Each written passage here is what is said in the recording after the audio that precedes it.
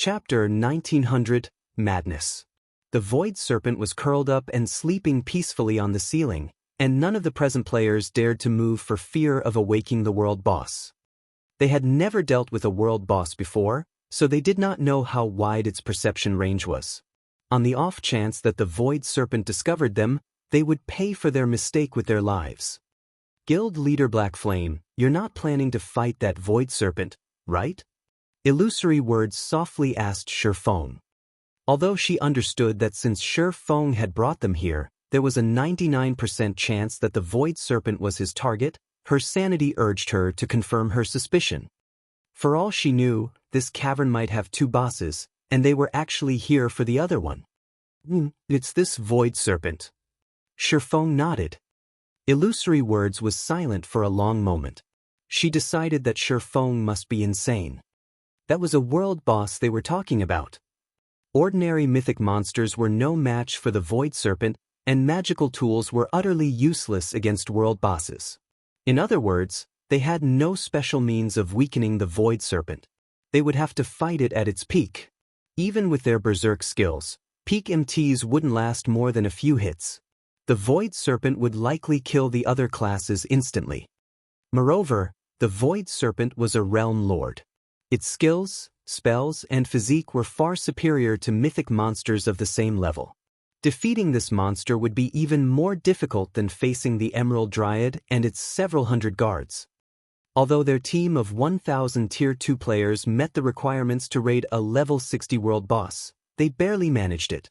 If they wanted to raid the world boss effectively, all 1,000 members would have to be level 60 and wear level 50 fine gold equipment or better. Taking a deep breath, Illusory Words looked at Shifeng and said seriously, Guild Leader Black Flame, let me say this. The dangers of raiding a world boss are too great. Crimson Emperor will only help you once.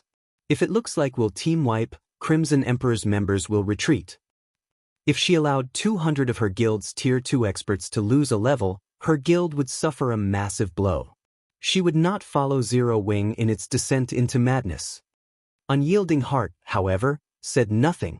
He simply watched the Void Serpent before turning to Zero Wing's members.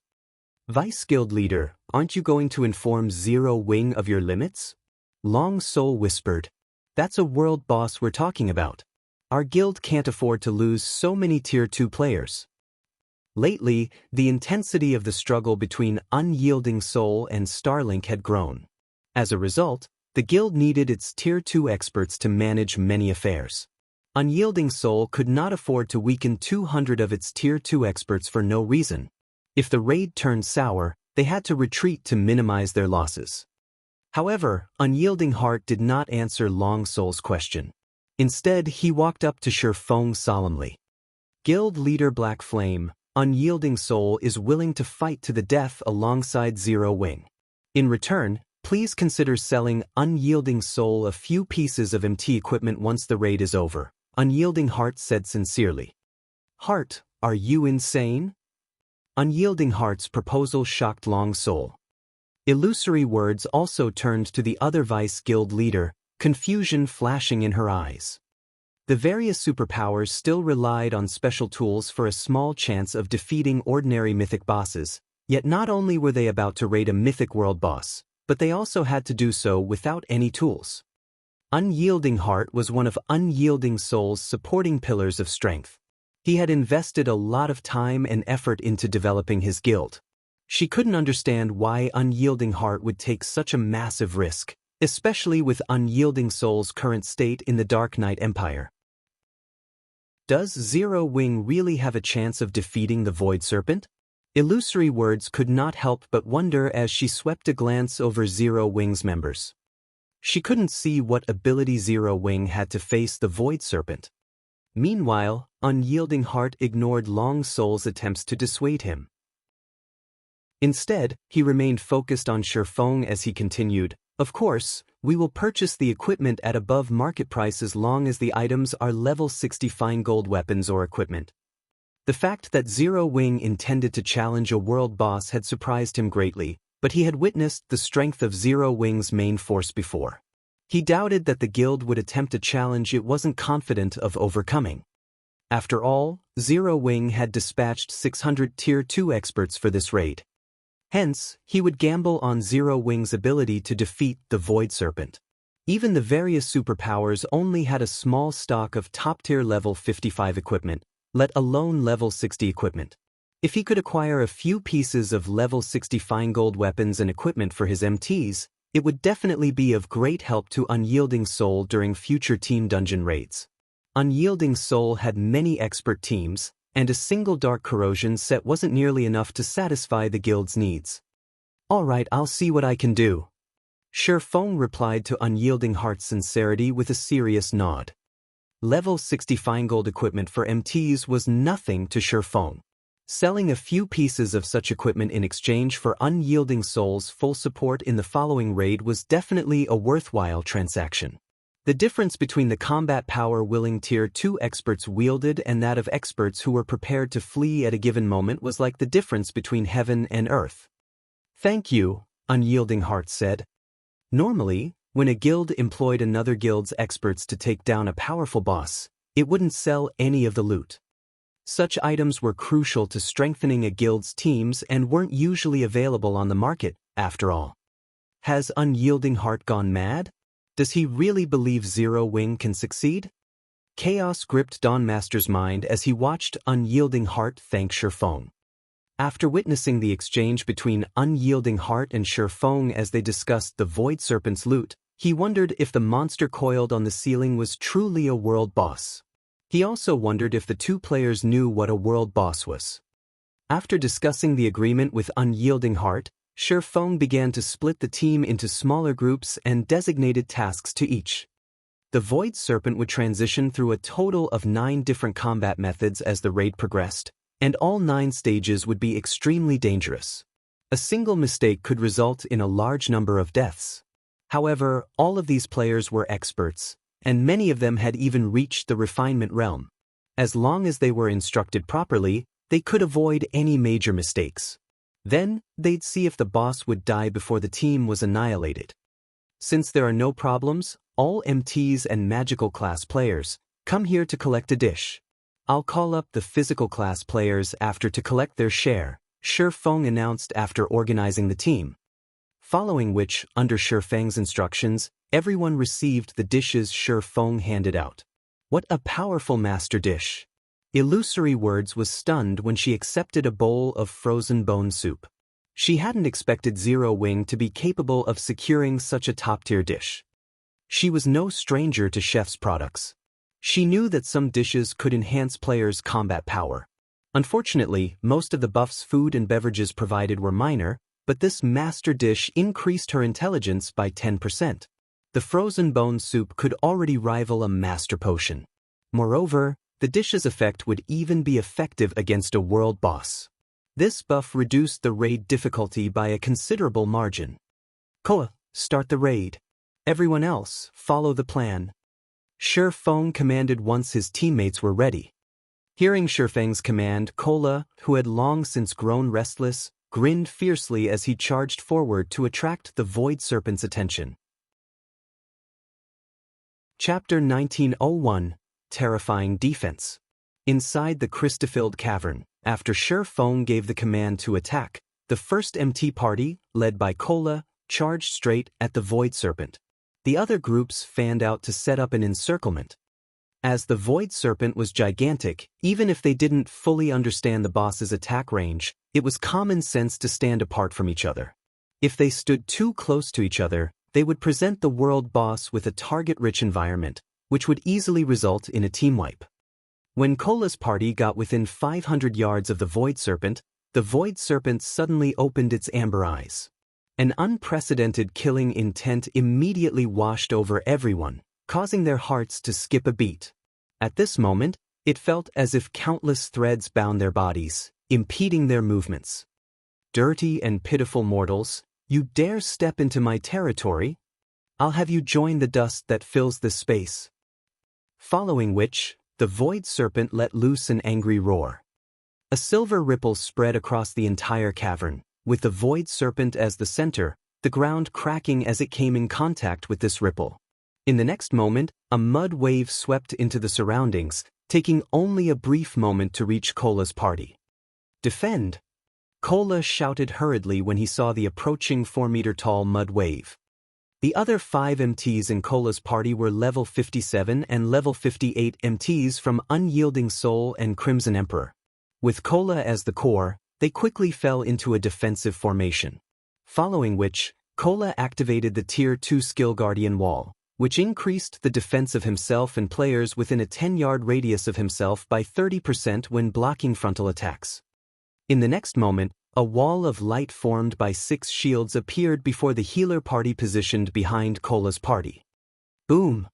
When the mud wave crashed into the wall of light, the powerful impact sent Cola's MT party stumbling backward, the HP of the 6 MTs decreasing at a rate visible to the naked eye. Only after the 6 MTs had retreated by 8 yards did they manage to stabilize their footing. After suffering the Void Serpent's AoE attack, the MTs of Unyielding Soul and Crimson Emperor had lost at least 50,000 HP each. Each of them had a maximum HP below 80,000. Hence, that one AoE attack had instantly taken more than half of their HPs. This outcome caused everyone in the team to gasp involuntarily. "So, this is a world boss?" Illusory Words, who was part of the healer party standing behind Cola's party, was stunned as she looked at the Void Serpent, which had already lowered itself to the ground. With just one roar, the Void Serpent had inflicted over -50,000 damage each on the frontline MTs, who could be considered among the best MTs in God's domain right now. If that AoE attack had been a powerful melee attack instead, the consequences would have been unimaginable. At this point, she truly wondered how Zero Wing planned to raid the Void Serpent. Did they even have a chance at victory? However, although Illusory Words doubted Zero Wing's success, that did not affect her healing speed in the slightest. Right after seeing the MTs receiving damage, she started double-casting 1 Tier 2 Healing Light and 1 Tier 1 Recover on Cola, fully displaying her abilities as one of the 10 great clerics in God's domain. Why is his HP? After Illusory Words finished casting her healing spells, she suddenly noticed that Cola still had close to 80% of his HP remaining. Meanwhile, thanks to her healing, his HP instantly recovered to full. However, before Illusory Words could figure out what was going on, the Void Serpent several hundred yards from the team's front line launched another attack. After the boss let out a hiss, countless Void Spears appeared around it. The Void Spears then shot toward Cola's MT party in a blur, a series of sonic booms echoing throughout the cavern. "Everyone, stand behind me!" Cola shouted urgently when he noticed the frightening power contained in those Void Spears. Although the 5 other MTs had been healed back to 70% or so, if they were to receive this terrible attack without activating their life-saving skills, they were likely to get killed. After hearing Cola's command, the 5 MTs and 6 healers promptly lined up behind the Guardian Knight. In the next moment, the Void Spears crashed into Cola's shield one after another.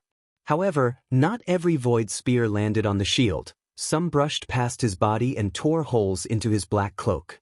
Meanwhile, due to the Void Spear's strong destructive power, the black cloak's durability zeroed out instantly, the black cloak itself disintegrating into nothingness. The black cloak's disappearance exposed the silver suit of armor Cola wore, which shone with the glow unique to fine gold equipment. Crimson runes could be seen engraved all over the silver armor, and judging from how the runes matched perfectly, it was obvious that the suit of silver armor was fine gold set equipment.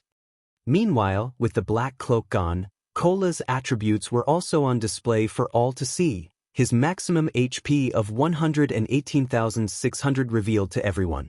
Moreover, as the black cloak was no longer present to suppress Cola's aura, the Tier 2 MTs standing behind him suddenly felt a powerful pressure bearing down on their bodies. How is this possible?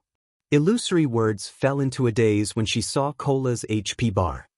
Even the strongest MT in Crimson Emperor had only a little over 80,000 HP after including team buffs, yet Cola had close to 120,000 HP.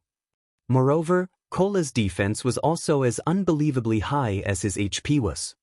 Despite not having activated any life-saving skills, Cola had lost less than 40,000 HP after receiving all those Void Spears. If it were any other Tier 2 metric tons standing in Cola's place just now, they would have been killed instantly by those void spears. After all, the void spears were a completely different attack from the mud wave before. The mud wave had simply been a casual greeting from the void serpent. Meanwhile, the void spears were the result of a spell. Those void spears should be much more powerful than the mud wave. At this moment, Illusory Words wasn't the only one surprised by this revelation. The other Tier 2 MTs in Cola's party were similarly stupefied. As they were also MTs, nobody understood more clearly than they did just how frightening a Tier 2 metric tons with close to 120,000 HP was. What kind of set equipment is he wearing? It's actually capable of forming a protective barrier around his body. I've seen every level 50 fine gold set equipment for MTs available in the game, and this is definitely not one of them. He's most likely wearing level 55 fine gold set equipment. Zero Wing is amazing. It actually managed to get its hands on this sort of set equipment. As the other Tier 2 MTs were very close to Cola, they could see that a faint layer of mana covered Cola's silver armor, forming a protective barrier that mitigated the Void Spear's damage tremendously. This situation was simply unbelievable. They had never seen fine gold set equipment like this before. Is this the reason why Black Flame is confident of defeating the Void Serpent? When Illusory Words looked at Cola's bear-like figure, she more or less understood why Zero Wing dared to challenge a world boss. The most important requirement when raiding a boss was a powerful MT. As long as a team had an MT capable of tanking the boss, then the raid definitely had a chance of succeeding. While everyone was still in shock, Cola took the initiative to charge at the Void Serpent. He wanted to get within attacking range of the Void Serpent as quickly as possible. However, the Void Serpent showed no signs of relenting as it continuously launched Void Spears at Cola from a distance. Meanwhile, the healer party led by Illusory Words kept healing him. Although each wave of Void Spears dealt close to minus 40,000 damage to Cola, the healers were still able to keep him alive and healthy without much effort. After all, Cola's massive HP granted Illusory Words and the others a lot of leeway when healing. They could afford to cast powerful healing spells, which had long cast times. After running for a short moment, Cola arrived before the Void Serpent. Foolish mortals! All your efforts are futile. Upon seeing Cola closing in on itself, the Void Serpent sent its tail whipping at the Guardian Knight. Despite its gigantic size, the Void Serpent's tail moved with lightning speed, so fast that it even tore space. The strong air pressure the tail created impeded the movements of the other Tier 2 MTs, which turned sluggish. They couldn't help Cola block the attack in time. However, unlike the other MTs in his party, Cola remained completely unaffected by the powerful air pressure, swiftly raising the Titan Guard to block the attack. Boom! The ground beneath Cola shattered. The impact was so powerful that even the players standing over 100 yards away could feel the ground underfoot shaking. When everyone present saw the devastated terrain before the Void Serpent, they stared in stupefaction despite themselves. The Void Serpent's frightening destructive power woke a sense of hopelessness in everyone. As the dust settled, everyone quickly noticed a figure standing amid the dirt and rubble. This figure was none other than Cola. Meanwhile, beside Cola's body lay the Void Serpent's tail. He managed to block even that. When everyone saw that Cola still retained over half of his HP, they could not help gaping in shock. Chapter 1902, Overwhelming DPS. Crap. Just how high is his strength attribute? Hunting Blade, who was currently prepared to close in on the Void Serpent, could not help his surprise when he looked at Cola. He could not bring himself to believe that Cola had actually managed to offset the power of the Void Serpent's tail strike. Although he was currently equipped in the Dark Corrosion set, he wouldn't have had the strength to offset the Void Serpent's attack without activating a Berserk skill. He would only have been able to receive the attack head-on. The Void Snake's simple, physical attack had deformed its surroundings to such an extent. Its strength was so great that the resulting shockwave had sent the 5 Tier 2 MTs near Cola flying back over a dozen yards. The party of healers, who stood roughly 30 yards away from Cola, also nearly lost their footing. While offsetting a monster's attack was easy for expert players, the precondition for doing so was for the strength of both sides to be roughly equal. If a player tried to defend against an attack that carried strength far superior to their own, they would either go flying or get crushed on the spot. Yet, despite Cola not having activated a Berserk skill, he had managed to offset the Void Snake's attack. Cola's strength was simply extraordinary. Meanwhile, Unyielding Heart, who stood a short distance away from the Void Serpent, was similarly shocked by this outcome.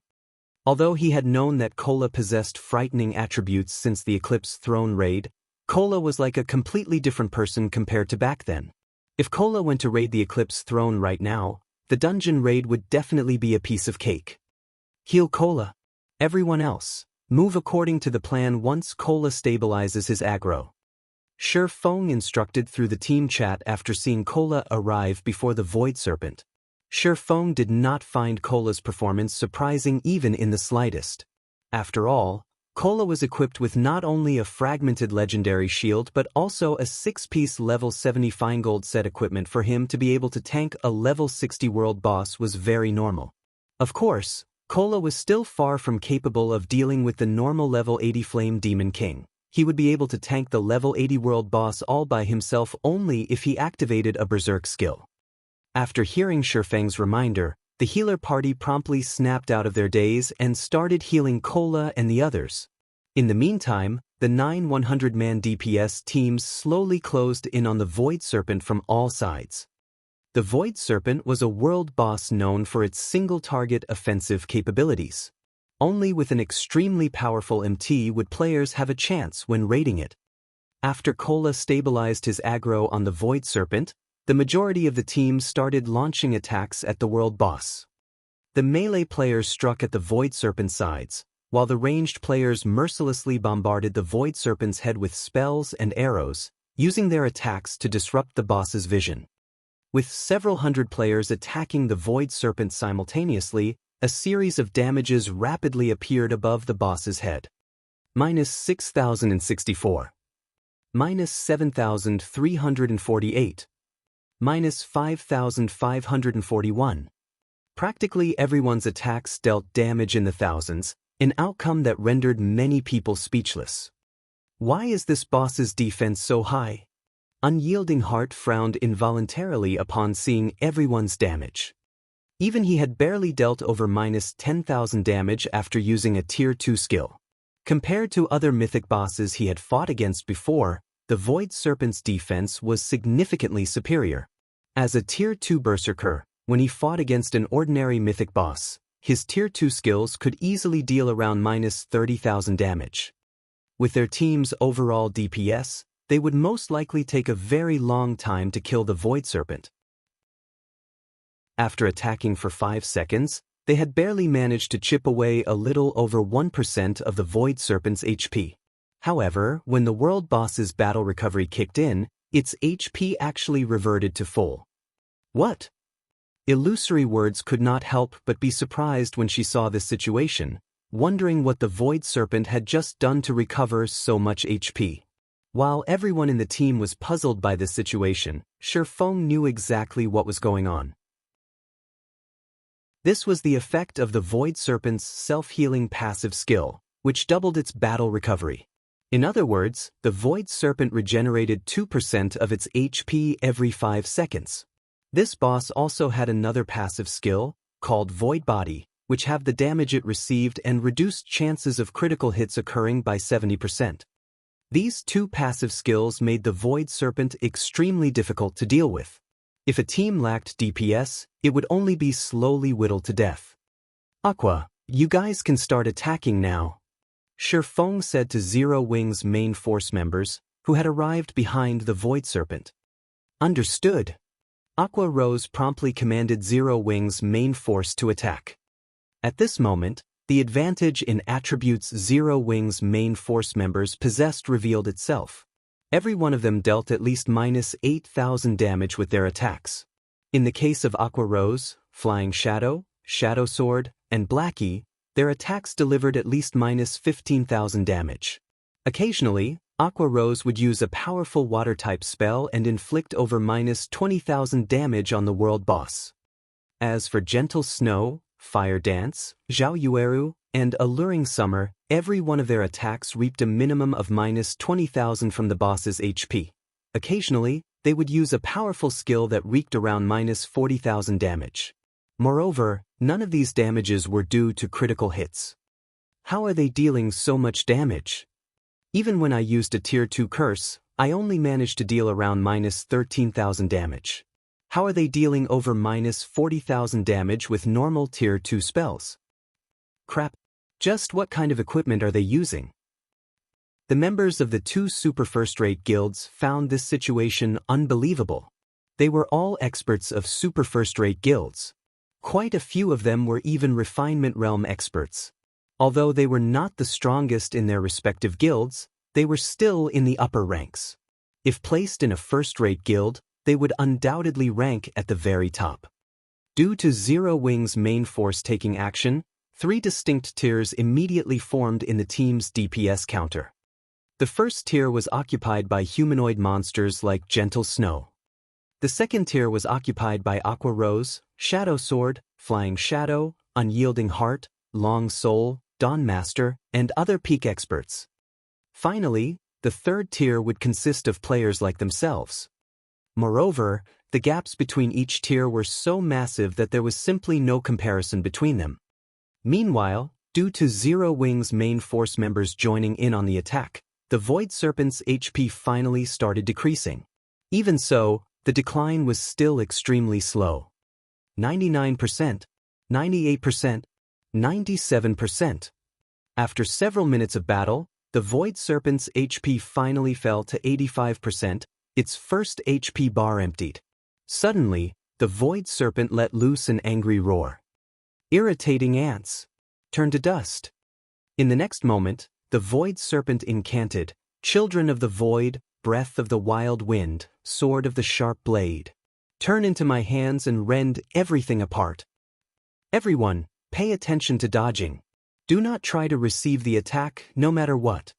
Shi Feng shouted hurriedly when he saw the Void Serpent starting to cast a spell. After the Void Serpent spent 3 seconds chanting, Void Blades suddenly appeared in the sky and rained down on the ground, covering a 200-yard radius around the boss. For a time, countless Void Blades bombarded the vicinity of the Void Serpent. In addition, the attacks of the Void Blades did not follow any pattern whatsoever. Tier 4 Domain Skill, Void Storm. The descending Void Blades forced everyone to focus entirely on evasion. Now, players had to move constantly to dodge the Void Blades. This situation increased the raid difficulty by a large margin. Moreover, after using Void Storm, the Void Serpent still showed no signs of letting up on its offensive. Suddenly, its body started radiating a silver glow. A moment later, its gigantic body split into 2 smaller versions of itself, its real body and a doppelganger. A doppelganger skill? Illusory Words' complexion darkened immediately. Among the multitude of skills boss monsters could possess, doppelganger skills were the most troublesome. Although doppelganger skills would reduce the overall attributes of the boss, the reduction would not be significant. With how powerful the Void Serpent was, MTs other than Cola still wouldn't be able to tank its doppelganger easily. Just as the doppelganger was about to strike at a nearby team, a figure suddenly appeared above it. In the next moment, a blue lightning bolt struck down on the serpent doppelganger's head, the blow forcing a cry from the doppelganger as its body crashed straight into the ground. The impact formed a massive crater with web-like cracks spreading out into the surroundings. Chapter 1903, Combat Power Unleashed. As the team watched the serpent doppelganger smash into the ground, they gaped in shock before turning to Shi Feng and the glowing, blue longsword in his hand. Although the Void Serpent's doppelganger was not as strong as the main boss, it rivaled ordinary mythic monsters, yet Shi Feng had slammed it into the ground with brute force. The scene was on par with watching an ant topple a lion. It was hard to believe. Moreover, Shi Feng's attack had dealt over -60,000 damage to the Void Serpent's doppelganger. Seeing this, the Tier 2 berserkers broke out in a cold sweat. Before his teammates could recover from their shock of seeing such a formidable performance, Shi Feng brandished the abyssal blade and killing ray against the doppelganger once again.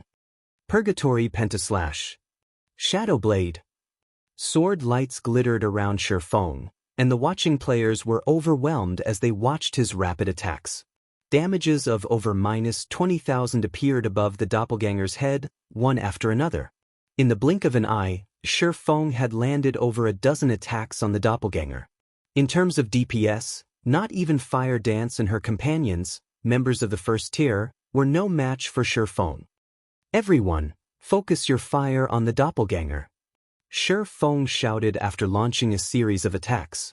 Be careful to dodge the void blades. All MTs except Cola, protect the healers. Don't get greedy when attacking, and do not look into the doppelganger's magic eyes. Ranged DPS, use your strongest moves on the doppelganger's eyes on my command. The serpent doppelganger was a part of the void serpent. If they killed the doppelganger, the real void serpent would take a corresponding amount of damage. However, if they did not kill the doppelganger within a set time, the doppelganger would automatically disappear and heal the void serpent for a considerable amount of HP. They needed to kill the doppelganger immediately, or the void serpent would chip away at the team until they were all dead. Meanwhile, the serpent doppelganger's power wasn't its strength, but its passive skill, Void Magic Eyes. Players would be briefly paralyzed if they looked directly into the doppelganger's eyes. In addition, the doppelganger could use the Tier 4 spell, Void Freeze, through its gaze. When cast, the spell would prevent all players within 150 yards of the doppelganger from using any skills and spells for 30 seconds. While players faced both the Void Serpent and its doppelganger, they'd team wipe if they couldn't use skills or spells for so long. Fortunately, there was a simple method of avoiding that outcome. They just had to destroy the doppelganger's eyes. All of these players were experts, and as Shi Feng gave the command, the team redirected their attacks to the doppelganger. Every member of the team fully displayed the technique standards of guild experts. They easily avoided 2 or 3 void blades as they flew towards them while maintaining their attacks against the serpent doppelganger. If ordinary experts attempted to challenge this boss, they'd be at their limit just trying to dodge the void blades. They would have no energy for anything else. With Cola tanking the real void serpent and Shi Feng, who had activated Heavenly Dragon's Breath, keeping the serpent doppelganger, which couldn't be aggroed, busy, the rest of the team was free to attack without worry. Whenever the doppelganger was about to cast Void Freeze, Shi Feng instructed the team's ranged players to bombard the monster's eyes. Not only did the serpent doppelganger rapidly lose HP as a result, but the monster was also unable to deal any damage. So, this is the Sword King's strength?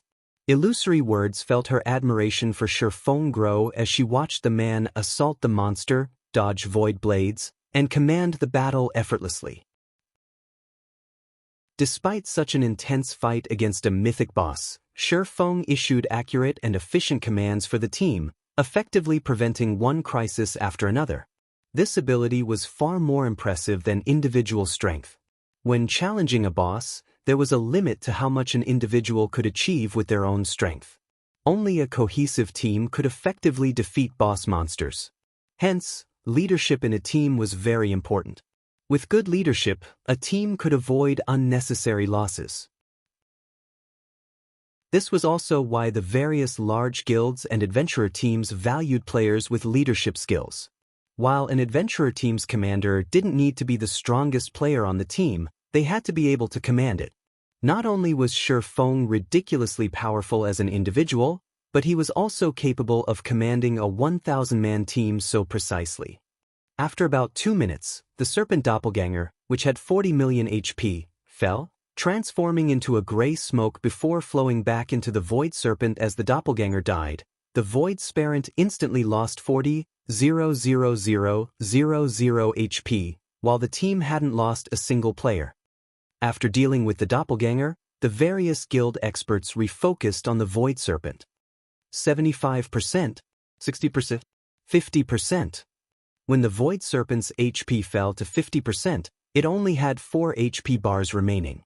At the same time, magic arrays began to manifest around the fight, and after a short moment, they merged to form a massive, blue magic array.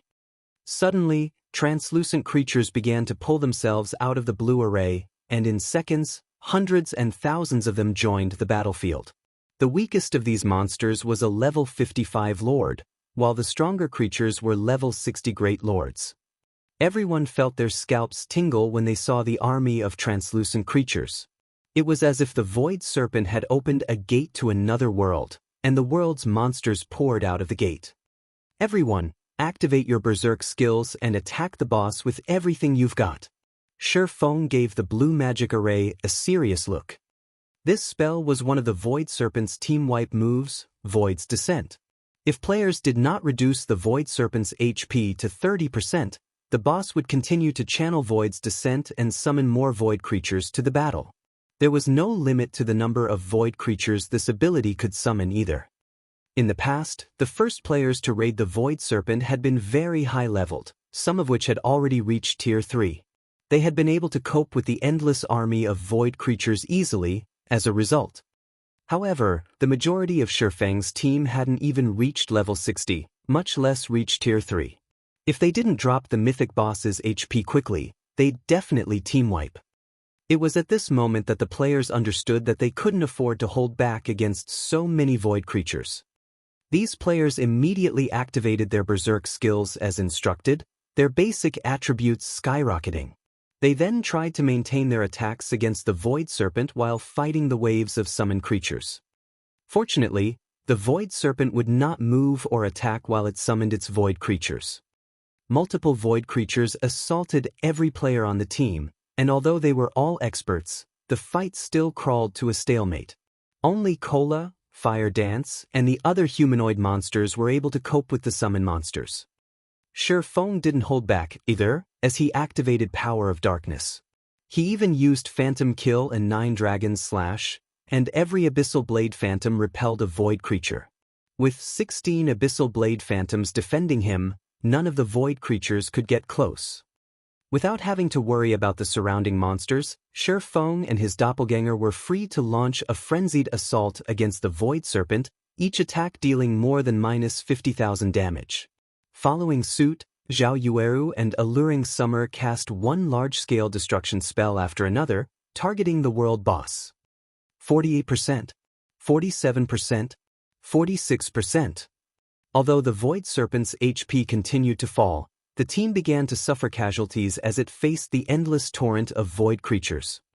Normally, players employed Zerg tactics when raiding bosses, but this boss had turned the tables. The team experienced how frightening a boss's Zerg tactics could be, and every one of its Void creatures was either a Lord or Great Lord. 50 players had died in less than a minute after the Void Serpent had begun to summon Void creatures. Vice Guild Leader, at this rate will team wipe. Let's hurry and retreat, Dawn Master, who held off 2 Great Lords and 3 Lords, hurriedly suggested. Although they held on, that would change as more Void creatures joined the battle. Sure enough, a world boss is too much for current players. Illusory Words frowned as less than 800 members of the team remained standing. Crimson Emperor had already suffered over 30 casualties, and most of the survivors' HP constantly danced in and out of the danger zone. The team's healers simply couldn't keep up. Everyone retreat. When they heard Illusory Words' command, Crimson Emperor's experts breathed a sigh of relief. They immediately formed a defensive circle and carved a path out of the battlefield. Once they had distanced themselves from the world boss, they used instantaneous movement magic scrolls, fleeing from the cavern. Now, only Zero Wings and Unyielding Souls members remained to face the Void Serpent. Meanwhile, the boss still had 39% of its HP remaining. Seeing this, Long Soul and Hunting Blade grew nervous, thoughts of urging Unyielding Heart to give the command to retreat surfacing.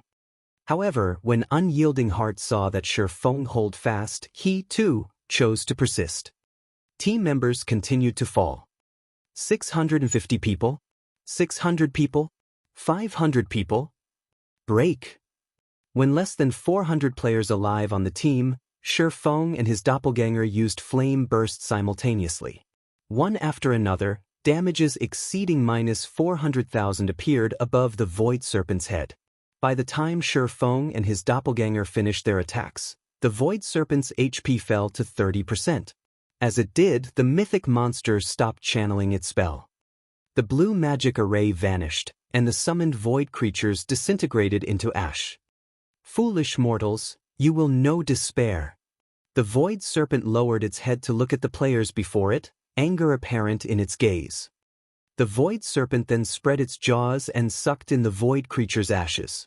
The translucent Void Serpent then slowly transformed into a creature of flesh and blood, expanding and growing larger. Sharp bones jutted out along its spine, and after a short moment, the Void Serpent transformed into a gigantic, pitch-black beast, exuding turbid gas that filled the cavern. Roar! With a roar, the cavern began to tremble, shaking debris from the ceiling. This boss can grow even stronger? Long Soul felt true despair as he stared at the mountain-sized Void Serpent.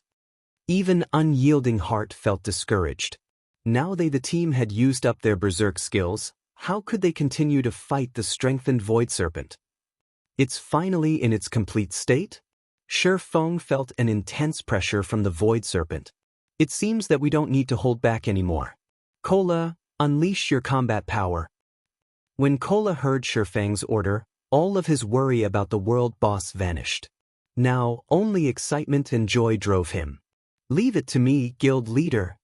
Kola grinned at the Void Serpent. He then charged at the monster without hesitation. Chapter 1904 Wargod of Fire. With a light whip of its tail, the Void Serpent shattered the ground before the temple. Everyone could feel the stone beneath their feet quake. The Void Serpent's peerless strength and the turbid black gas instilled a sense of despair, and to make matters worse, the boss still had over 167 million HP. Unyielding Heart. Get it through your head. Our guild cannot afford to sacrifice 200 Tier 2 players. We need to retreat immediately. Long Soul growled as he turned on Unyielding Heart. At this point, the raid's outcome was clear. They had struggled against the Void Serpent when they had still had 1,000 Tier 2 players, but now, not only had the mythic monster grown stronger, but the team also had less than 400 players remaining. With so few players, finishing this raid was impossible. Moreover, Unyielding Soul had already lost close to 100 players, a severe blow to the guild. This wasn't a dungeon. If players died, they would lose a full level. Even if the healers resurrected them and reduced their death penalties, the loss would still be painful. Everyone, retreat. We cannot continue this crazy farce with zero wing. Hunting Blade, who stood beside the Void Serpent, commanded through the guild chat. Although Unyielding Heart was one of the guild's vice-guild leaders, he couldn't let the man risk the guild's future. However, as Unyielding Soul's members prepared to follow the order, Kola charged at the Void Serpent. The Guardian Knight showed no intentions of working with his companions to stop the world boss. Has he lost his mind? He's actually charging at the boss? Hunting Blade could not help but watch Kola in astonishment. While he acknowledged that Kola's attributes were frightening, without a berserk skill, the Guardian Knight had no hope of stopping the Void Serpent by himself. When the Void Serpent noticed Kola's approach, it squinted its amber eyes and swept its now scaly tail at the Guardian Knight as if sweeping away the dust on the ground. From afar, players noticed that space seemed to twist as the tail passed, barely withstanding the Void Serpent's strength. Come! Rather than shrink back in fear, Kola dashed to meet the attack. Just before the Void Serpent's tail struck the Guardian Knight, flames emerged from Kola's form. In the blink of an eye, Kola had transformed into a charging bonfire with a 6-meter radius, leaving his teammates confused.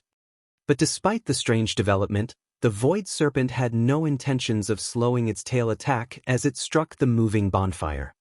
Ping! It stopped! Since everyone had assumed that the Void Serpent's attack would extinguish the flames, they were shocked by the true outcome of the clash. The gigantic, scaly tail had actually stopped before the humanoid torch, unable to proceed any further. The stone beneath the raging fire cracked, only stopping over 20 yards away. After the flames subsided, they revealed a 6-meter giant. The giant wore a full set of flaming, crimson armor, the flames heat boiling the water in the air and turning the ground beneath it into lava. In addition, the giant wielded a flaming one-handed axe and a flaming shield. As the giant's aura washed over the team, they felt an intense pressure bear down on them, but it wasn't just a result of a difference in attributes. It was a result of a difference in life ratings. Before anyone could react, the flaming, armored giant sent a chop at the void serpent's tail. As the axe swung through the air, a sea of fire enveloped everything in a 30-yard cone before the giant. The burning weapon left a deep, scorched wound in the void serpent's tail as the mythic monster cried out in agony. A damage exceeding -80,000 also appeared above the void serpent's head, the attack's power astonishing the surrounding players. The injury enraged the void serpent, spreading its maw. The boss shot a spear of foul, black gas, and the spear flew so fast that not even the Tier 2 experts could keep up with the attack. Fortunately, the flaming giant reacted quickly, raising its flaming shield in time to stop the attack. The impact forced the giant to stumble 4 steps back, a damage of over -100,000 appearing above its head. The void serpent's destructive power had clearly improved. However, to everyone's surprise, the giant's HP bar had barely decreased despite so much damage. Upon closer inspection, they would have seen that the flaming giant had maximum HP of 12 million. With so much HP, over -100,000 damage was practically negligible. So this is the power of the Wargod of Fire? Once he had steadied, Kola couldn't help but take a look at himself. He could feel that his physical control had reached unprecedented levels. In addition, his basic attributes were even higher than when he activated a berserk skill, especially his HP. Although he was still no match for actual monsters, he was leaps and bounds superior to other players and NPCs. Healers, focus on Kola. Everyone else, focus on the boss. Shifeng shouted. Even he was slightly surprised to see Kola single-handedly tank the Void Serpent. He hadn't dreamed that the Wargod of Fire transformation would be so powerful. Meanwhile, Shifeng's command shook everyone from their daze. Kola? That flaming giant is Kola? The revelation shocked Long Soul. So, this is the trump card Black Flame had prepared? Unyielding Heart was similarly astounded. At the same time, he envied Zero Wing a little. With such a powerful MT, Zero Wing would have no problems raiding level 60, 100-man team dungeons in the future. The guild would also collect level 60 top-tier weapons and equipment far faster than the various superpowers, securing a massive advantage. Meanwhile, Kola rendered the Void Serpent powerless thanks to his recent transformation. Although it launched a series of frenzied attacks, Kola stopped every one effortlessly. Moreover, since the mythic boss had entered its complete form, it had lost the effects of its passive skill, Void Body, and its battle recovery. From now on, all damage the boss received would be permanent. However, the Berserk Void Serpent wasn't an easy foe. From time to time, it launched AoE breath attacks, and players still had to cope with the Void Blades. The team steadily lost players. Once the situation had stabilized, Shifeng focused on his offense. After Phantom Kill's cooldown ended, he summoned his doppelganger and used Dragon Soul, transforming his doppelganger into a black dragon. Although the doppelganger would lose its weapons and equipment after transforming, the black dragon's life rating and strength surpassed Kola's by a large margin. Most importantly, the black dragon was a level 69 monster. Each time the black dragon attacked, it devoured a large chunk of the Void Serpent's HP. 24%, 20%, 16%. When less than 300 players remained alive on the team, the Void Serpent's HP had fallen below 1 million. Seeing this, Shifeng activated Icarus's heart, which he had reclaimed from Aqua Rose earlier. Using Instant Strike to appear before the Void Serpent, he brandished the Abyssal Blade and Killing Ray. Purgatory Pentaslash. Shadow Blade. One powerful skill after another struck the Void Serpent, devouring the final strand of HP the world boss possessed. With a frustrated cry, the Void Serpent's colossal body collapsed to the ground. Chapter 1905, World-Class Loot. Watching the Void Serpent collapse to the ground, the players in the cavern breathed a deep sigh of relief. They had finally defeated the world boss. We did it. I nearly thought we were goners. Although all of these players were Tier 2 experts, some slid to the ground, powerless, after the battle had ended. The team had less than 300 survivors, and everyone was exhausted beyond belief. Their weapons and equipment's durability had been severely depleted, and had the battle gone on for any longer, they would have been at risk of losing the items during the fight. Moreover, the healers were nearly out of mana. They wouldn't have lasted more than a few minutes. Many players instantly rose from level 57 to 58 as the world boss had died thanks to the abundant EXP the Void Serpent had awarded. The boss's death had granted so much EXP that even a level 69 player like Shifeng watched his experience bar gain a sizable chunk.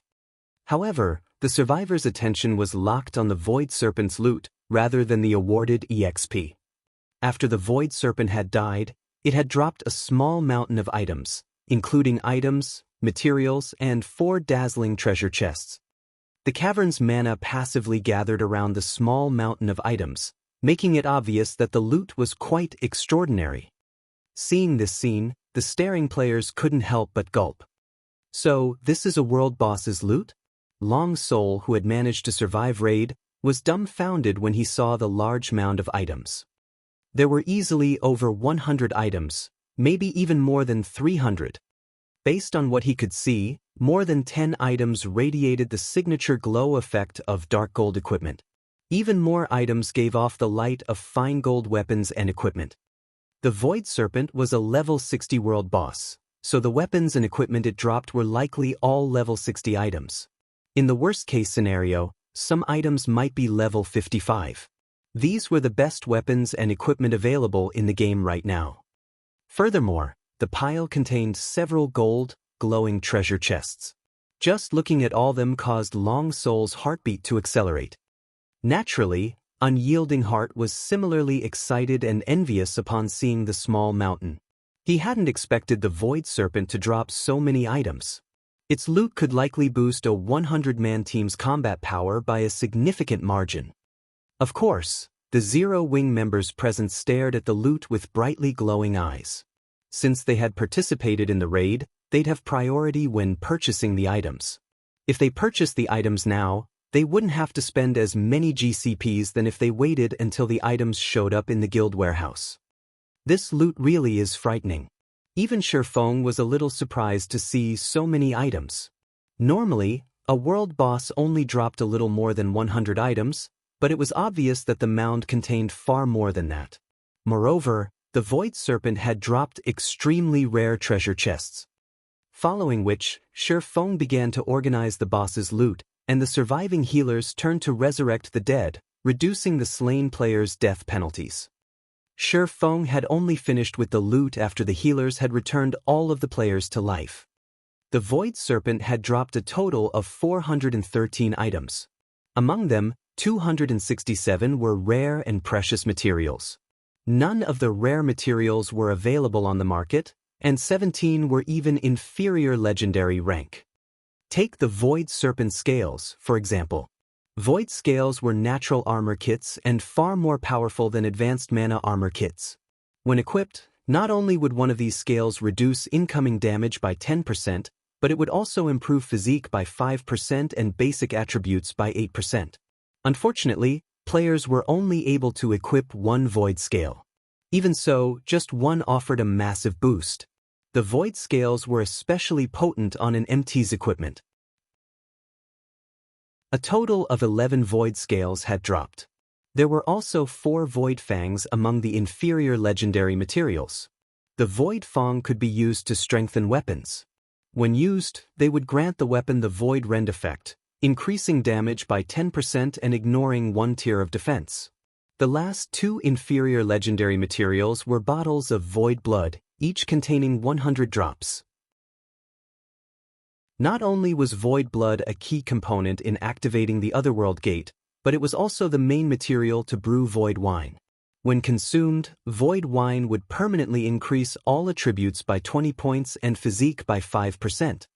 Each bottle of Void Wine had sold for at least 600 gold during Shifeng's previous life, but even at that price, the various large guilds had fought to claim them. The Void Wine recipe was also among the 146 items the Void Serpent had dropped, although only master chefs could brew it. Of the 146 items, 35 were level 55 to 60 fine gold weapons and equipment, including the Mana Heart set, a level 60 fine gold set equipment for elementalists, and the Earthen Protector set, a level 60 fine gold set equipment for shield warriors. Unfortunately, both sets were incomplete, only 4 set pieces of each had dropped. The rest of the fine gold items were individual pieces. As for Dark Gold rank, 16 level 55 to 60 weapons and equipment had dropped, including the Magic Storm set, a level 60 Dark Gold set equipment for magical classes. However, only 5 pieces had dropped. To complete the set, Shifeng would need to acquire 3 more pieces. The rest of the Dark Gold items were all individual pieces, the most valuable of which was the Magic Serpent Buckler. Although these fine gold and dark gold weapons and equipment were considered top tier at this stage of the game, they were subpar at best compared to the remaining weapons and equipment the Void Serpent had dropped. Of the remaining weapons and equipment, 3 pieces were epic rank, and 1 was fragmented legendary rank. All of the fine gold and dark gold items combined weren't worth the total value of these 4. The 3 epic items that had dropped were the Void Robe, Void Gloves, and Sacred Word Staff. The Void Robe and Void Gloves were part of the Void Magic set, a bona fide epic set equipment. The 2-piece set effect alone increased the wearer's maximum mana and physique by 20%. The Void Magic set was definitely the best set equipment for magical classes at this stage of the game. After all, a magical class player's mana was the equivalent of a second life. As for the Sacred Word Staff, it was a top-tier staff that allowed players to cast their 1-second spells instantly. It also increased spell completion rate by 4%. However, these 3 epic items were nothing compared to the fragmented legendary item. Even this dropped? Shifeng was ecstatic when he saw the ring of 2 carved snakes, 1 black and 1 white. Almost everyone in God's domain had heard of this ring in the past. The Fate Ring. Chapter 1906, Fate Ring. Guild Leader, what is that ring? Aqua Rose, who stood nearby, asked in surprise when she saw the Fate Ring in Shifeng's hand. She could feel the mana density around her increase drastically. After Shifeng had stored the dropped items in his bag, the surrounding mana density had returned to normal, but the moment he had retrieved the Fate Ring, the mana density in a 20-yard radius around Shifeng had skyrocketed. In God's domain, items that passively attracted mana were incredibly rare. Even so, she had seen quite a few. However, this was the first time she had seen an item that could increase its ambient mana density so intensely despite being inactive. Looking at it now, it seemed as if the Fate Ring was the main cause for the intense mana around the Mountain of Loot. The Fate Ring, Shifeng said. It can help players develop until they reach the apex of God's domain. Help players develop to the apex? Aqua Rose was utterly confused. A top-tier weapon or equipment piece could significantly increase a player's combat power, and it would be a great help to the player's development, but even a fragmented legendary item's assistance would be limited. Yet, Shifeng claimed that the ring in his hand was capable of helping players reach the game's apex.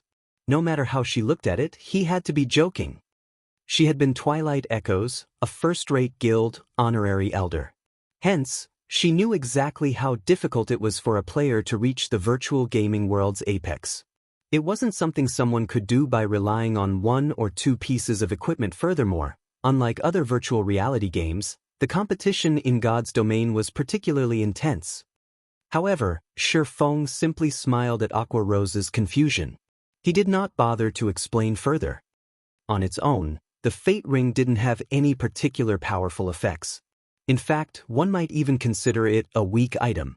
Aside from providing some basic attributes, the ring only had 1 skill. Moreover, the ring's basic attribute bonuses were standard for an ordinary epic item. Even if players acquired the Fate Ring, they might be embarrassed to call it a fragmented legendary item. However, when a first-rate guild had purchased the Fate Ring at an auction during Shifeng's previous life, its guild leader had changed his fate after equipping the ring, eventually becoming one of God's domain's top powerhouses. Even after 10 years, that guild leader had still been a godly existence.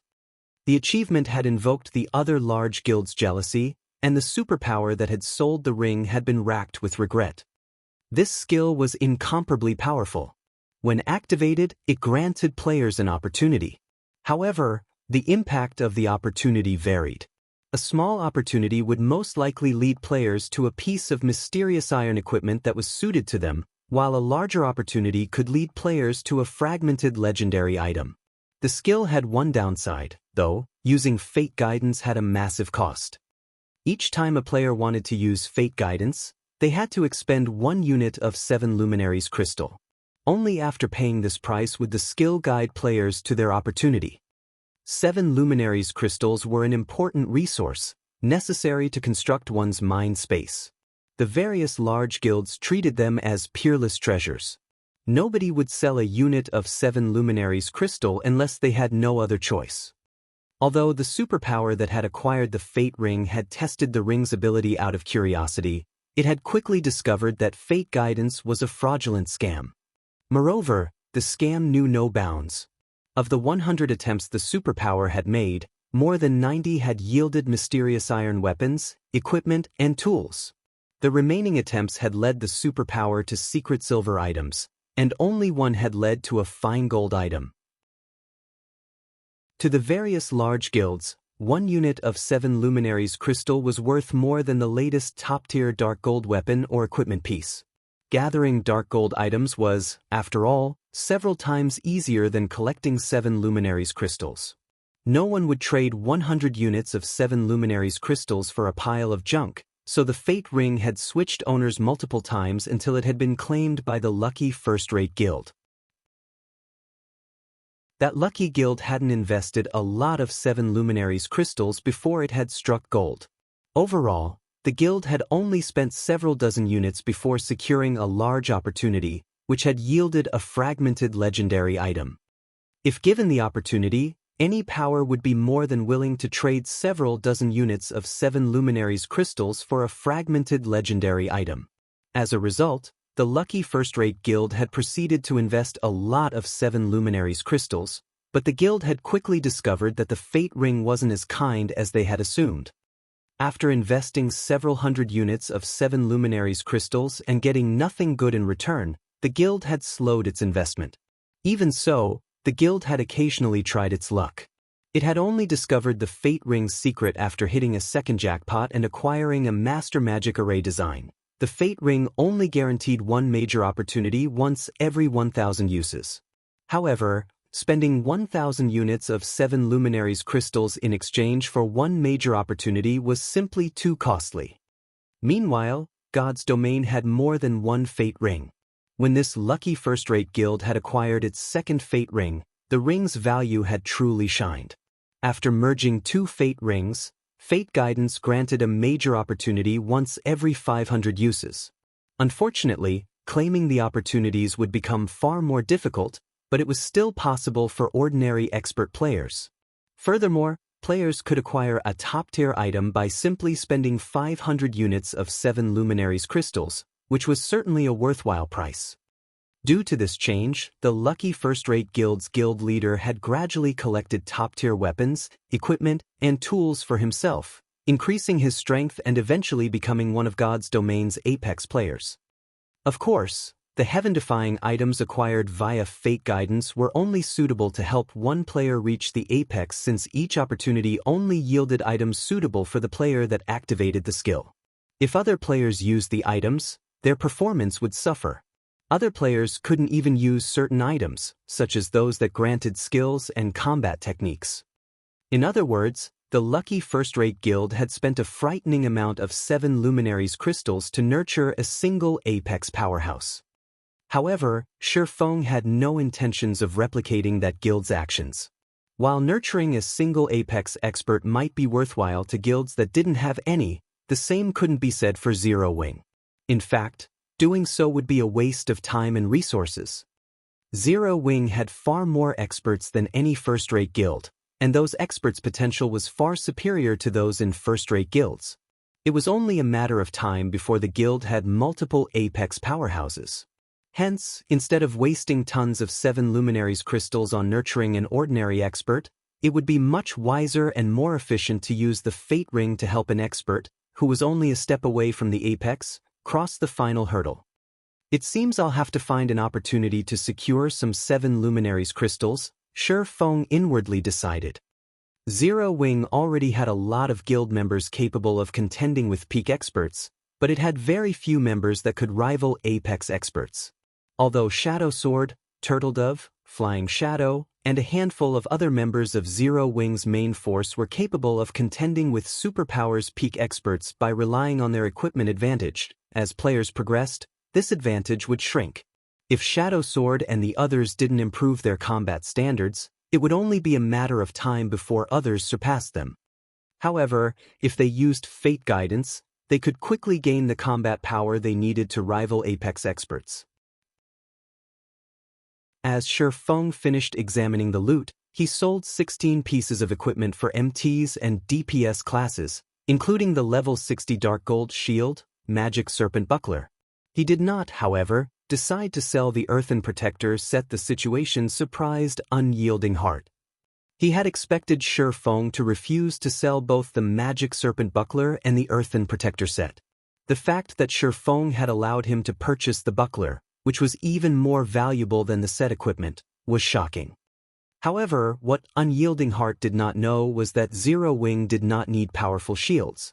Even the weakest shield. Zero Wing's 3 core MTs used was an epic shield. A level 60 Dark Gold shield was nothing in comparison. The Earthen Protector set, though, was different. Yi Wumian still wore the level 50 Magic Light set, which was weaker than the Earthen Protector set. Hence, this was a perfect opportunity for Yi Wumian to upgrade his equipment. Aside from weapons and equipment, Shi Feng had decided to sell a few Void Scales to Unyielding Heart. Upon seeing the Void Scales attributes, Long Soul's eyes went bloodshot. If given to an MT, the Void Scale would elevate the player's standards to a whole new level. In the past, Void Scales had sold for around 5,000 to 7,000 gold on the market, so Shi Feng sold them to Unyielding Heart for 10,000 gold each. With so much money, one could afford a low-quality piece of epic equipment. Although Unyielding Heart could not help but wince at the price, he still agreed to buy 3 Void Scales. Meanwhile, Shi Feng's transaction with Unyielding Heart had instantly earned him 42,000 gold. With this much money, he could rent a few more hotels and restaurants in the Sea of Trees. After Shi Feng had finished his business with the Vice Guild leader, he led the team out of the cavern. Since the cavern was isolated from the outside world, players couldn't use return scrolls while inside. Even an instantaneous movement magic scroll would only teleport players to the edge of the cavern. It would not teleport them out of it. When Illusory Words and her guild members, who had waited in the first cavern, saw Shi Feng and the others emerge, they were astonished. How did so many people get out of there? Chapter 1907, Otherworld Gate activated. Crimson Emperor's survivors were stunned as Shi Feng and his team emerged from behind the waterfall. They had personally experienced the Void Serpent's strength, and when they had left the cavern, the situation had seemed dismal. Countless void creatures had filled the cavern. Even though they had started to carve a path out of the cavern before the situation had taken a turn for the worse, they had lost quite a few people on their way out.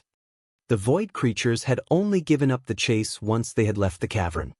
However, no matter how they considered the situation, Shi Feng's group had far more people alive than when they had left. Moreover, some of Crimson Emperor's experts were among the group. Could they have slain the Void Serpent? An unrealistic thought suddenly popped into Illusory Words' mind. Although she couldn't believe that they had completed the raid, the scene before her removed any doubt there was no other explanation. A moment later, Illusory Words began to receive messages from the Crimson Emperor members that had just left the waterfall's pool. Since the world behind the waterfall was isolated from the rest of God's domain, they hadn't been able to send messages to their guildmates after they had been revived. Hence, they had contacted Illusory Words the moment they had emerged, reporting the Void Serpent raid's outcome. Meanwhile, aside from the fact that Zero Wing had slain the Void Serpent, the reports mentioned the Void Serpent's loot and the fact that Zero Wing had sold quite a few items to Unyielding Soul. So, is that why Unyielding Heart was so adamant about fighting to the end? Illusory Words could not help her bitter smile as she read her subordinate's messages. Although she did not know which items Unyielding Soul had purchased from Zero Wing, the Void Serpent was a world boss. How could any of the items be poor quality? Zero Wing might not have sold the best weapons and equipment to Unyielding Soul, but even the second-rate items would be a massive harvest for the guild. At the very least, Unyielding Soul could fortify its main force's combat power. Vice Guild Leader, why don't we try to purchase some of the Void Serpent's loot from Zero Wing at a high price? We have, more or less, participated in the raid, and we suffered quite a few losses. Zero Wing will likely agree if we ask, Dawn Master suggested softly. With how powerful the Void Serpent was, its loot would definitely be extraordinary. It might have even dropped a level 60 top-tier weapons and equipment. Any of those items would be far stronger than the weapons and equipment their guild's experts currently wore. If they could acquire some for their guild's main force, they would have a much easier time raiding the various level 60, 100-man hell mode team dungeons in the future. Forget it. Asking will likely be useless. After all, we didn't propose such a condition like Unyielding Heart, Illusory Words said, shaking her head. Sighing, she gave Unyielding Heart an envious look. Unyielding Heart made the right bet this time. Although she slightly regretted her earlier decision, this trip hadn't been fruitless. At the very least, she now knew that Zero Wing was not as simple as everyone assumed. Following which, Illusory Words approached Shifeng and congratulated him and Zero Wing on their success against the world boss. After some brief pleasantries, Illusory Words shifted the conversation toward the drunken tiger meat and frozen bone soup. Guild Leader Black Flame, may I know if you still have any drunken tiger meat and frozen bone soup left? If you do, Crimson Emperor is willing to purchase 1,000 of each dish at 5 gold per serving, Illusory Words offered. While she had given up on acquiring any of the Void Serpent's loot, the master dishes Shifeng had revealed earlier were a different story. She hadn't seen master dishes like those since she had joined God's domain. Although they were not as effective as master potions, they could stack with potions. In addition, the 2 master dishes could be used to raid world bosses. This tremendously increased their usefulness. Moreover, they would make dungeon raids slightly easier. As Illusory Words finished speaking, Unyielding Heart, who still celebrated his portion of the Void Serpent's loot, snapped out of his daze and realized that he had forgotten about the 2 master dishes. Guild Leader Black Flame, if you still have any of those master dishes remaining, Unyielding Soul will also purchase 1,000 of each dish at 5 gold per serving. Unyielding Heart hurriedly said. Hearing the 2 Vice Guild leaders' interest in purchasing the master dishes, Shifeng inwardly celebrated. Both the drunken tiger meat and the frozen bone soup cost a little over 1 gold to make. Moreover, both had a 100% production success rate. Selling the dishes to the 2 super first-rate guilds would earn plenty of profits. I don't have any more of the master dishes on me, but if you 2 want them, I can get some for you. However, it'll take some time for me to gather the requested amounts. May I know if you 2 are willing to wait? Shifeng asked. The 2 dishes required a lot of time to make, and each guild wanted 1,000 servings of both. The order would take a few days to fulfill. That won't be a problem. I can wait as long as I can purchase them. Crimson Emperor will also pay a 5,000 gold deposit, Illusory Words said, settling the deal once she realized that it was possible. The 2 master dishes wouldn't become obsolete with time. They would work wonderfully at any point. She had worried that Shifeng would reject her offer, but now that he had agreed, she decided to form a contract, binding the agreement as a precaution. With this, she had reaped an additional benefit from her trip here. Meanwhile, Unyielding Heart chose to do the same, binding the agreement with Shifeng and paying a 5,000 gold deposit. Naturally, Shifeng was more than willing to play along with the two vice guild leaders. After signing the contracts, an additional 10,000 filled Shifeng's pockets. With this, he had made a total of 52,000 gold from this single boss raid. If the various first-rate guilds knew about this, their envy would drive them mad. After all, current first-rate guilds were fortunate if they even had 30,000 gold in liquid funds. Following which, Unyielding Soul and Crimson Emperor's members used return scrolls and returned to the Dark Knight Empire. Meanwhile, Shifeng had Zero Wings members return to Zero Wing City to rest. As for Shifeng, he used the Seven Luminaries ring to teleport to the Million Forest, which happened to be the Emerald Dryad's territory. The Million Forest was a dangerous location to almost all players due to the area's large dryad population.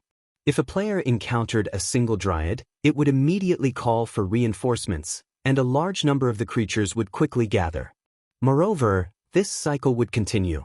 Once a certain number of dryads had gathered, it would attract the Emerald Dryad's attention. Hence, very few players were willing to adventure in the Million Forest. Shifeng, however, had teleported directly to the heart of the Million Forest. Great Lord-ranked dryads wandered all over the area. If Shifeng hadn't been level 69 and used an isolation scroll before he had teleported, the level 55+ monsters would have discovered him. This should be the place. It didn't take Shifeng long to discover a grass-covered, dilapidated magic array within the forest. The array seemed blurry, and if not for the massive stone pillars around it, he would have had a hard time finding the magic array. This was the teleportation array that led to the Otherworld gate. To revitalize the teleportation array, one needed a full bottle of void blood. Immediately, Shifeng walked to the center of the teleportation array and retrieved a bottle of void blood from his bag. After removing the cap, he emptied the bottle's contents onto the magic array's center. As void blood flowed into the magic array, it seemed to revive, rapidly gathering the ambient mana. The magic array seemed to absorb mana from farther away as time passed, and eventually, it drew mana from throughout the Million Forest, making the area's dryads tremble with fear. After 3 minutes, a towering pillar of crimson light shot forth from the center of the Million Forest, visible from the surrounding maps. The players grinding in the nearby maps couldn't help but turn to look at the light pillar, overwhelmed by their curiosity as they started to move towards it. Shortly after these players began to travel towards the light pillar, a series of system notifications rang in every player's ears in Star Moon Kingdom. Chapter 1908, Changes to the Witch's Hill. Star Moon Kingdom Region System Announcement. A player has triggered the new expansion pack, Otherworld. The expansion pack will take effect in the Witch's Hill in 6 hours. Star Moon Kingdom Region System Announcement. An Otherworld gate has been activated. A large amount of Otherworld energy has flowed into the Witch's Hill, driving the area's mana into chaos. Please take care when roaming through the Witch's Hill. The sudden system announcement had caught Star Moon Kingdom's players off guard. However, after a few dazed seconds, every player in the kingdom went into an uproar. What's going on? Another new expansion pack? This new expansion pack is amazing. Doesn't this mean that we can head to an Otherworld to level up? According to rumors, it seems that Otherworlds have more abundant resources than the continent of God's domain. I've heard that too. Not only are Otherworlds rich in resources, but leveling there is also much faster. We'll be able to travel to an Otherworld from the Witch's Hill in 6 hours? In that case, I'm heading there immediately. The large guilds have already monopolized every high-resource map. Independent players like us can't even earn enough money to afford the latest equipment. The moment they heard the system announcement, independent players and adventurer teams began to swarm towards the Witch's Hill. As the number of resource maps in Star Moon Kingdom dwindled as players reached higher levels, there were fewer opportunities for independent players to earn money. Now that a completely new map, one not owned by any guild, had appeared, this was a golden opportunity for independent players.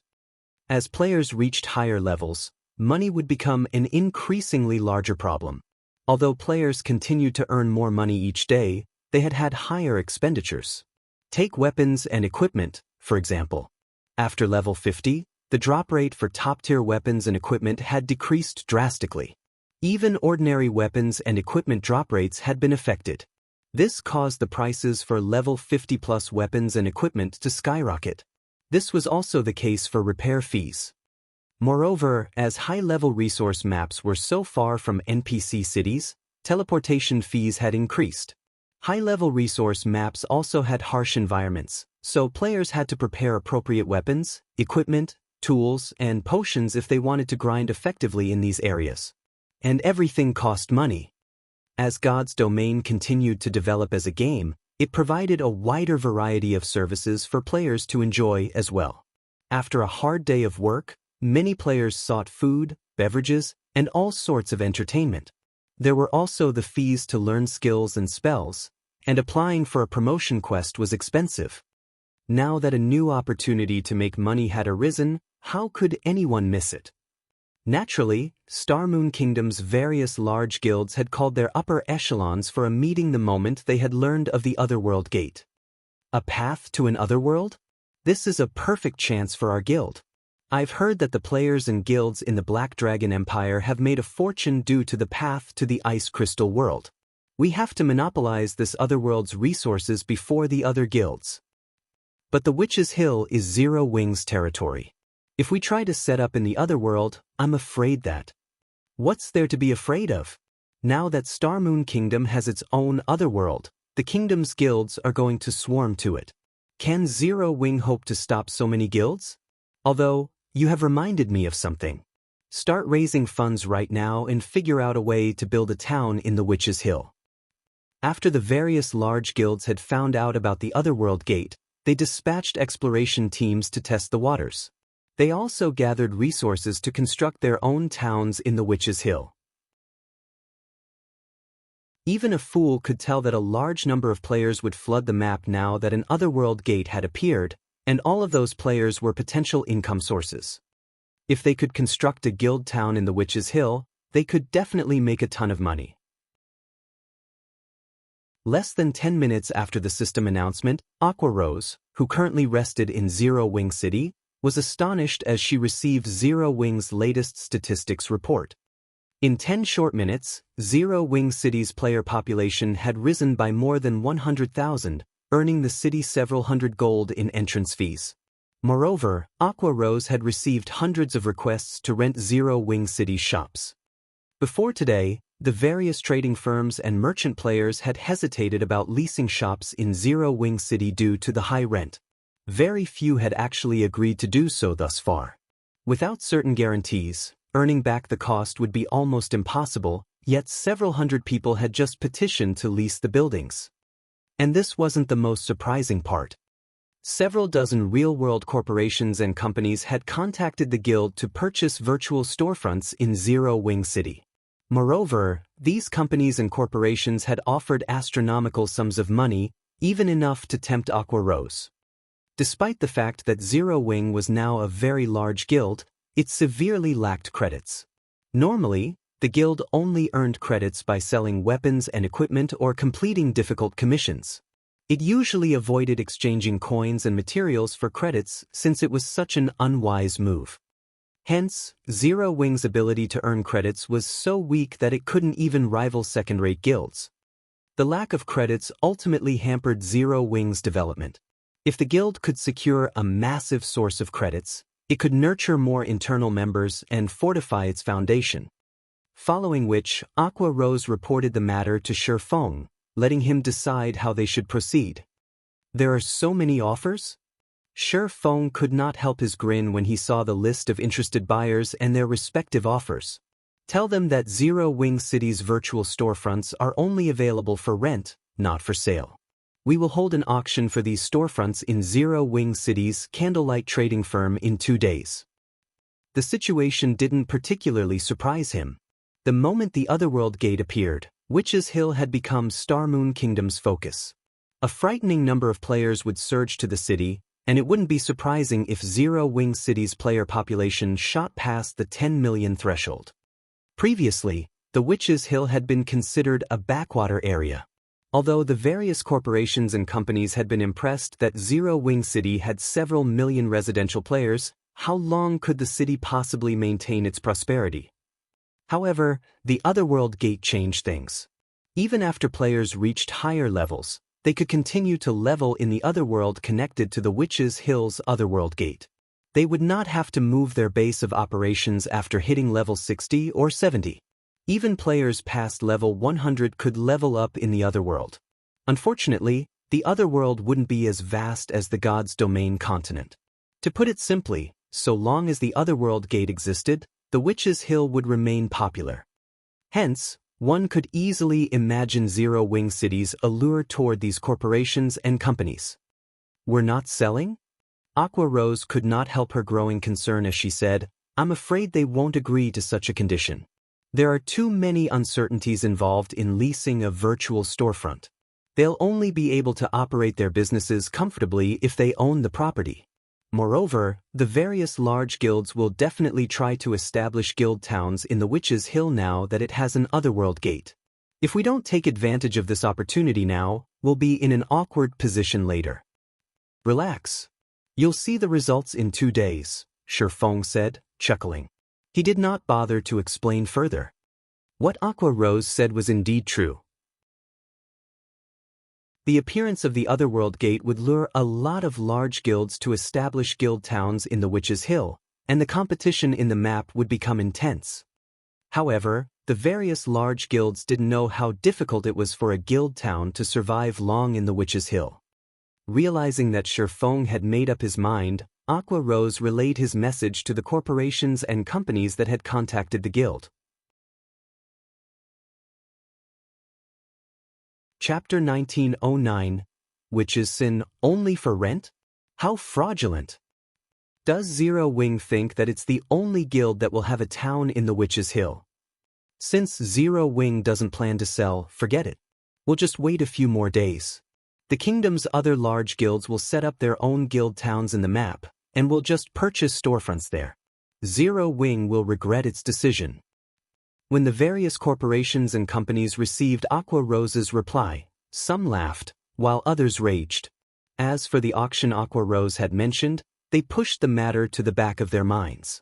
Only a fool would participate. The situation frustrated Aqua Rose a little. They had just lost a golden opportunity to fund Zero Wing's internal training program. Fortunately, this wasn't the end of the world for Zero Wing. With Zero Wing's current potential, luring investors to the guild would be a piece of cake.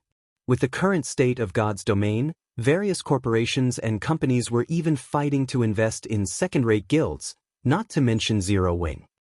After Aqua Rose set the matter aside, she focused on recruiting new members for the guild. After transferring a large number of guild members from White River City and Zero Wing City to the secret Stone Fortress, both cities had lost a lot of manpower. Thus, they needed to replenish their member count. Moreover, with the Otherworld Gate's activation, some well-known adventurer teams that had hesitated about joining Zero Wing had made up their minds. Although Zero Wing City was relatively far away from the Million Forest, Zero Wing City's teleport service could reach the forest. Furthermore, even if these adventurer teams didn't want to develop in Starmoon Kingdom, they could develop in the Ore Empire after joining the guild. Zero Wing's current resources were now beyond that of a first-rate guild, after all. As fewer resource maps were available in the kingdom, living space for the various adventurer teams dwindled. If the various adventurer teams wanted to maintain an adequate development speed, they'd have to copy the top and large-scale adventurer teams. They would have to venture to remote and dangerous maps to level and acquire resources. However, this wasn't an easy task. Like the guilds, God's Domain's adventurer teams faced fierce competition. In fact, the intensity of the competition between adventurer teams was no less than the competition between guilds. Only, the scale was not as large. Hence, if the well-known adventurer teams, which had already reached a bottleneck in their development, wished to grow their strength, joining a powerful guild was a wise move. Because of this, as many as 30 adventurer teams had petitioned to join Zero Wing. The smaller teams only had several hundred members, while the larger ones had thousands. Every adventurer team had accumulated a certain amount of resources and quite a few experts, as well as bountiful experience fighting as a team and raiding team dungeons. If Zero Wing could annex these adventurer teams, it would save the guild a lot of effort when integrating their players in guild operations. Elsewhere, Shi Feng spent one magic crystal to activate the teleportation array leading to the Otherworld gate. He was then teleported to a massive, dark cavern. Within the cavern, he found a ruined town. A gigantic set of doors had been erected inside this ruined town. There was a small gap between the pitch-black, stone doors, and a turbid mist seeped out and filled the cavern. As Shi Feng encountered the mist, he felt his 5 senses dull. He had been able to see up to 50 yards away, but now he could only see a dozen or so yards past his nose. Both his mind and his body felt lethargic. Sure enough, this primordial gas is as powerful as always. Shi Feng revealed a bitter smile after trying to move his body a little. It seems that this gas is still too much for Tier 2 players. The Witch's Hill's Otherworld had once been a part of the God's Domain continent, severed by the gods during ancient times. Humans had been weak then, one of the most ordinary races among the many that had lived on the continent.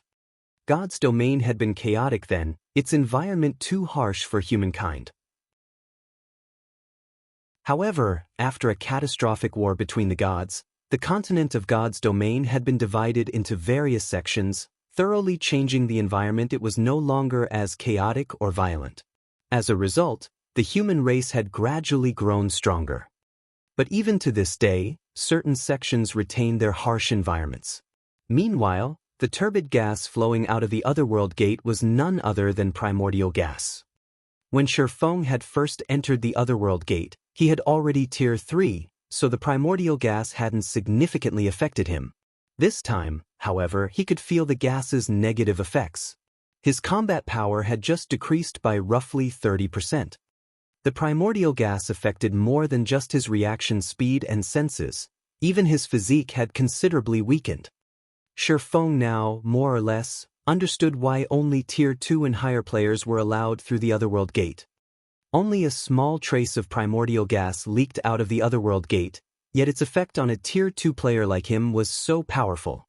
If players entered the Otherworld, filled with primordial gas, its effect would be absolutely terrifying. Not only did the primordial gas suppress players, but it also created a perfect environment for monsters to thrive. The primordial gas drastically increased monsters' combat power, and once the Otherworld gate opened fully, the gas would spread throughout the Witch's Hill.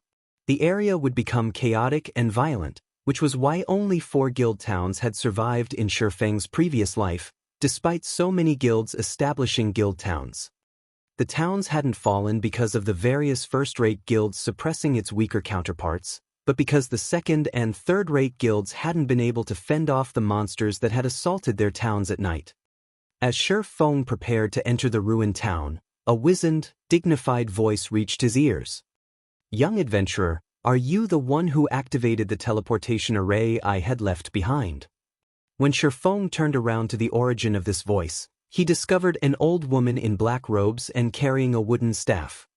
This woman was none other than the Otherworld Gate's guardian. She was also a legendary existence in God's domain. The Jealous Witch. Shi Feng had only thought of the Jealous Witch as an incredibly powerful, Tier 5 NPC during his previous life, but after learning about demigods, Shi Feng concluded that this NPC was one such being.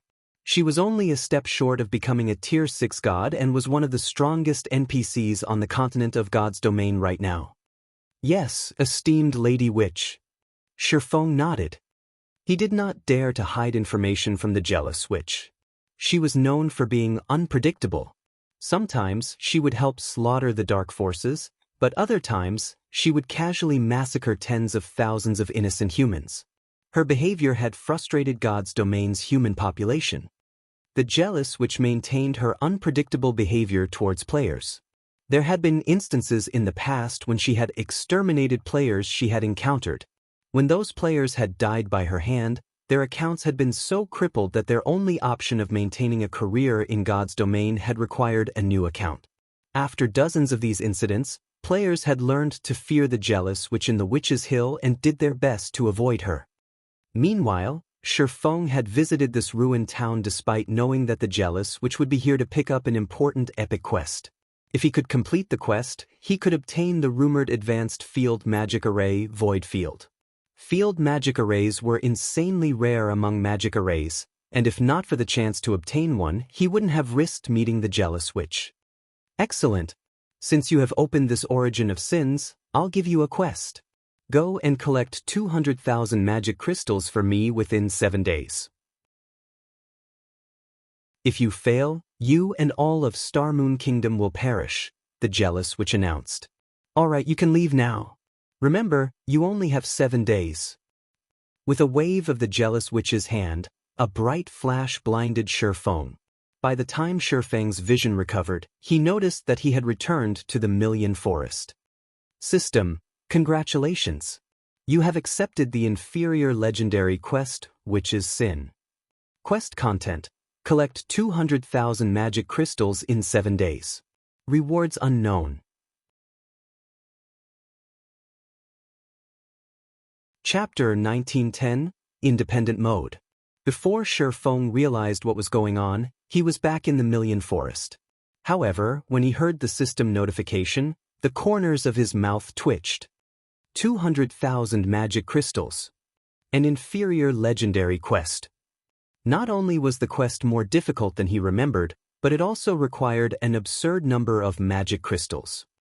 Whether it was guilds or individual players, their magic crystal expenditure was continuously increasing. Although there were more magic crystal sources as players progressed further into the game, the number they could save up decreased. The current Zero Wing, in particular, was starving for magic crystals. Although Silverwing Town's teleportation service had increased the town's coin income significantly, it devoured magic crystals with frightening speed. Right now, the income from Silverwing Town's battle arena barely sustained the teleportation device's consumption. Moreover, Shifeng had to spend 20,000 magic crystals every 7 days to maintain the miniature world in the Ring of Gospel. Otherwise, the Ring of Gospel would crumble and disappear. In addition, Shifeng himself would receive a backlash, and his physique would permanently weaken by 30%. At this point, Zero Wing only had a little over 20,000 magic crystals to spare. If God's Domain's players had already reached level 100, even a first-rate guild could afford a 200,000 magic crystal price. But at this stage of the game, not even the various superpowers could likely pay. 7 days, is it? Shifeng fell deep into thought. While 7 days wasn't exactly a long time, it wasn't a very short one either. If he sold some hell tanks to Unyielding Heart, Phoenix Rain, and Illusory Words, he should be able to gather so many magic crystals in time. However, doing so would rob Zero Wing of its monopoly over the hell tanks. Moreover, nobody could guarantee that these hell tanks wouldn't fall into the hands of Zero Wing's enemies. Yet, if he did not sell them, he would have an extremely difficult time collecting 200,000 magic crystals in 7 days. It seems I'll have to take down Kama Island right now. No matter how Shifeng thought about it, the only reliable method he could think of was acquiring Kama Island's manatite vein. The other options were too risky. Some options even had the potential of disrupting Zero Wing's future development. Although they had accidentally discovered a source fire vein in the Flame Demon's Valley, its environment was too harsh for players to endure long-term. Aqua Rose and Melancholic Smile hadn't even finished the preparations to send people to the mine. Even if they could send people, they wouldn't be able to send many. After all, fire resistance equipment capable of allowing ordinary players to survive in the scorching environment was simply too rare. It was impossible to equip many players adequately. The manatite vein on Kama Island was much safer. Players could survive there so long as they had some darkness resistance. The problem could easily be dealt with via a darkness resistance potion. Furthermore, the area's low mana density wouldn't affect the mining player's performance. Thinking up to this point, Shi Feng pulled the Abyss pendant from his bag and used Abyss teleport. He planned to rent a few more hotels and restaurants in the Sea of Trees before setting off for Kama Island. Meanwhile, inside the Evil God's branch temple in ancient Rock City, several dozen great lord-ranked evil beasts had been locked in a cave filled with bloodlust. They constantly fought, tearing each other apart, and the surviving evil beasts would devour any of their comrades that died. After fighting several minutes, only half of the several dozen great lords remained alive. One of the evil beasts, which had just finished cannibalizing another, began to transform, its muscles rapidly expanding. The evil energy it radiated grew denser, and after several seconds, the evil beast had become nearly 20% larger than the other monsters in the cave. This bloodlust crystal dark soul scent is quite impressive. It can actually increase the evolution success rate to Great Lord rank by 15%. After glancing at the evolving evil beast, Beast Emperor turned his attention to the crystal, which emitted its own bloodlust, in his hand with a soft smile. The partnership between the Evil God's Temple and Dark Soul had been far more effective than he had expected. He had thought that Dark Soul would be useful for acquiring materials and sacrificial players for Dust Edge at most. He hadn't expected the alliance to acquire such a lively bloodlust crystal. As of late, his evil beast army had recovered plenty of its lost combat power. Although bloodlust crystals could only help evil beasts evolve to the Grand Lord rank, he now had far more Grand Lords under his command, and it would reduce the difficulty of nurturing mythic evil beasts. As long as he had enough mythic evil beasts, he could destroy Silverwing Town, even without Dark Soul and Blackwater's assistance. As Beast Emperor rejoiced over his newest Grand Lord-ranked evil beast, a tall, robust berserker with a giant axe across his back entered the cave. This was none other than Wind Hunter. "Boss, we've just received news from Starmoon Kingdom. For some reason, an Otherworld gate has appeared in the Witch's Hill. The gate allows passage to an Otherworld. Because of this development, a large number of players have swarmed to Zero Wing City. Some of the guilds in neighboring kingdoms and empires have also started to make their move," Wind Hunter reported with a grim expression. "Not only will this incident earn Zero Wing a small fortune, but based on our reports, over 20 well-known adventurer teams have also shown signs of merging with the guild. Should we send Dark Soul to eliminate a few of these teams and teach the public about the consequences of relying on Zero Wing? Well-known adventurer teams are joining Zero Wing?" Beast Emperor revealed a faint smile. "There's no need to involve Dark Soul. I recall that Dust Edge has conducted another evil dragonification experiment, correct? Take him to Zero Wing City to test out his new toy on the adventurer teams. We'll use this opportunity to warn those teams and ensure that they understand who is strongest in this war." "Understood. I'll ensure that these adventurer teams won't dare to set foot in Zero Wing City ever again," Wind Hunter said excitedly. He had seen the evil dragons Dust Edge produced. Although the creatures were incomplete, their combat power was astonishing. He didn't dare to imagine how powerful the complete evil dragons would be. As long as Dust Edge's experiments succeeded, the Evil God's Temple could expand its territory. Moreover, it would be able to do so boldly and without fear. But get it done quickly. Don't let the kingdom's army capture you." Beast Emperor nodded. "Boss, rest assured, by the time the kingdom's army arrives, the adventurer teams will be long dead," Wind Hunter said, licking his lips in anticipation. After Wind Hunter left, Beast Emperor proceeded to release a new batch of Great Lord-ranked evil beasts into the caver, starting another round of slaughter. Meanwhile, in Starmoon Kingdom's Zero Wing City, after spending 50,000 gold to rent another 15 hotels and restaurants in the Sea of Trees, Shi Feng used a guild transfer scroll and returned to the guild residence in Zero Wing City. When he arrived, Shi Feng left for the candlelight trading firm to prepare for his trip to Kama Island. However, as he reached the street outside of the residence, he was stunned by what he saw. The previously desolate Central District was now crowded with players, many of which were members of the various large guilds. At a glance, Shi Feng could spot over a dozen Tier 2 experts wandering the street. This prosperity could even rival an empire's imperial capital. As Shi Feng was about to enter the candlelight trading firm, he heard the sound of a system notification. System, congratulations. Zero Wing City's player population has reached 8 million. Do you wish to activate independent mode and allow the Wargod's temple to garrison the city? Chapter 1911, Wargod's temple garrisons in Zero Wing City. The city's development sure is fast. Shi Feng could not help his elation when he heard the system notification. He had thought that Zero Wing City would need another 1 or 2 days to reach a player population of 8 million, even with the Otherworld gate, but only a few after the gate's activation had been announced, Zero Wing City had hit the mark. In God's domain, any guild city with a player population of 8 million would activate the independent mode.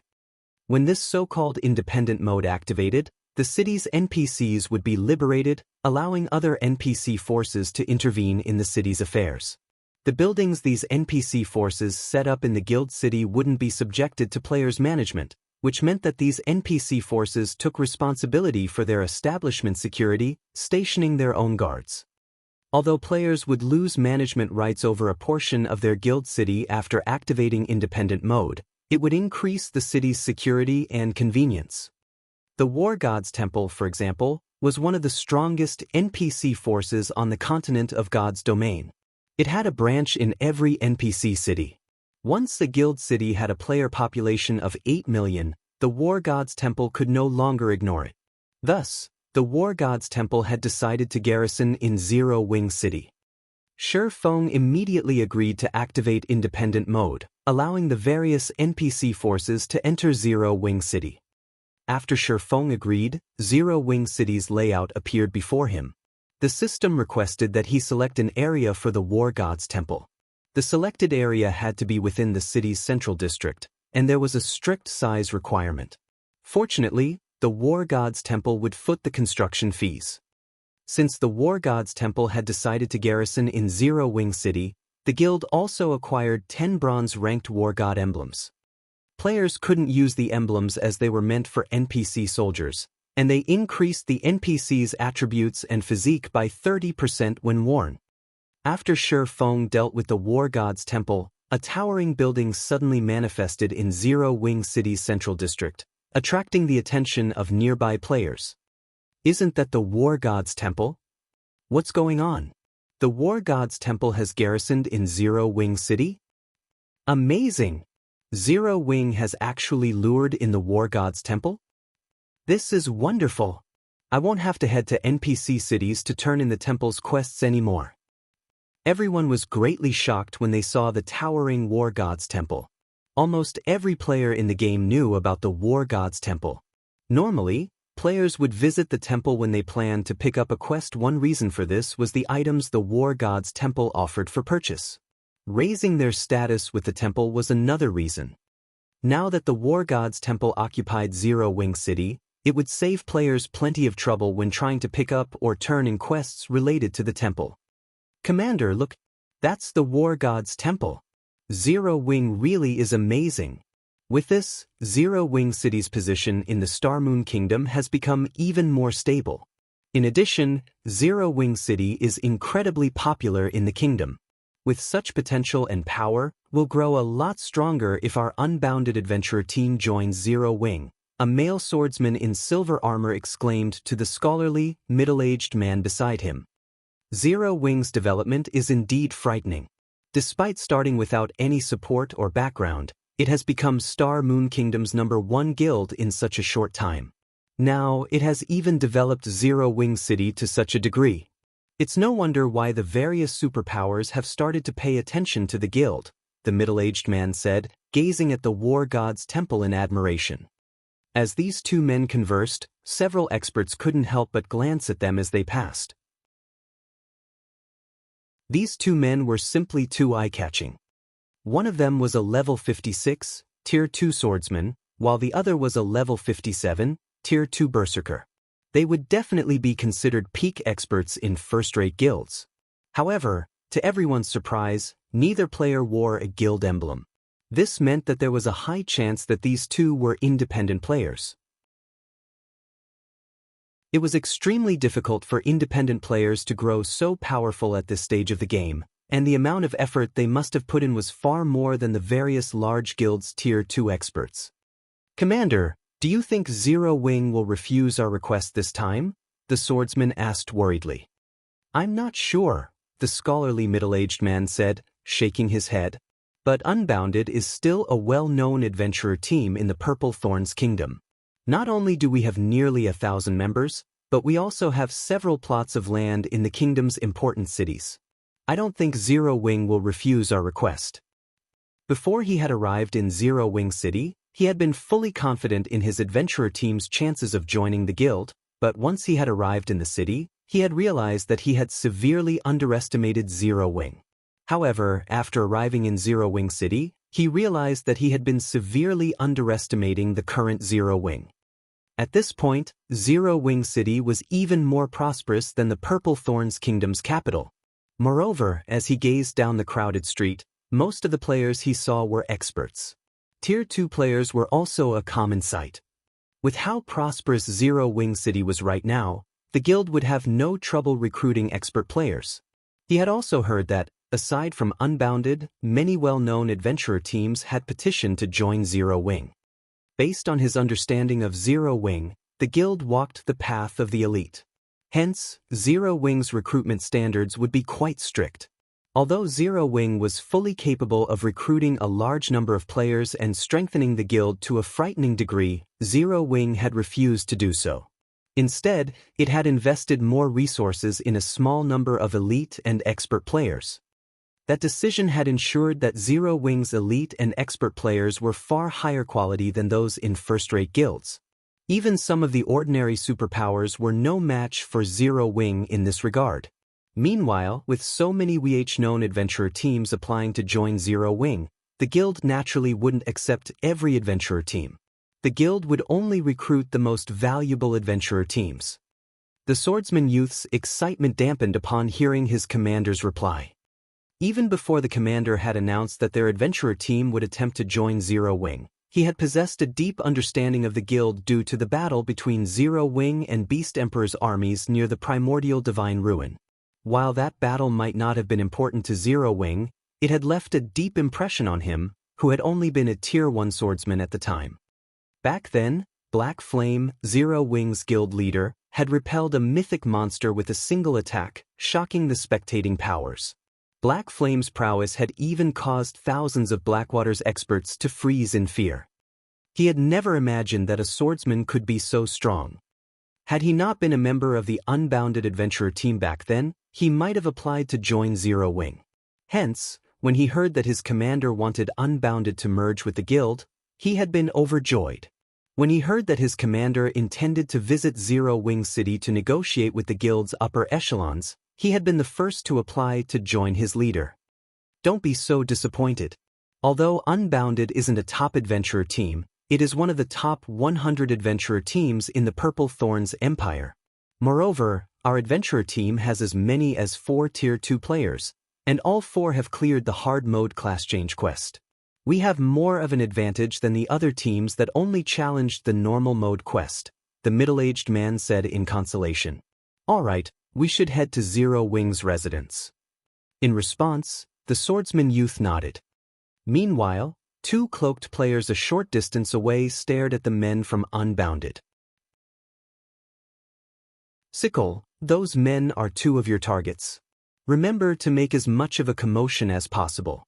We need to teach Zero Wing and the other adventurer teams a lesson. Windhunter said, sneering as he gestured to Unbounded's players. Understood. The robust man named Dark Sickle nodded, a hint of excitement flashing in his eyes. Chapter 1912, Evil Dragon Appears.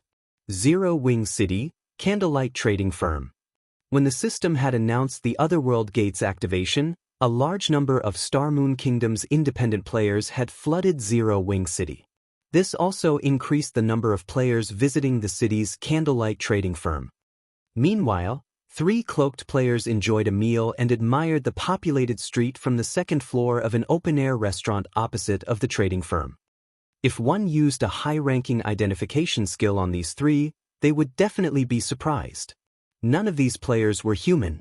Among the three, one was a beautiful female half-elf, one was a female catkin with cat ears and tail, and one was a male tigerkin with a powerful, robust body. All three were members of the Ninth Heaven Guild, with the female half-elf being Melody, Ninth Heaven's guild leader. Big Sis Melody, this city is so prosperous, even more so than our forest city. I can see more than 100 Tier 2 experts from here, the catkin, Scarlet Heart, said, watching the sea of players downstairs with a shocked expression. Indeed. I never thought that a kingdom's guild city could develop to this extent. Melody was similarly surprised by the number of Tier 2 experts roaming the street below. Before coming to Star Moon Kingdom, she had specifically asked Thoughtful Rain about Zero Wing's current state of affairs. However, she couldn't believe Thoughtful Rain's reply. Thoughtful Rain had mentioned that Zero Wing City's player population had already reached 5 million, and experts were a common sight in the city. Moreover, Zero Wing City had many rare items for sale. Based on these descriptions, Zero Wing City sounded no less successful than Forest City. How could that possibly be true? However, when she had arrived in the city, she discovered that it was far more well-off than Thoughtful Rain had described. In Zero Wing City, expert players were as common as ordinary players, and plenty of Tier 2 experts wandered the city streets. Tier 2 experts were very rare, even in Forest City. Even Ninth Heaven, which was almost as powerful as a first-rate guild, had only nurtured around 30 Tier 2 experts thus far. However, the number of Tier 2 experts on the street outside of the restaurant already outnumbered Ninth Heaven's. If even Zero Wing City was so popular, she couldn't imagine how strong Zero Wing had already become. Guild leader, although Zero Wing is stronger than we expected, I doubt it can help our guild. Our current opponent is the legendary Death God Workshop. The Death God Workshop has even provoked super guilds before, and none of them could do anything about it, closing an eye to the workshop's transgressions, the tigerkin named One-Arm Rashomon said worriedly. On the other hand, the Setting Sun Guild is more reliable. Moreover, guild leader, your family has a close relationship with Setting Sun's guild leader. Whether it is for profit or that relationship, Setting Sun will go all out to help our guild. In addition, the Death God Workshop would, more or less, fear of the strength of a recently promoted super first-rate guild like Setting Sun and might give up on targeting us. Stop. While Setting Sun might be stronger than Zero Wing, Setting Sun's condition requires Ninth Heaven to become its subordinate. I will never agree to that, even if I have to fight the Death God Workshop to the death. Melody's voice was frosty. Her guild had gone to great lengths to complete the high-ranked quest in the Flame Demon's Valley and acquired a precious treasure. However, an information leak had informed the Death God Workshop of their new acquisition, and the workshop had attacked Ninth Heaven to steal the treasure. The Death God Workshop was not a guild. It was an organized adventurer team. Not only were its movements erratic, but the adventurer team also had its fair share of experts. Moreover, as an adventurer team, the Death God Workshop did not have a permanent base of operations. But Ninth Heaven was different. The guild had already grown considerably large and secured a permanent base of operations. One could easily imagine the outcome of a struggle between the two organizations. The Death God Workshop always had the initiative in battle. Moreover, the Death God Workshop also had experts that could even contend with Super Guild's peak experts. The workshop's members had used guerrilla tactics against Ninth Heaven's players, and the guild had been powerless to stop them. Big Sis Melody, it's almost time. Rain and Blue should have returned to Zero Wing's residence by now, Scarlet Heart said as she checked the time. All right, let's go. Taking a look herself, Melody noticed that it was nearly time to meet with Thoughtful Rain. She immediately stood to leave the restaurant. Meanwhile, Dark Sickle stood on a street corner not far from the candlelight trading firm. He quietly stalked the two unbounded members. The two members of the adventurer team were utterly unaware of their stalker. This should be enough people. I should be able to cause quite a commotion. Dark Sickle, who wore a black cloak and only had his eyes exposed, licked his lips in anticipation as he observed his surroundings. The task Wind Hunter had given him was simple. Kill the adventurer team members who had come to join Zero Wing, and kill as many bystanders as possible. This would send a message to every player in Starmoon Kingdom, teaching them the consequences of joining Zero Wing and proving that they weren't safe even in a guild city protected by NPC soldiers. If he succeeded, not only would the various adventurer teams receive the warning, but all players would realize that Zero Wing City was dangerous, and they could lose their lives at any given moment. This would cripple Zero Wing City's popularity. In the past, he might have feared the NPC soldiers patrolling the city streets, but now that he could transform into an evil dragon, not even level 80, Tier 3 NPCs could pose a threat, much less level 80, Tier 2 NPC soldiers. All he needed to worry about was the kingdom's army. After all, the NPCs in the kingdom's army were all above level 100. Killing him would be a piece of cake for them. However, he had a Tier 3 instantaneous movement magic scroll on him. If the kingdom's army arrived before he escaped, he could still leave the area. Attack! Wind Hunter, who watched the two unbounded members from afar, commanded Dark Sickle through their party chat. Hearing this, Dark Sickle removed a crimson crystal from his bag and shattered it. As the crimson crystal shattered, energy flowed into Dark Sickle's body. In the next moment, the magic circuits drawn on his skin disintegrated as if some seal had been removed. Once the magic circuits had disintegrated, Dark Sickle howled as his muscles rapidly expanded, his sudden growth tearing his black cloak to shreds. When passers-by saw Dark Sickle's growing form, they were dumbfounded. Before these players could react, Dark Sickle transformed into a 10-meter-tall evil dragon. Roar! After completing his transformation, Dark Sickle released a deafening roar, echoing throughout the city's central district. A dragon? What's going on? Why has a dragon suddenly appeared? The players on the street panicked when they saw the evil dragon. They could feel the threat of death emanating from the creature. With a flap of his newly grown wings, Dark Sickle shot into the air above the two unbounded players. Unbounded adventurer team, since you dare attempt to join Zero Wing, you will suffer the consequences. Dark Sickle shouted before swiping at the swordsman and berserker with a claw. Die! Both the scholarly berserker and the swordsman youth felt powerless against the massive, incoming claw. They had only caught a glimpse of the claw's afterimage, and the power it contained was so great that space around it had become unstable. However, just as the dragon claw was about to strike the two players, everyone saw a blue flash before an agonized cry filled the air. The evil dragon flew over a dozen yards backward before crashing heavily into the ground, the impact leaving a crater under the creature. This outcome dumbfounded the surrounding players once more.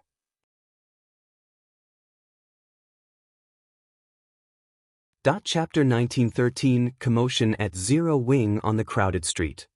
When the two unbounded members saw the evil dragon crash into the ground some distance away, they were dazed for a short moment, failing to process what had just happened.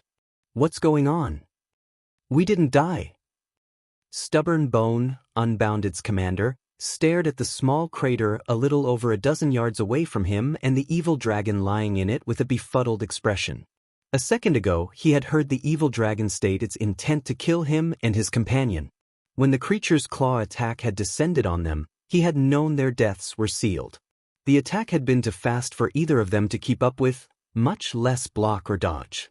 Yet, after a bright, blue flash, the mighty evil dragon had vanished, crashing into the ground some distance away. Once his mind began to work again, Stubborn Bones spun towards the origin of the blue flash, discovering a cloaked player wielding a blue longsword who was slowly walking towards the evil dragon. Was it him?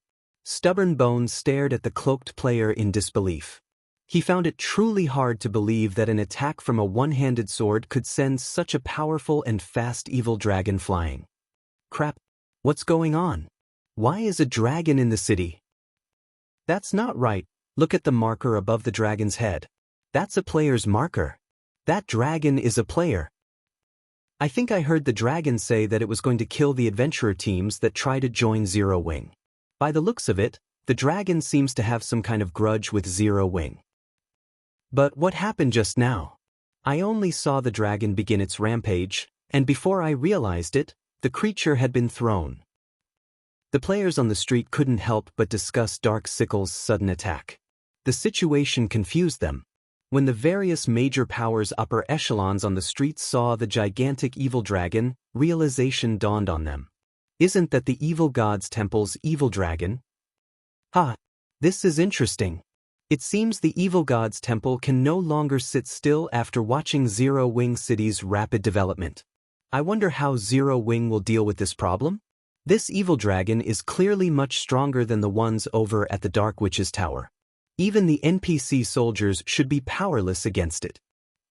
Could keep making trouble.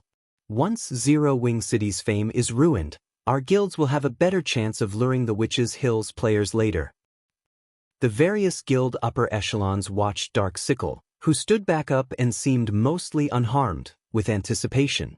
They hoped that Dark Sickle would cause a large enough commotion in the city that they could take advantage of, attracting more players to the guild towns they would build in the near future. Who are you? You dare to make an enemy of the evil god's temple? As Dark Sickle regained his footing, he glared at the cloaked man wielding the blue longsword, his voice echoing throughout the central district as he spoke. Zero Wing's Black Flame. Shifeng said, chuckling as he took off his black cloak. Satisfied? Dark Sickle's anger vanished when he saw Shifeng, and he was abruptly alert. When the spectators saw Shifeng's appearance, they could not help but gape. What? It's the Sword King? Lucky. I never thought I would get to meet the legendary Black Flame on my first visit to Zero Wing City. Amazing! I can boast about this when I meet up with my friends later. After a moment of silence, the crowd erupted into a round of cheers. Not only was Black Flame's name known by all in Star Moon Kingdom, but many players also revered him to a fanatical degree. This swordsman had been responsible for many miracles in the kingdom, and a large portion of players trying to join Zero Wing did so because of his presence in the guild. Why wouldn't they be excited now that he had shown up in Zero Wing City? Damn it, why is Black Flame here? When the various guild upper echelons saw Shifeng, their expressions darkened. They knew what kind of strength Black Flame possessed. When the man went all out, he could even stand toe-to-toe with a mythic monster for a short time. With Black Flame here, the evil dragon would likely fail to cause any trouble in Zero Wing City. Black Flame. Stubborn Bone was dazed once more as Shifeng walked past him. Amazing! As expected of the Sword King. Just the mention of his name is enough to make that dragon panic. The swordsman youth beside Stubborn Bone was ecstatic to see Shifeng, his eyes practically sparkling. After this turn of events, he was even more resolved to join Zero Wing. Meanwhile, when Melody's group of three, who had just stepped out of the open-air restaurant opposite of the candlelight trading firm, saw this scene, they could not help but reveal astonished expressions. What's going on? Why are these people so excited? Scarlet Heart muttered strangely. Although Shifeng's attack had been stunning, it hadn't been impressive enough to warrant such a crazed reaction from the crowd. After all, the evil dragon wasn't even injured. It had merely lost a few tens of thousands of HP. To the evil dragon, who had over 30 million HP, the damage was nothing. It's probably because of Black Flame's fame in Star Moon Kingdom, Melody deduced. She, too, was confused by the spectators' reactions. Although some players were very famous, this was the first time she had seen such an exaggerated reaction over an expert player. In fact, when Shifeng revealed himself, the evil dragon, which had bubbled with rage a moment ago, trembled in fear. Are you guys not from Star Moon Kingdom or the neighboring kingdoms? A level 56, Tier 1 assassin, who had overheard Melody and Scarlet Heart's conversation, asked. Mitchum, we came from somewhere far away. Melody nodded, confirming the assassin's assumption. So, that's the case. I guess it's normal that you don't understand the situation. Black Flame is our kingdom's publicly acknowledged #1 expert. With his strength alone, he caused an army of 10,000 to freeze in fear. There are rumors that he's actually a humanoid monster or NPC.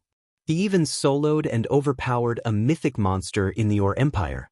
Dealing with Great Lord-ranked monsters is a piece of cake for him, the assassin explained with a reverential look. Soloing a mythic monster? And he overpowered it? One-arm Rashomon stated in amazement.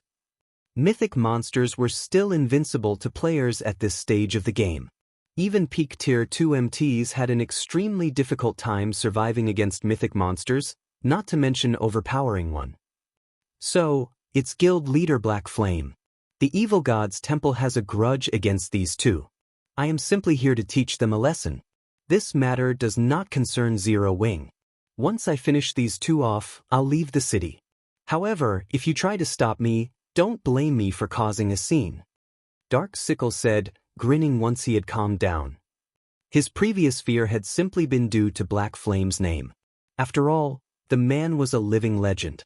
He had even slain 2 evil dragon experts at the Dark Witch's Tower. It was only natural for him to be afraid. However, when he gave the matter a little more thought, he remembered that he was much stronger than the 2 evil dragons Shifeng had faced. Although he was only at the Tier 3 archaic species standard, he had gained a 5-level boost after transforming.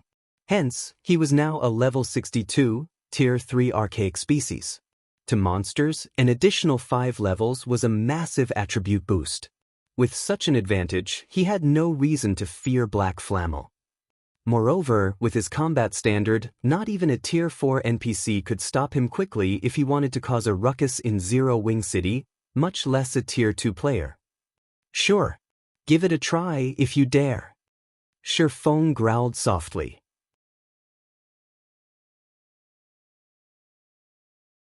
Chapter 1914, Elemental Oppression. When Shifeng fell silent, the crowd couldn't help but grow nervous. They hadn't expected Shifeng to ignore Dark Sickle's threat. The evil dragon was a level 62, Tier 3 archaic species. If Dark Sickle truly intended to cause trouble, they had no doubt that they'd be the first to get dragged into the mess. Even if the city's NPC soldiers arrived to deal with this player, it wouldn't stop Dark Sickle from slaughtering the spectators. Unlike monsters, players couldn't be aggroed. Dark Sickle could simply ignore the NPCs and massacre players as he wished.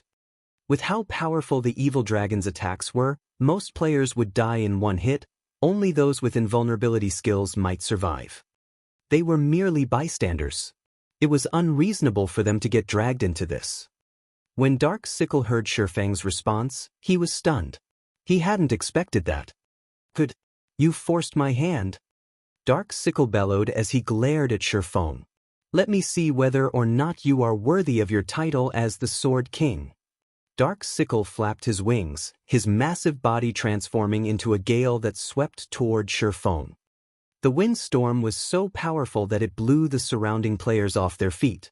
Even the Tier 2 players barely kept their footing. It took only an instant for Dark Sickle to cross the 20 yards between him and Shifeng. As he arrived before the swordsman, he swung his claw at the man. As Stubborn Bone, who stood behind Shifeng, felt the attack's intense pressure, he felt his body grow heavy. However, despite the approaching attack, Shifeng made no attempt to dodge.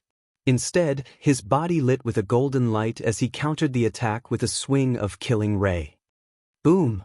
With the sound of an explosion, the marble under Shifeng's feet cracked. As the powerful storm subsided, and everyone could reopen their eyes, the unbelievable scene before them left them astounded. Shifeng's long sword had actually stopped the evil dragon's gigantic claw. He blocked it. Everyone was shocked when they saw that Shifeng had only taken a few steps back after receiving the attack. Everyone had a very clear understanding of the evil dragon's strength. Moreover, the creature was ridiculously fast. Current players had no hope against this evil dragon. Yet, Shifeng had stopped its attack. So what if you blocked a casual strike? I wonder how long you can keep it up. Dark Sickle sneered. Although Shifeng had blocked his attack, he knew that both his strength and speed were superior to Shifeng's. Meanwhile, Shifeng's berserk skill had a limited duration, and he hadn't even gotten serious yet. Dark Sickle proceeded to brandish his claws, sending countless afterimages flying at Shifeng. When the crowd saw the innumerable afterimages, they were momentarily stunned. If they were in Shifeng's position, they wouldn't have any way to nullify the attack. They had never thought that a player-controlled monster would be so horrifically powerful. Unlike players, monsters couldn't fully exhibit their combat power, and they couldn't execute rapid chain attacks, which was why players had a chance of defeating them. But as these players watched the evil dragon's attacks, they were overcome with despair, instinctively giving up on any form of resistance. Finally getting serious? Shifeng wasn't particularly surprised to see the approaching afterimages. Immediately he unsheathed the abyssal blade and brandished both swords. Purgatory Pentaslash. Shadow Blade. One sword light after another flew from Shifeng's hands and clashed with the claw afterimages, sparks and sounds of explosions filling the air. The exchanges between Shifeng and Dark Sickle were so fast that not even the surrounding Tier 2 experts could discern what was happening. They could only hear the booms as a strong wind pushed against them. Too strong. Black Flame can actually fight that powerful evil dragon to a standstill? Is he really a player? An indescribable shock filled the spectators as they watched the showdown between a human and a dragon. As for Dark Sickle, the more he fought, the more frightened he became. He clearly had the advantage when it came to strength and speed, yet Shifeng's swords always deflected his attacks as the swordsman employed an impeccable defense and only lost a small amount of HP from each clash. Even after more than 10 seconds, Shifeng hadn't even lost 10% of his HP. Big Sis Melody, Black Flame is ridiculously strong. He can actually face off against a player with the strength of a Tier 3 archaic species. If Black Flame is willing to help us, we might be able to resolve the matter with the Death God Workshop. She was breathless, yet Shifeng's breathing remained steady despite such an intense battle. Black Flame is quite powerful, but at the end of the day he's still using a berserk skill. He can't keep this up for long. Once his skill's duration is over, he won't be able to stop the evil dragon. We should leave quickly, One-Arm Rashomon said worriedly. There's no need to be afraid. We're in a guild city. There are plenty of NPC soldiers nearby. That evil dragon can't keep fighting for long either, Melody said as she turned to look at Zero Wing City's NPC soldiers, who had just arrived. The first NPC soldiers to arrive were a 20-man patrol squad, and every soldier was a level 80, Tier 2 NPC. Upon arriving, the NPCs attacked Dark Sickle without hesitation. As these Tier 2 NPCs received an attribute boost from the city's core magic array, their strength could rival great lords of the same level. Due to the NPC soldiers' participation, Shifeng's situation turned for the better. One of the Tier 2 cleric NPCs immediately cast Recovery on Shifeng, granting him an hot buff. Meanwhile, several MTs carrying shields quickly formed a defensive wall before Shifeng, severely hindering the evil dragon's attacks, while several ranged NPCs bombarded Dark Sickle with attacks, depleting the evil dragon's HP by tens of thousands. Although Dark Sickle still had the upper hand, it was only a matter of time before his HP was whittled down to nothing. Black Flame, I have underestimated you, but you still can't stop me if I target other players. When Dark Sickle saw the growing NPC crowd around him, he realized that continuing his fight with Shifeng would be detrimental. He then shifted his gaze to Unbounded's two members, sneering as he said, "I'll show you the price of angering me." After saying so, Dark Sickle flapped his wings and dashed towards Stubborn Bone and the swordsman youth. Since his strength and speed were so much greater than Shifeng and the Tier 2 NPC soldiers, it only took him a second to shake them off and reach the Unbounded duo. Elemental Oppression. Shifeng shouted. Suddenly, a beam of light shot up from each of the 4 towers of elements, located in Zero Wing City's 4 corners. A colossal magic array enveloped the city from above, freezing space within the city's walls. Every player in the city felt their bodies become indescribably heavy. As for Dark Sickle, It felt as if his body had been submerged in a pool of water. Now, it took a lot more effort to move his claws, decreasing his attack speed by more than 50%.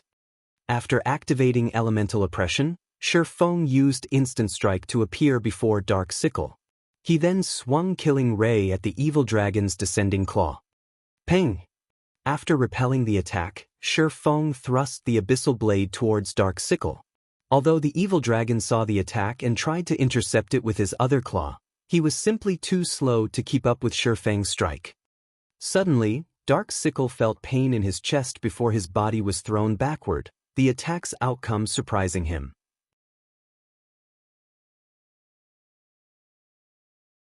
Chapter 1915, Might of the Four Towers of Elements. He sent the dragon flying. The crowd stared in shock as Shifeng threw the evil dragon backward by over a dozen yards. A moment ago, Shifeng had clearly been at a disadvantage, yet he had just sent this intruder flying. Moreover, he had done so with a normal attack. Damn it! Why does this city have such a powerful domain magic array? Dark Sickle glared at the magic barrier above the city with a grim expression. Due to this magic array, his mobility had been reduced by at least half. Moreover, his basic attributes had decreased by as much as 40%. This drop in his performance was the reason that Shifeng had succeeded in throwing him so far with a simple, normal attack. A domain magic array. So this is Zero Wing City's trump card? Although the magic array's powerful suppression only targeted Dark Sickle, the various guild upper echelons realized what had happened. The previous exchange's unexpected outcome hadn't been a result of Shifeng's strength. Rather, it had been because the magic array, which had abruptly appeared above the city, had drastically weakened Dark Sickle. The magic array must be particularly powerful since an ordinary array wouldn't be enough to suppress a Tier 3 archaic species to this extent. After Shifeng repulsed Dark Sickle, the 20 NPC soldiers moved to surround him. They had no problem suppressing Dark Sickle now, dealing over -100,000 damage with each attack. No matter how much Dark Sickle struggled, he couldn't break free from the NPC's encirclement. He couldn't even get close to any of the surrounding players, much less kill them. How is this possible?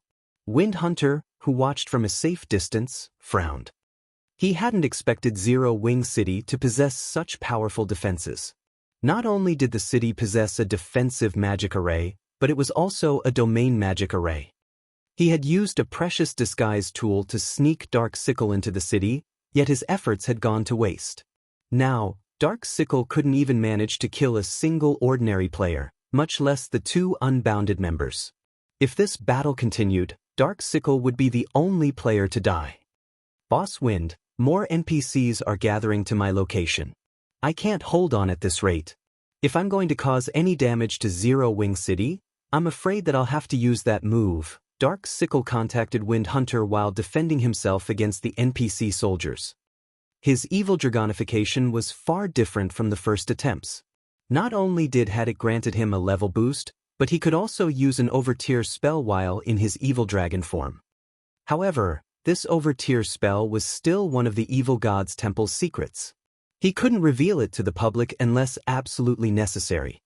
Yet, he could only deal a significant blow to Zero Wing City if he used this overtier spell now. The Tier 3 instantaneous movement magic scroll he had prepared was his only other option of escape. After giving the matter some thought, Wind Hunter gnashed his teeth and reluctantly agreed, "Use it. Although this will expose the evil dragon's true strength earlier than planned, it is better than leaving the city without accomplishing anything."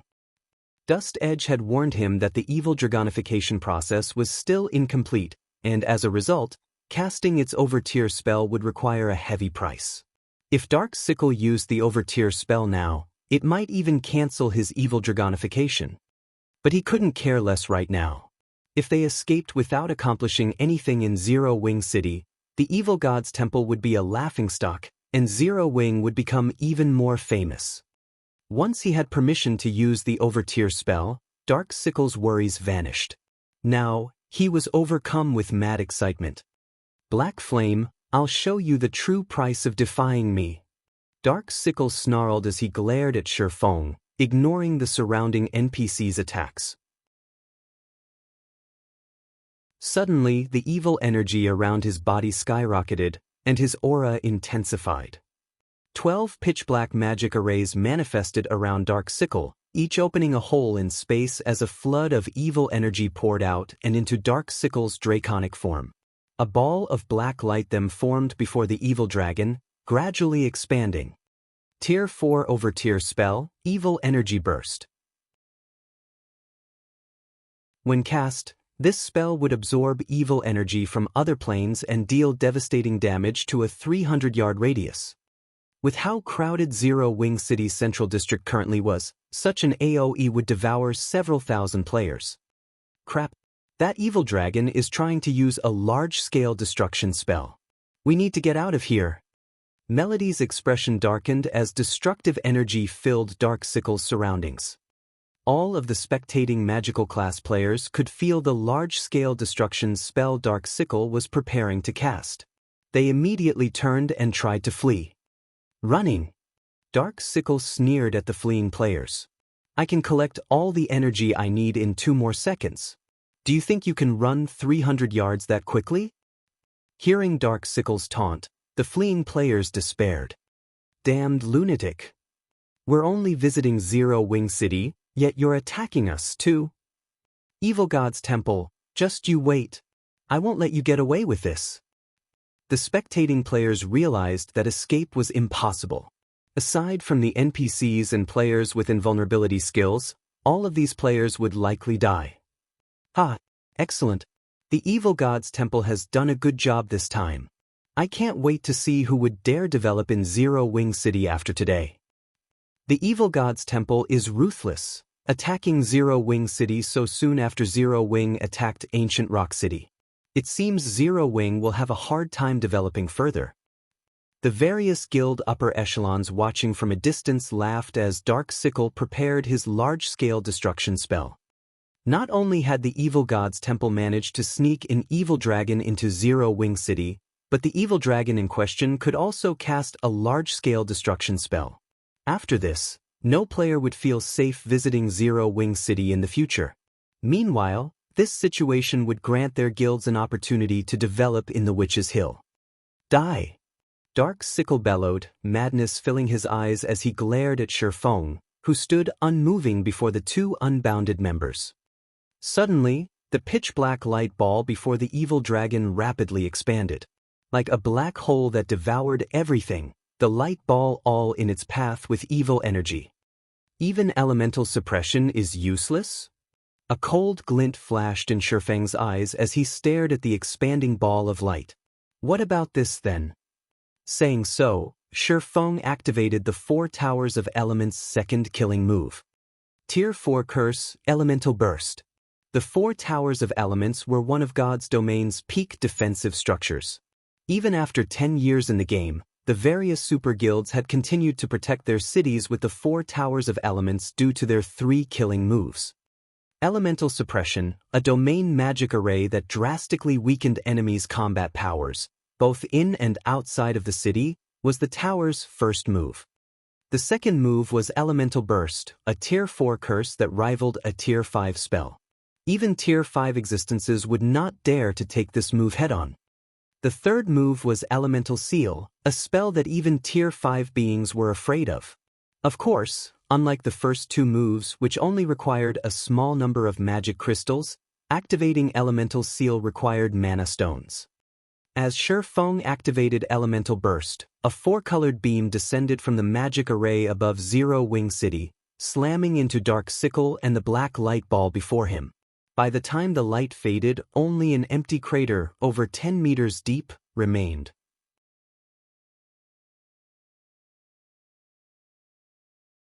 Chapter 1916, Fame Spreads, the Evil Dragon is Dead. Impossible! That's a Tier 3 archaic species we're talking about. The spectating players gaped at the deep crater in the middle of the street, utterly frozen in shock. They had thought that their deaths were certain a moment ago, but in the next second, the evil dragon, which had been about to release a large-scale destruction spell, had died.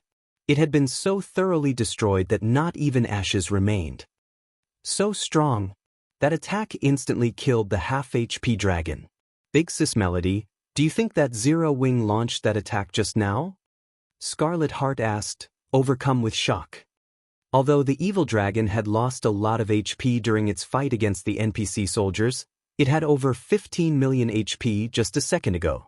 However, when the four-colored light pillar had descended, the evil dragon hadn't even had time to scream before it had been destroyed. This was the first time she had witnessed such a devastating attack since joining God's domain. Not even a Tier 4 large-scale destruction spell could compare. Such a powerful attack would likely even injure mythic monsters. That's likely.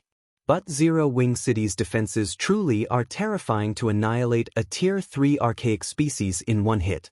I doubt other guilds have a chance of competing with Zero Wing in the Witch's Hill now, Melody said as she marveled at the magic barrier enveloping Zero Wing City. If Ninth Heaven's Guild Town were as powerful as Zero Wing City, it wouldn't have any problems dealing with the Death God Workshop. When players chose a guild town to visit, the most important aspect they took into account was the town's security. Whether it was independent players or merchant players, nobody wanted to die for no reason, wasting all of the effort they spent on leveling. Not only did Zero Wing City provide such a comfortable living environment, but its defenses were also immensely powerful. If they had the option, players would definitely choose to operate out of this city. What was that spell? Dark Sickle's magic resistance should have been boosted after transforming into an evil dragon. How could he have died despite still having over half of his HP? Wind Hunter's expression twisted when he saw the crater, void of the evil dragon.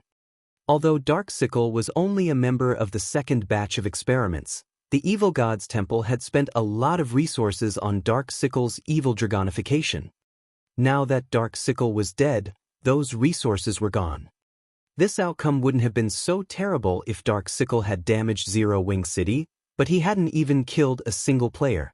All Dark Sickle had accomplished was further solidifying the public's confidence in this city, which was the exact opposite of the Evil God's Temple's goal.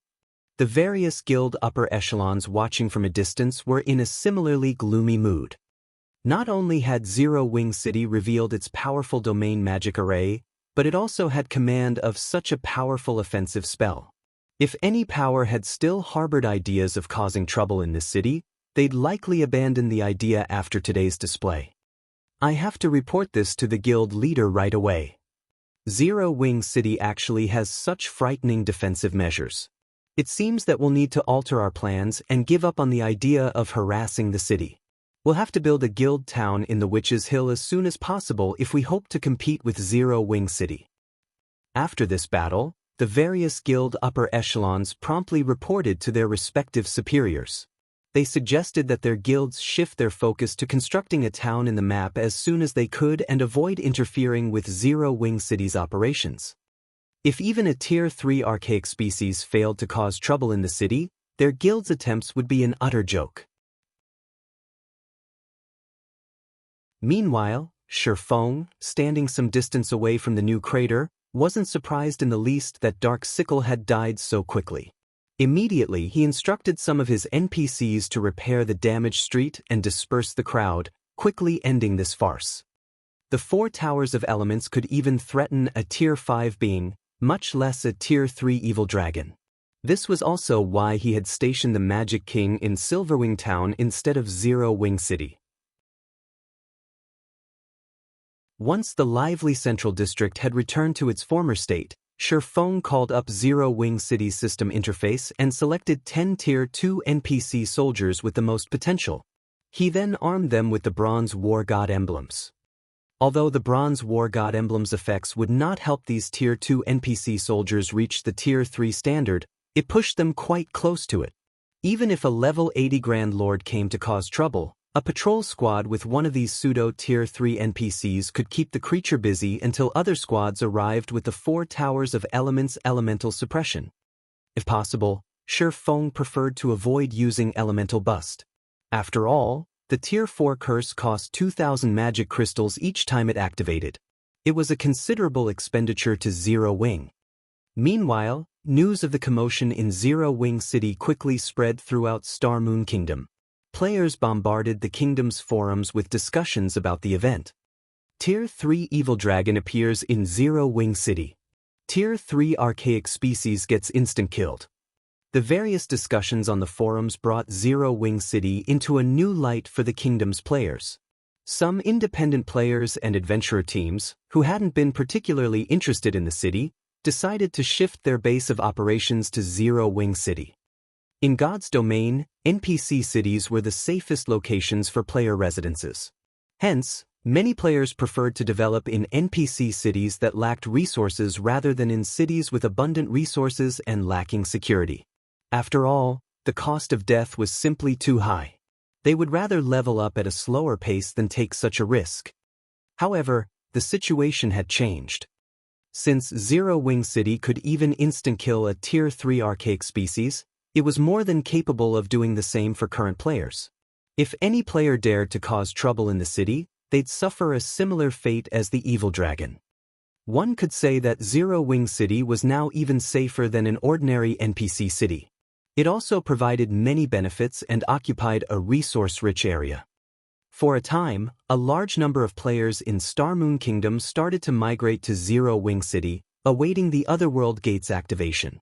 In less than half an hour, Zero Wing City's player population had reached 10 million. Although many more players tried to enter the city, it had reached its maximum capacity. If players wished to enter the city, they would have to wait for others to leave it. Due to this, more than 100 adventurer teams now petitioned to join Zero Wing. Every one of these adventurer teams contacted Aqua Rose in the hopes that she could facilitate their merger, offering resources and lands that tempted the Zero Wing Vice Guild leader.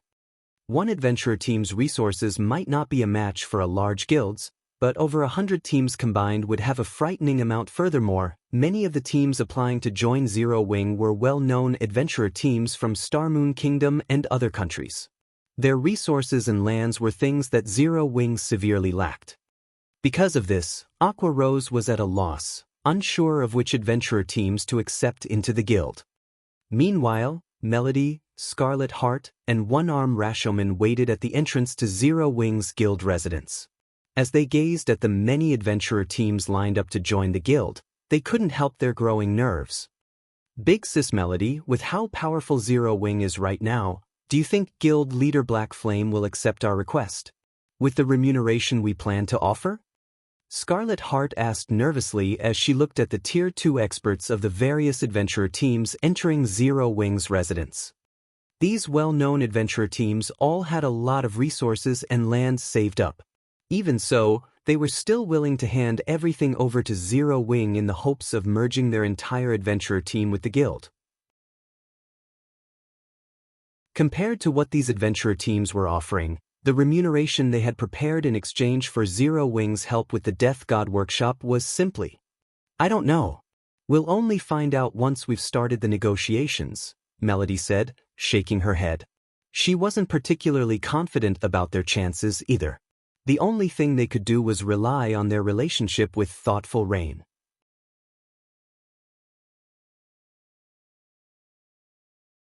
Chapter 1917, Forest City Transaction. Zero Wing City, Zero Wing's residence. A large number of players crowded around the residence's entrance, applying to join Zero Wing. Many of these players were well-equipped, high-level experts, and quite a few were Tier 2 players. This scene surprised many passers-by. Tier 2 was currently the symbol of an expert. Even players that had only completed the normal mode promotion quest were considered experts. After all, the Tier 2 promotion quest was not easy to clear. It was impossible without reaching a certain standard. However, compared to the Tier 2 players outside of the residence, the adventurer teams in line truly dumbfounded the nearby spectators. Every adventurer team entering Zero Wing's residence possessed a certain degree of fame. Moreover, all of the team's representatives wore excellent equipment, with a few wearing level 50 fine gold equipment.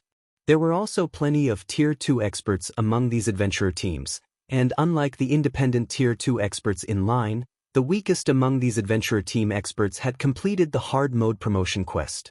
They had far more potential than the experts that had only completed the normal mode quest. With so many adventurer teams seeking to join Zero Wing, Zero Wing's strength will quickly and significantly increase. Amazing! I've seen more than 20 adventurer teams entering the residence thus far. Combined, these adventurer teams have even more overall combat power than third-rate guilds. Hopefully, Zero Wing doesn't accept too many. Otherwise, independent players like us will have a much slimmer chance of joining the guild. The independent players in line were excited and worried as they watched the various adventurer teams following after Zero Wing's representatives. Now that Zero Wing City had revealed its powerful defenses, countless players wanted to develop in the city. Zero Wing's future was clear. Even if the guild lost its position in the Ore Empire, its standing in Star Moon Kingdom would be unshakable. To the general populace, Zero Wing was even stronger than a first-rate guild that occupied 2 or 3 kingdoms. A first-rate guild that occupied 2 or 3 kingdoms might have a lot of resources, but its development couldn't be considered stable. There was still a very high chance that other guilds would steal its resources. However, that was not the case for Zero Wing. As long as Zero Wing City stood, the guild's position in the kingdom would remain stable. With how powerful Zero Wing City's defenses were, it was very hard to imagine any power capturing or destroying the city. Even if a power were capable of doing so, it wouldn't likely be interested in a backwater country like Star Moon Kingdom. They'd definitely set their sights on better territories. While the crowd outside of the residence discussed Zero Wing's future, 2 women emerged from the residence. The moment these 2 women appeared, the crowd outside went into an uproar.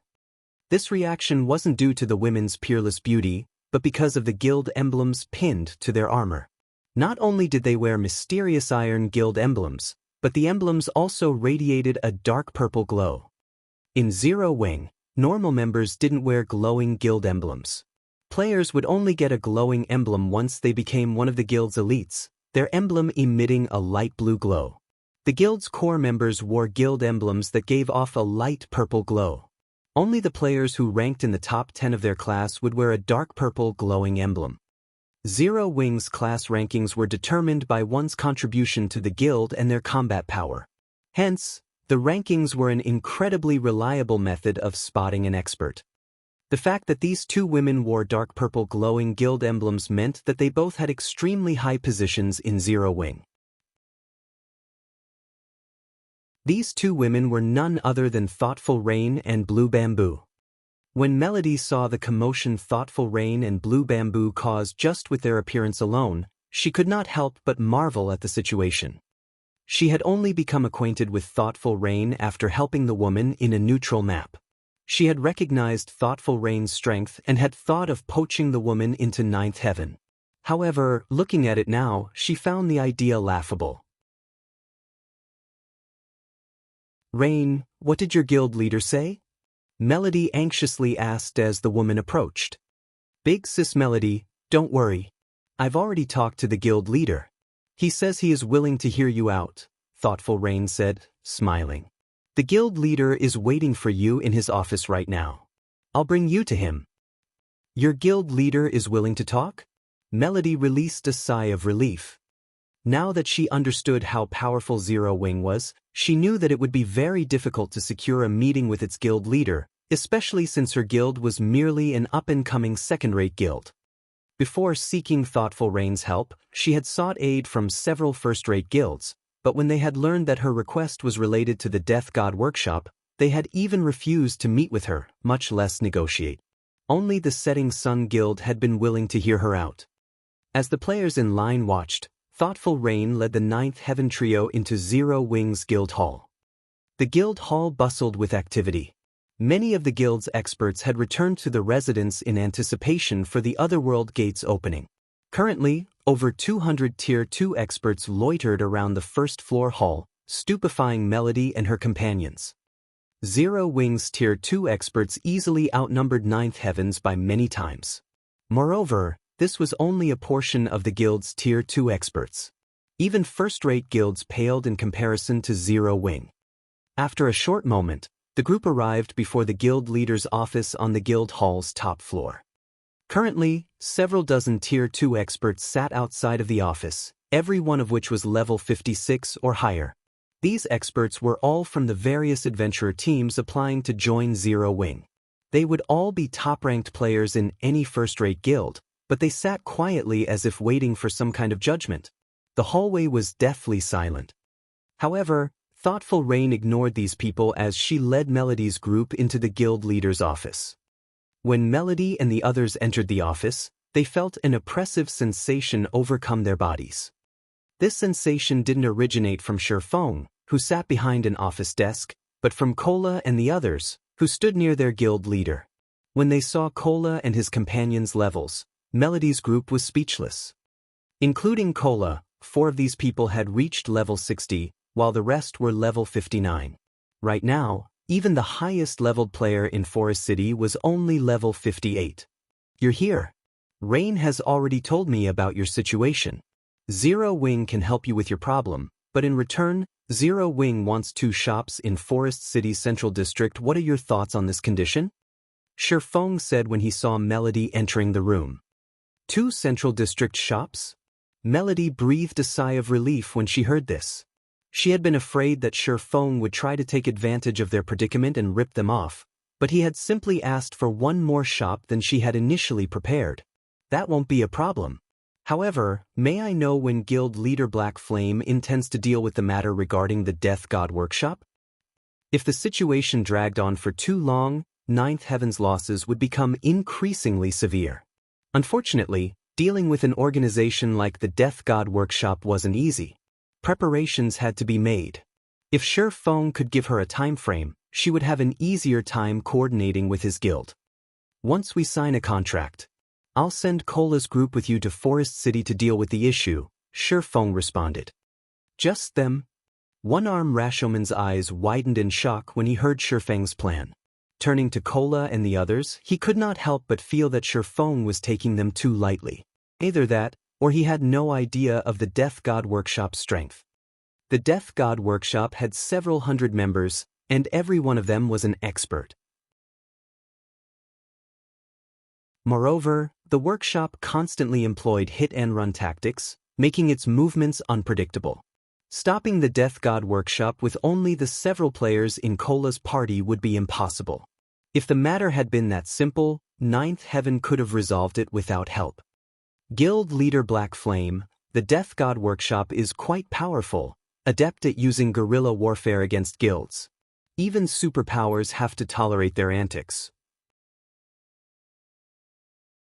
With so few people, I'm afraid that, Melody tried to warn Shifeng. Relax. Kola's group will be enough. If it isn't, I'll find another way to deal with this problem, Shifeng said, chuckling. If you have no other concerns, let's sign the contract. Melody could not help but sigh at Shifeng's response, but since he had agreed to help, demanding too much wouldn't benefit her. She could only see how this played out. If the problem persisted, Zero Wing would dispatch more experts to deal with the Death God Workshop.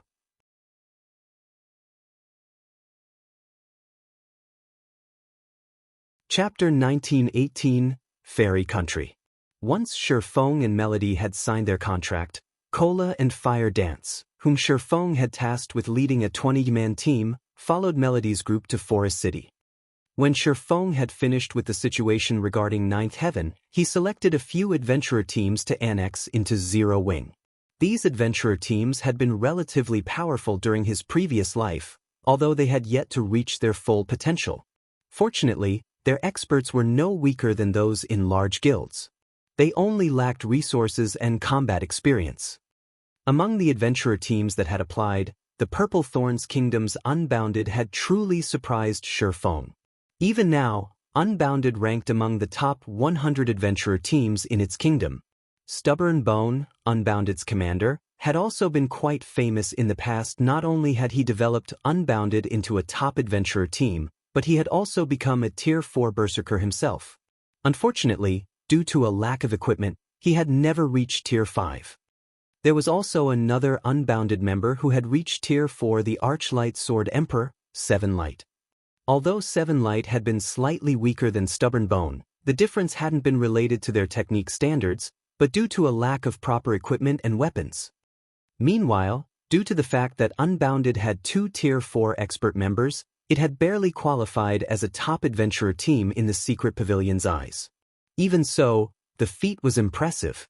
After all, top adventurer teams that earned the secret pavilion's recognition could even rival the best second-rate guilds, with some of the more powerful teams rivaling first-rate guilds.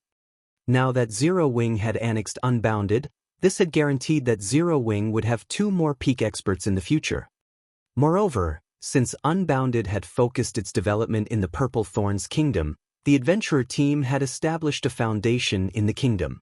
After annexing Unbounded, Zero Wing would have more influence in the kingdom, which would, in turn, make it easier to obtain resources unique to the kingdom. After Shi Feng finished selecting adventurer teams, he made his way to the candlelight trading firm and started to mass-produce all-round devices. He also instructed Melancholic Smile to arrange the production of advanced darkness resistance potions in preparation for his expedition to Kama Island. Meanwhile, in the second-floor hall of Zero Wing's Guild Hall. When the various adventurer team representatives waiting in the hall saw Aqua Rose, they all could not help but grow nervous. After researching your adventurer teams, we have decided that we will only fully welcome the teams on this list. For those not listed, Zero Wing will accept a portion of your members, Aqua Rose said as she passed a list to the various adventurer teams present. Also, every adventurer team that agrees to join will receive 20 internal member slots in Zero Wing. If you agree to these conditions, you may see me to sign a contract, becoming one of our guild members. Currently, more than 60 adventurer teams were interested in joining Zero Wing, but the guild could only afford to recruit a limited number of players. If Zero Wing recruited too many, it would only hinder the guild's development. Hence, including the adventurer teams Shi Feng had handpicked, Aqua Rose had only decided to allow 11 adventurer teams to join Zero Wing, all of which had relatively strong Tier 2 experts and resources that would be crucial to Zero Wing's development. After checking the list, some of the adventurer teams celebrated, while others were frustrated. "Commander, this is great.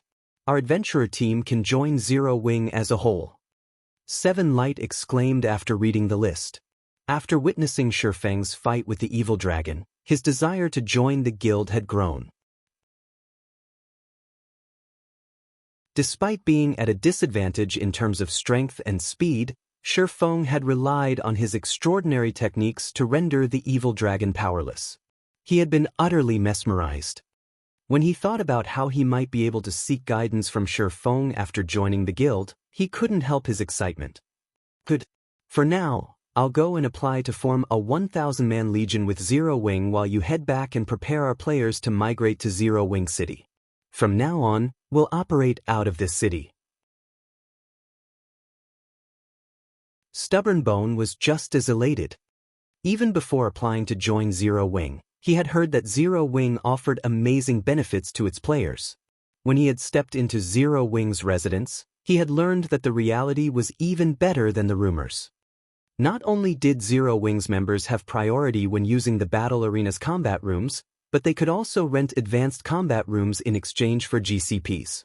As long as they had enough GCPs, they could even learn all kinds of combat techniques. However, what surprised him the most was Zero Wing's guild warehouse. There were even level 55 and 60 dark gold weapons and equipment available for purchase. Of course, guild members had to have enough GCPs and sufficient status to buy these items. Only core members were allowed access to top-tier items. Even so, elite members could purchase level 55 and 60 fine gold weapons and equipment. Moreover, Zero Wing's members had a variety of methods to earn money. Not only were a ton of high-ranked quests available in the guild's various residences, but there were also plenty of guild transportation quests available in Silverwing City. These guild transportation quests awarded far better remuneration than the transportation firm's quests for non-guild members. With all of these resources, Stubborn Bone even had hope of becoming a peak expert in God's domain. However, he wanted to get Unbounded's members settled in Zero Wing City first. Then, he would do everything he could to raise his position in the guild. He could only secure more resources to grow by doing so. All of the adventurer teams that joined Zero Wing would start as normal members, and commanders were no exception. Meanwhile, in the Fairy Country, a neutral map far away from Starmoon Kingdom, Under Melody's lead, Cola and the others finally arrived at the fairy country's forest city. This place is so prosperous. It seems like there are so many more players here than in Star Moon City. Shadow Sword was a little surprised to see half-beastmen and half-elves filling the streets. Fire Dance and the others nodded in agreement. In their opinion, very few players should choose to play as a neutral race, but Forest City's streets were packed.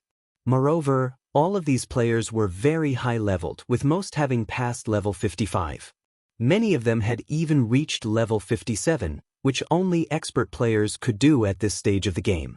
In fact, Forest City likely had more level 57 players than Zero Wing City. Forest City is the fairy country's capital. 1/3 of the country's half-beastmen and half-elves are here. Although it can't compare to an empire's imperial capital, it's more prosperous than an ordinary kingdom's capital. Fairy Country is a hub for players seeking individual strength. Players come here from various kingdoms and empires. If you gather all these players in a single location, it is only natural that you'd get a frightening number. Moreover, more players continue to flood into the city. This is why so many large guilds have set their sights on the fairy country. Some guilds have even converted all of their players into neutral races, Melody explained. There are as many as 5 first-rate guilds operating in Forest City, and everyone is competing over the position as the city's overlord. 5 first-rate guilds are competing over this city? Fire Dance was astonished.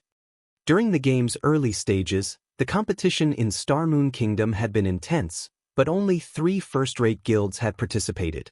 However, 5 first-rate guilds fought over this single NPC city.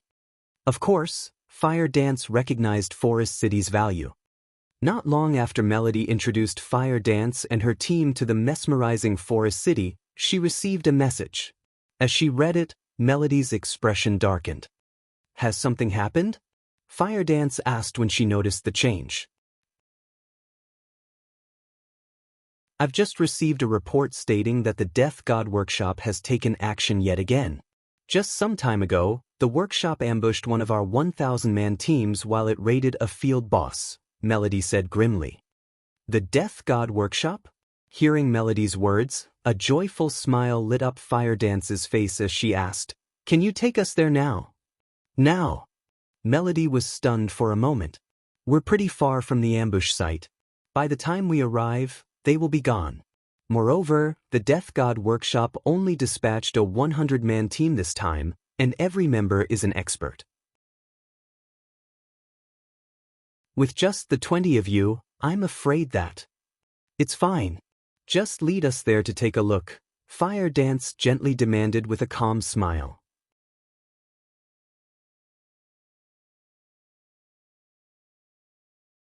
Chapter 1919, Battlefield of Monsters.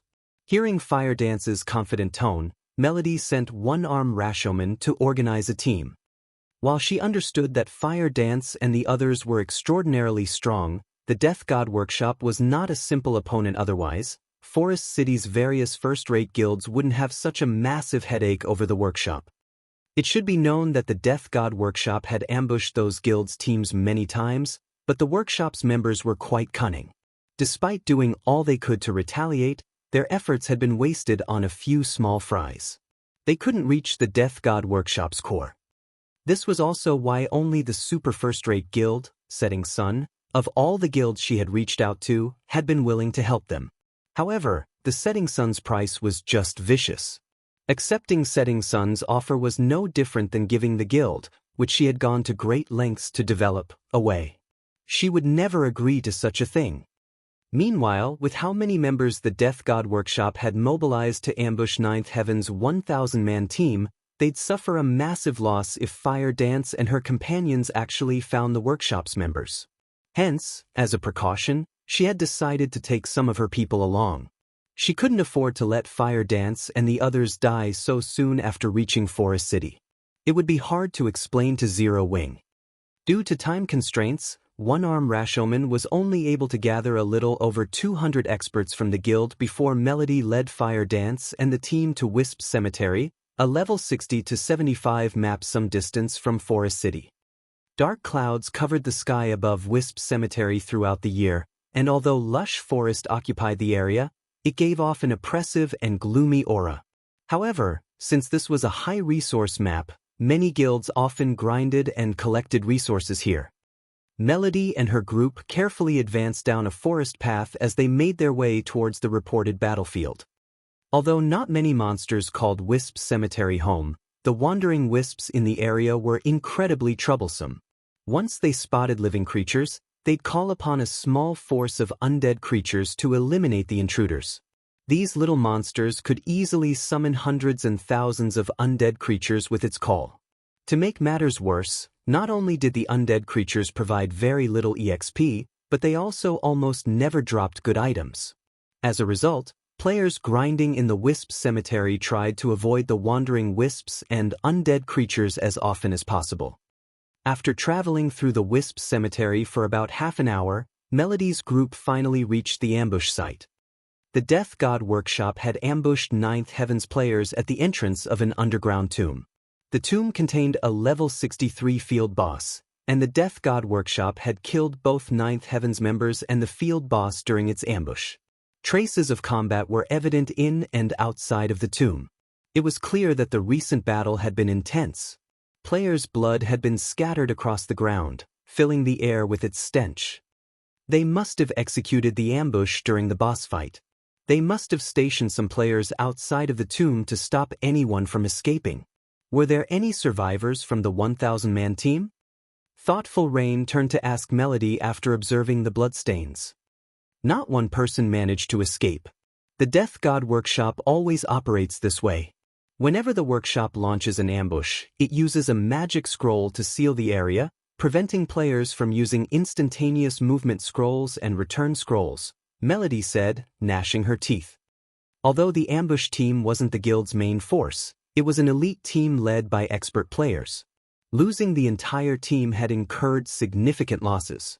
Not only had every player died, but they had also all lost a piece of equipment. The lost weapons and equipment were far more of a problem than the lost levels. Big Sisfire, too much time has passed since the end of the battle. The players from the workshop have already left the area, and their tracks have faded.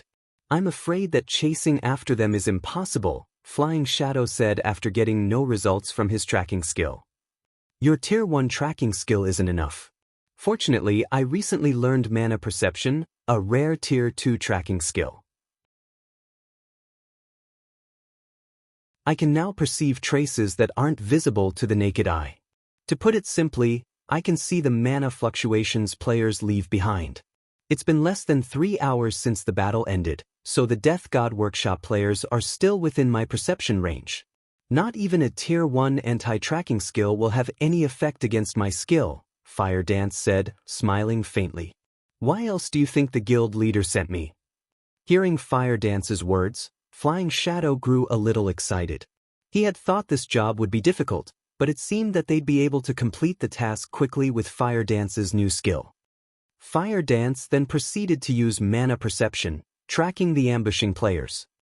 If the Death God Workshop members had used a return scroll to leave the area, she wouldn't have been able to track them. However, she'd find them as long as they simply walked away. These people haven't left using a return scroll. After lingering here for some time, they headed north, Fire Dance said as she watched the mana fluctuations lead into the forest. Hurriedly, she said, they only left about an hour ago. We still have hope of catching up to them. Let's move out. Saying so, Fire Dance took the lead and followed the mana fluctuations with her teammates close behind. She found them. Melody could not help her growing excitement. Hurriedly, she and the 200+ experts from her guild followed after Fire Dance. She had never thought that Fire Dance was so amazing to locate a trail that was more than an hour old. Ordinary tracking skills were impressive enough if they could find 30-minute-old traces. If the target had an anti-tracking skill, finding them would be even more difficult. After following the trail for about half an hour, the group finally arrived before an ancient temple nestled in a thick grove of trees. At a glance, over 500 players were gathered before the temple's entrance. However, these players were a part of two different groups, a 60-man team and a 500-man team. All of the 500 wore uniform equipment of relatively high quality, and they were all level 56 or above. This was obviously a guild team.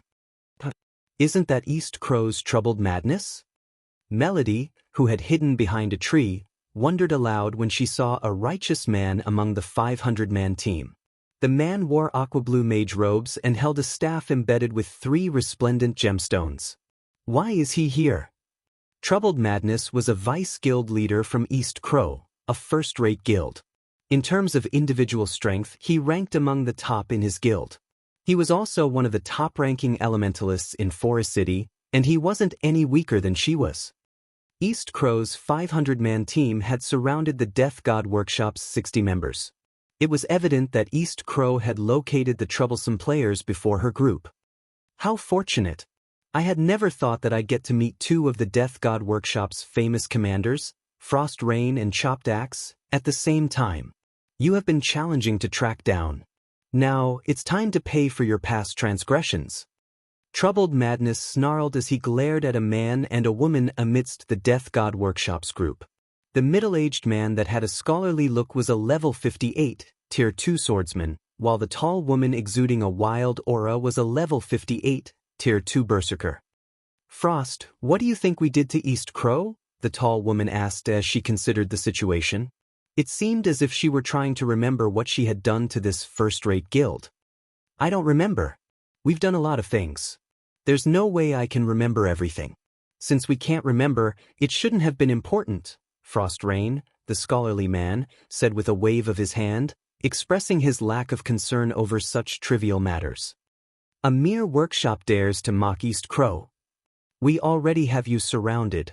None of you should think of leaving this place alive. Troubled Madness bellowed in rage. East Crow's other members went into a frenzy, killing intent flooding from them as they charged at the Death God Workshop players.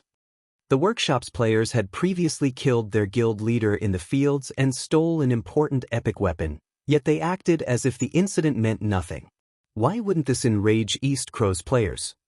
Countless spells and arrows rained down on the Death God Workshop's members as East Crow's MTs and melee players tightened their circle. All of these guild players were experts, and their coordination was seamless.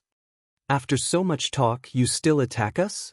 Chopped Axe, the tall woman exclaimed, I haven't had my fill yet, so let's see how far you East Crow players can go. After saying so, Chopped Axe charged into the shrinking wall of players. Frost Rain, however, showed no interest in the battle. He yawned with boredom, further inciting guild players' fury. The MTs and melee players on the front line began to employ their specialty moves, meeting Chopped Axe in battle. Elated, Chopped Axe raised the excessively large axe in her hands and brandished it at the approaching players. Ping.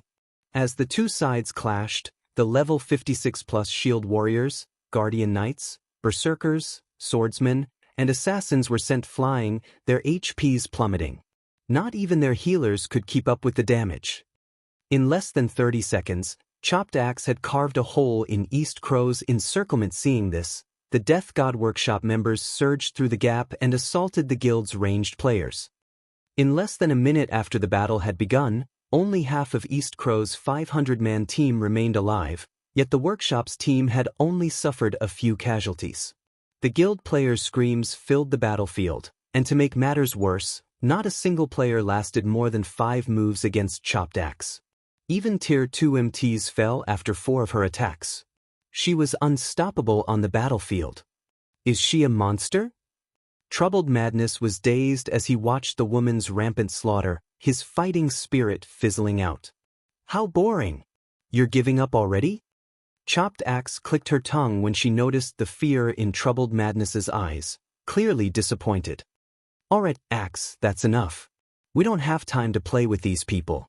We need to get into the temple quickly. Frost Rain, who hadn't made a single move, reminded his comrade as he gestured to the temple before him. He completely ignored the 200+ East Crow members that were still alive.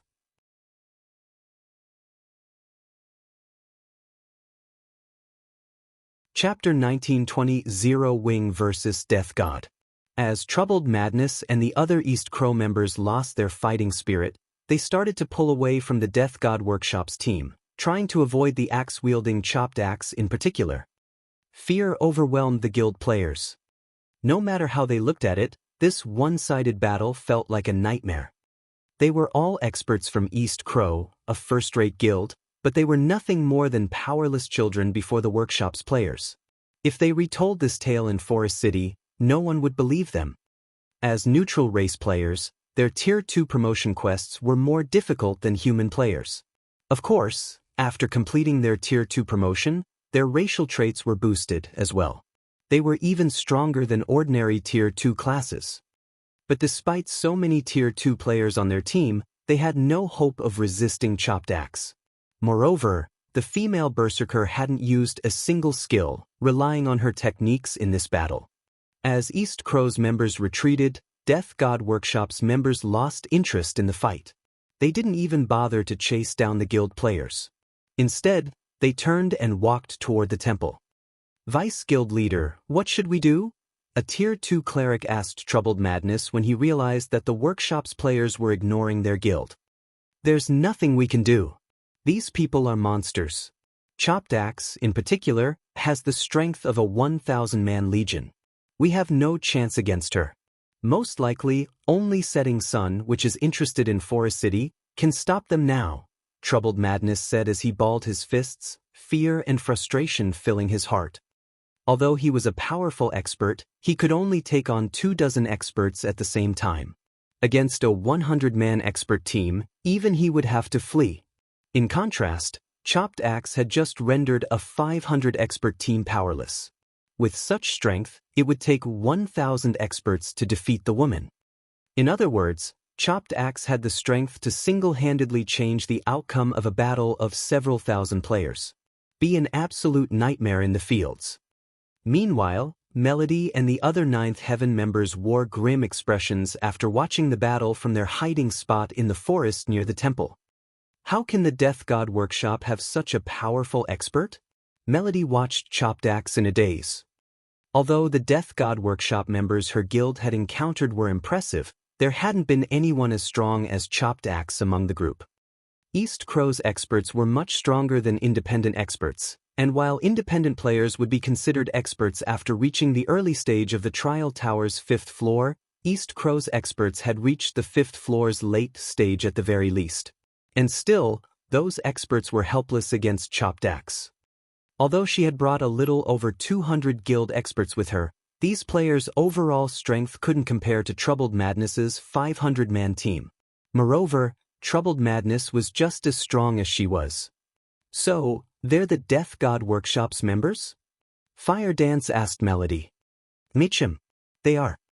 Melody nodded. It seems this trip wasn't a complete waste of time after all, Fire Dance said as she watched the group of players approach the mysterious temple. She then turned to her guild mates and announced, "All right, time to get to work." Saying so, Fire Dance emerged from the grove of trees and approached the players from the Death God Workshop. "We're getting to work." Cola and the other Zero Wing members grinned before following after Fire Dance. "What are you doing?" Melody's anxiety peaked as she watched Fire Dance and her companions leave their hiding place. "Didn't you just see how powerful those players are? With our current team, we won't even serve as a warm-up. We should return and organize a stronger team." The Death God Workshop's commanders were its strongest players. She had assumed that while these commanders might be strong, they shouldn't be much stronger than the workshop's other players, but it seemed that she had been gravely mistaken. Moreover, this Death God Workshop team was led by 2 commander-level existences. When she considered the possibility of the scholarly man, Frost Rain, being as powerful as Chopped Axe, she shuddered. Fighting the 2 Death God Workshop commanders at the same time would be suicidal. However, despite Melody's advice, Fire Dance stepped out of the forest's cover as if she hadn't heard Melody at all.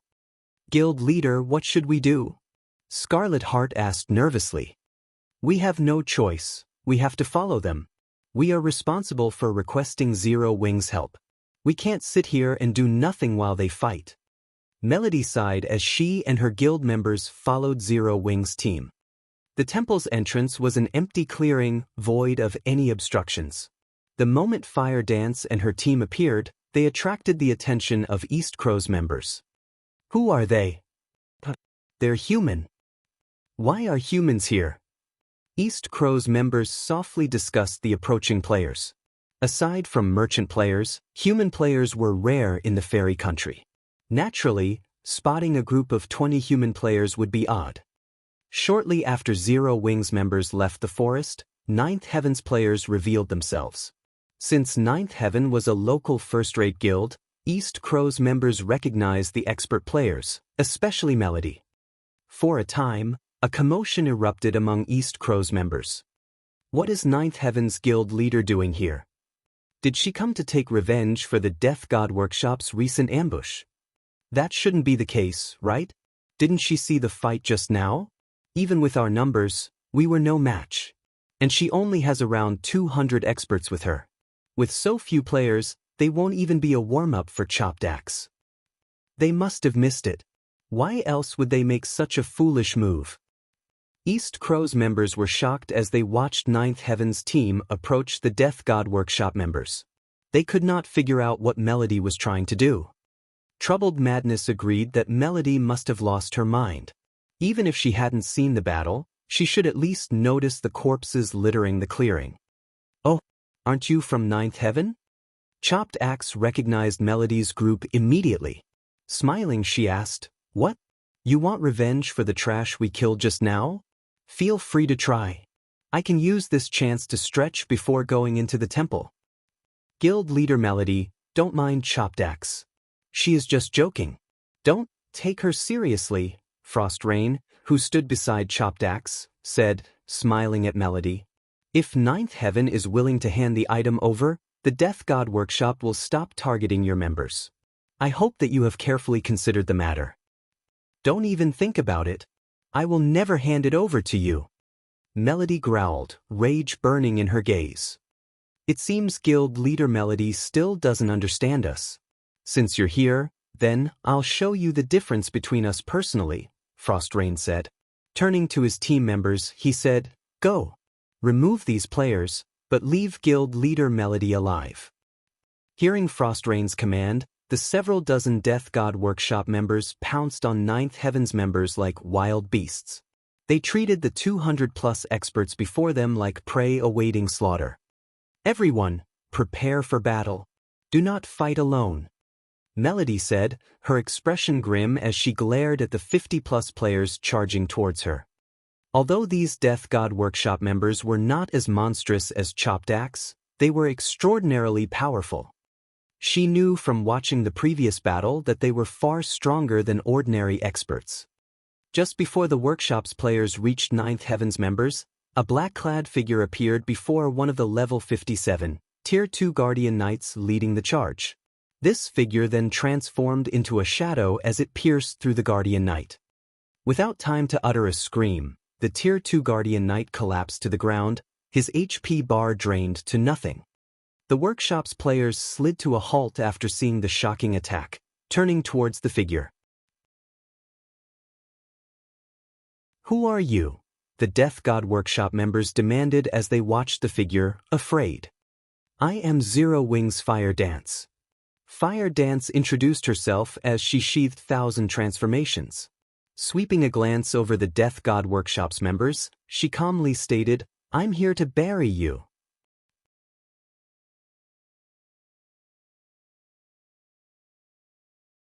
Chapter 1921, Duel of Strength. The Death God Workshop's members shot Fire Dance chilling expressions after hearing her statement. "You're here to bury us? How bold. This woman must be dreaming." Although Fire Dance's level 60 was surprising, a 2 or 3 level difference was nothing to experts like them. They were merely on alert due to her successfully ambushing and killing at Tier 2 metric tons. However, Fire Dance was dearly mistaken if she thought that she could slay them all.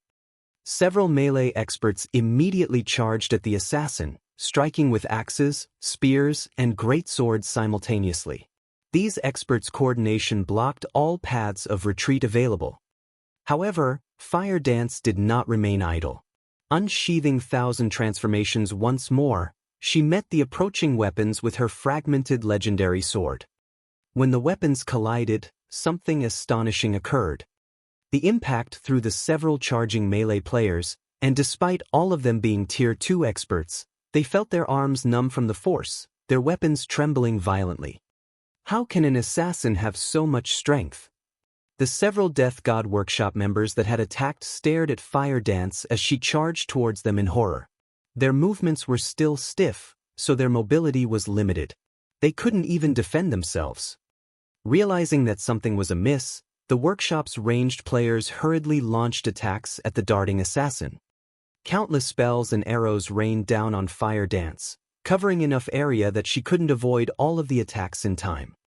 However, just before the attack struck Fire Dance, a giant of a figure appeared before her. It was none other than Kola, who was more than eager to join the fray.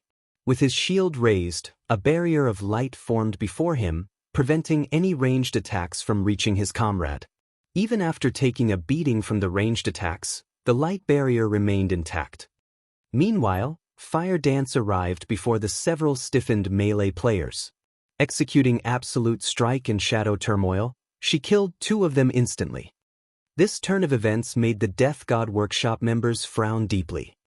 When Fire Dance had ambushed and killed the Tier 2 metric tons, they hadn't gotten a clear view of the assassin's combat standards, but after this clash, they knew that both Fire Dance and Kola were extremely powerful experts.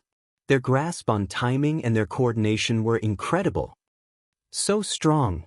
Troubled Madness, who watched the battle from a safe distance, gasped when Fire Dance had instantly eliminated 2 players. After fighting the Death God Workshop earlier, he had learned how powerful the workshop's Tier 2 experts were. Even in a one-on-one, he was not confident of defeating those experts decisively, let alone several of them at once. It seems you're not all talk after all. I finally get to have some fun. Chopped Axe licked the corner of her lips before raising her gigantic battle axe and charging at the human assassin. Although Chopped Axe was a berserker, her movement speed was even higher than ordinary assassins. Fully displaying the benefit of being a tigerkin, she left afterimages wherever she passed. By the time Fire Dance had killed her 4th Death God Workshop member, Chopped Axe had appeared before the female assassin. Raising her battle axe with a single hand, she sent a powerful chop at Fire Dance. As the weapon descended, space around its blade showed faint signs of crumbling. Tier 2 skill, Spatial Quake. Not only did Spatial Quake temporarily increase her strength, but it also dealt damage in a 5 by 15 yard area before her. It was one of the few AoE skills the Berserker class possessed. Not one to fall behind, Fire Dance used the Tier 2 skill, Shadow Edge. Unlike the earlier clashes, neither player had been thrown when Fire Dance's short sword met Chopped Axe's colossal weapon. However, the resulting impact was so powerful that space around them cracked. The women looked at each other in astonishment. How is this possible? How can a human assassin have so much strength? I'm a tigerkin, for God's sake. This berserker's strength is actually a match for mine. The outcome even surprised the Death God Workshop's Frost Rain and Zero Wings members. Chopped Axe was a tigerkin. Her body's innate strength far surpassed that of a human. She had also learned super rare passive skills and wielded a special legacy. Moreover, her weapon was an epic battle axe. Her strength was even unrivaled within the Death God Workshop. The unexpected outcome put Chopped Axe in a very bad mood. She, someone famed for her strength, had failed to defeat a human assassin in a duel of the attribute. This was unforgivable. As for Kola and the others, they were fully aware of just how powerful Fire Dance was. Not only did she wear multiple pieces of epic equipment, but she also wielded 1,000 transformations. Since Kola had his own fragmented legendary item, he could guess that her short sword was the same rank. If that were the case, only Sure Fong and Gentle Snow could likely surpass Fire Dance's strength. Yet, despite being so powerful, Fire Dance's clash with the Tigerkin Berserker had ended in a tie. While everyone was still shocked by the collision, neither Fire Dance nor Chopped Axe gave their opponent an opportunity as they continued to launch frenzied attacks. For a time, afterimages of Fire Dance's short sword and Chopped Axe's axe filled the battlefield. Chopped Axe had better techniques than Fire Dance, and it was evident that she had reached the flowing water realm. She could perceive Fire Dance's attacks as soon as the human assassin began to execute them. However, Fire Dance was an assassin. Strength wasn't her forte. Her true power lay in her speed, so even though the Berserker could read her movements, she still had an advantage with her movement speed, making up for her weaker combat standard. Despite such a thrilling battle, where her life would be forfeit if she made a single mistake, Fire Dance very much enjoyed this moment. Throughout this battle, she recognized many of her deficiencies and perfected her techniques. Fortunately, the same could not be said for Chopped Axe. She could only watch, displeased, as the human assassin continued to improve as they dueled. "You dare use me as a grinding stone? Do you think I will give you enough time to grow stronger?" Chopped Axe immediately activated her berserk skill, Savage God's power, her muscles rapidly expanding. In the blink of an eye, she transformed into a 3-meter-tall giant. At the same time, an extra crimson battle axe had appeared in her hand, radiating waves of bone-chilling mana. "You are the first person in the fairy country to force me to use this move. Now go to hell." Chopped Axe then swung her blades in a powerful downward slash towards Fire Dance. Tier 2 Taboo skill, Meteoric Annihilation. Suddenly, over a dozen crimson axes descended from the sky, each carrying the weight of a mountain. In response, Fire Dance activated Power of Darkness before brandishing 1,000 transformations, sending countless water whips at the falling axe blades. Domain skill, Water Binding.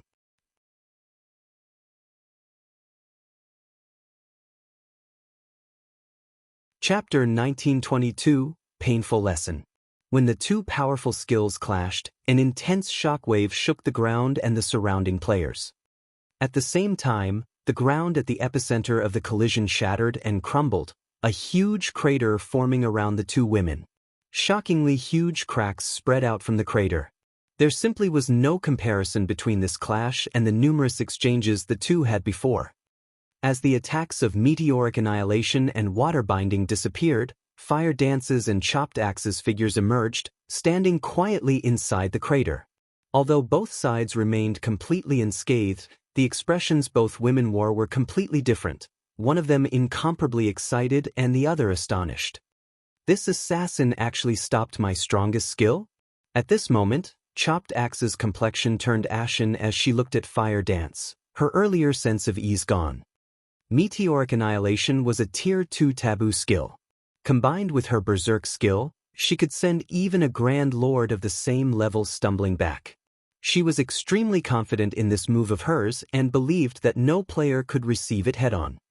Yet, despite Fire Dance being only an assassin, not only did the female assassin manage to stop her attack without receiving any damage, but she had even done so without using Vanish, a well-known life-saving skill of the assassin class. This was definitely an outcome that Chopped Axe could neither accept nor tolerate. However, after Chopped Axe's skill came to an end, Fire Dance's Water Binding was still in effect. The assassin immediately sent water whips at Chopped Axe, one after another, each whip containing strength surpassing Fire Dance's own. In the blink of an eye, 6 whips lashed at Chopped Axe from multiple directions, attacking so fast that the Tigerkin Berserker was forced to use her battle axe to defend herself. For a time, Chopped Axe actually fell into a disadvantage and could only focus on defending herself. Amazing! She is actually suppressing Chopped Axe all by herself? Melody was filled with an indescribable sense of surprise as she watched the battle between Fire Dance and Chopped Axe. She never thought that Fire Dance was this strong. Meanwhile, Troubled Madness, who was spectating the battle from afar, was goggling in shock. He simply could not bring himself to believe that Chopped Axe, the person who had freely slaughtered East Crow's members before, could only focus on defense now. Moreover, at this moment, Chopped Axe wasn't the only person at a disadvantage. The other Death God Workshop members were also engaged in a bitter battle with the other Zero Wing members. Despite the Death God Workshop members' numerical advantage, they were no match for their opponents at all, dying one after another. Shortly after Fire Dance started suppressing Chopped Axe, the half-elf Frost Rain finally made his move. After activating his Berserk skill, he began chanting an incantation and drawing line after line of divine runes. A moment later, ice swords appeared in the sky one after another, easily numbering more than 20. These ice swords then descended on Fire Dance. At the same time, a thick wall of dirt formed around the female assassin, preventing her from escaping the ice sword's AoE. Due to the ice swords, Fire Dance gave up on attacking Chopped Axe. Instead, she had her water whips circulate around herself, forming a defensive barrier that kept the ice swords away from herself. However, Chopped Axe did not idle around during this time either, continuously swinging her two battle axes against Fire Dance's water barrier, the might of her axes tearing a gap through it. Taking advantage of this opportunity, Frost Rain redirected some of his ice swords towards this gap. Despite seeing the approaching attacks, Fire Dance showed no intention of dodging whatsoever.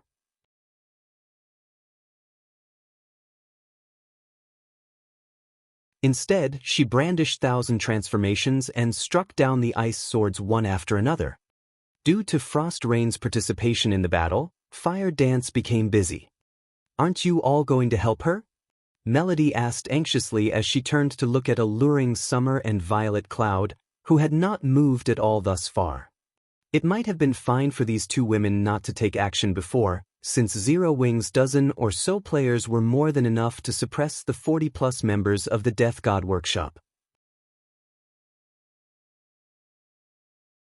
However, now that Chopped Axe and Frost Rain had teamed up to deal with Fire Dance, if alluring Summer and Violet Cloud still insisted on standing aside, then Fire Dance really would be in trouble.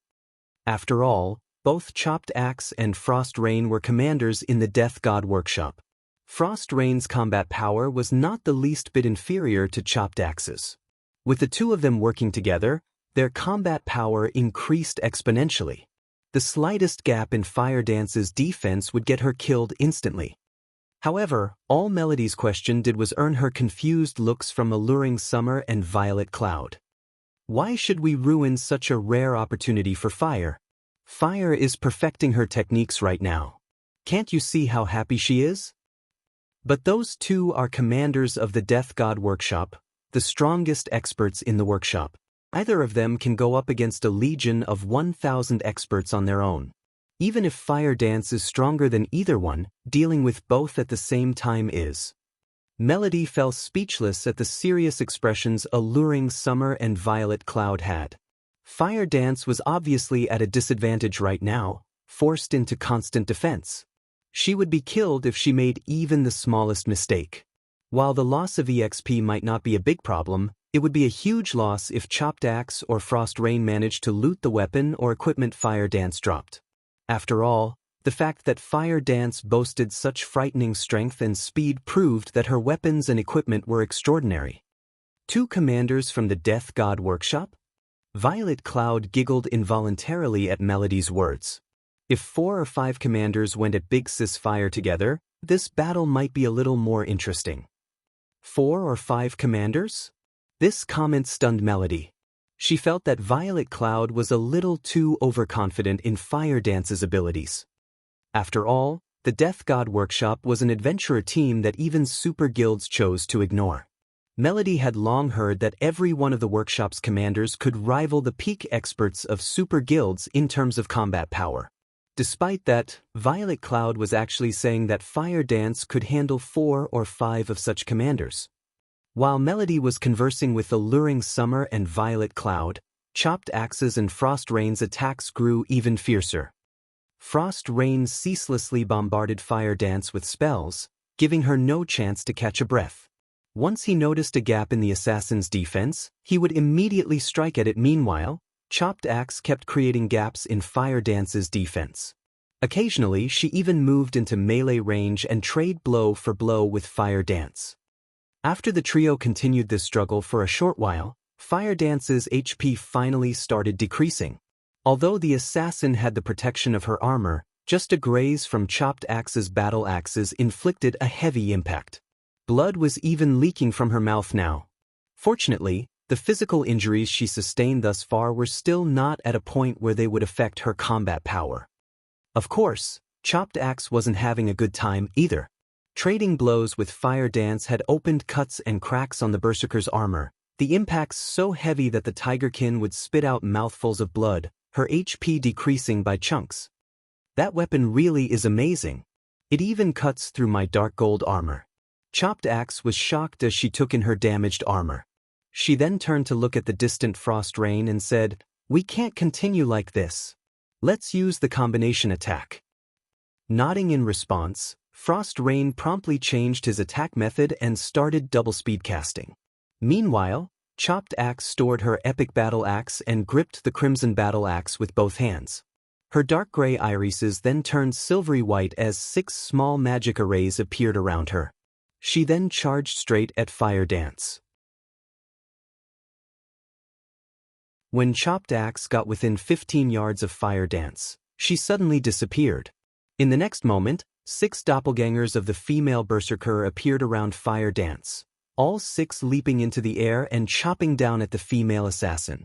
At this time, Frost Rain finished casting his spells.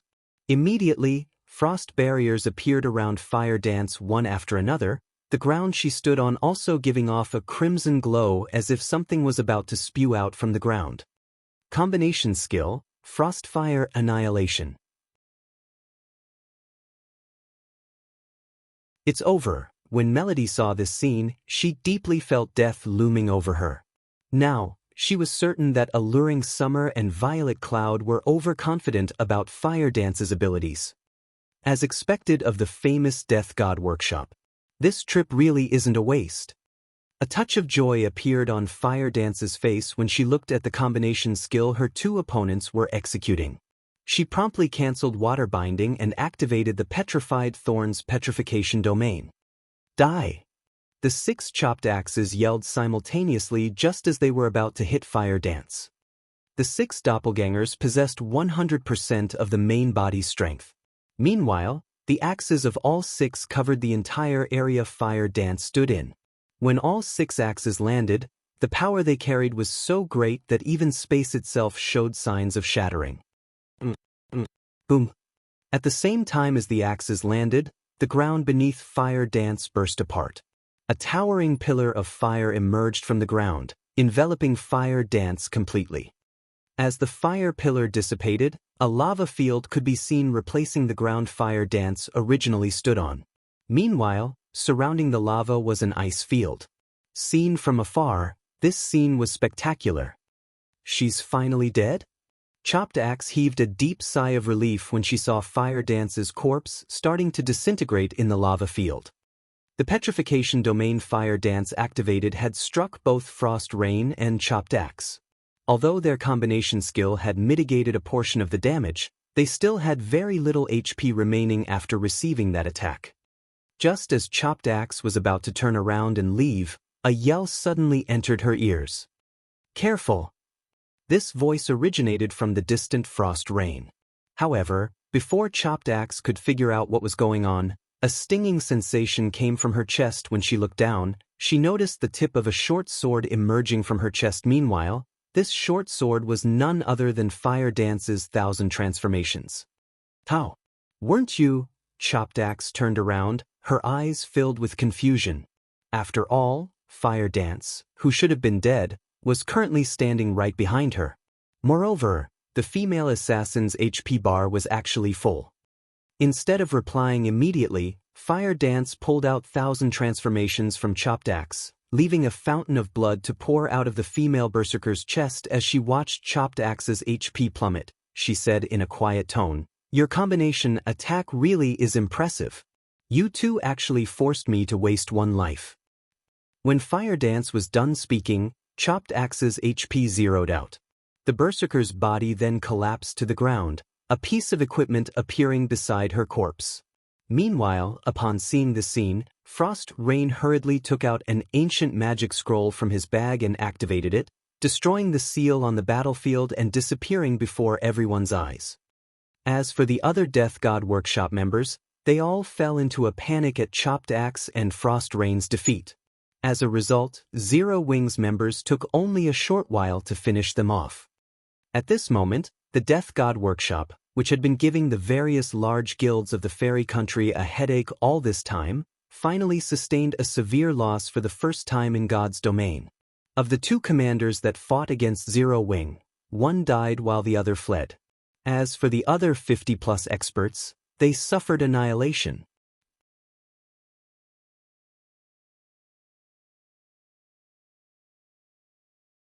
Chapter 1923, Fame Spreading Across the Fairy Country. After the Death God Workshop members' annihilation, varying expressions appeared on the faces of Ninth Heaven's and East Crow's members.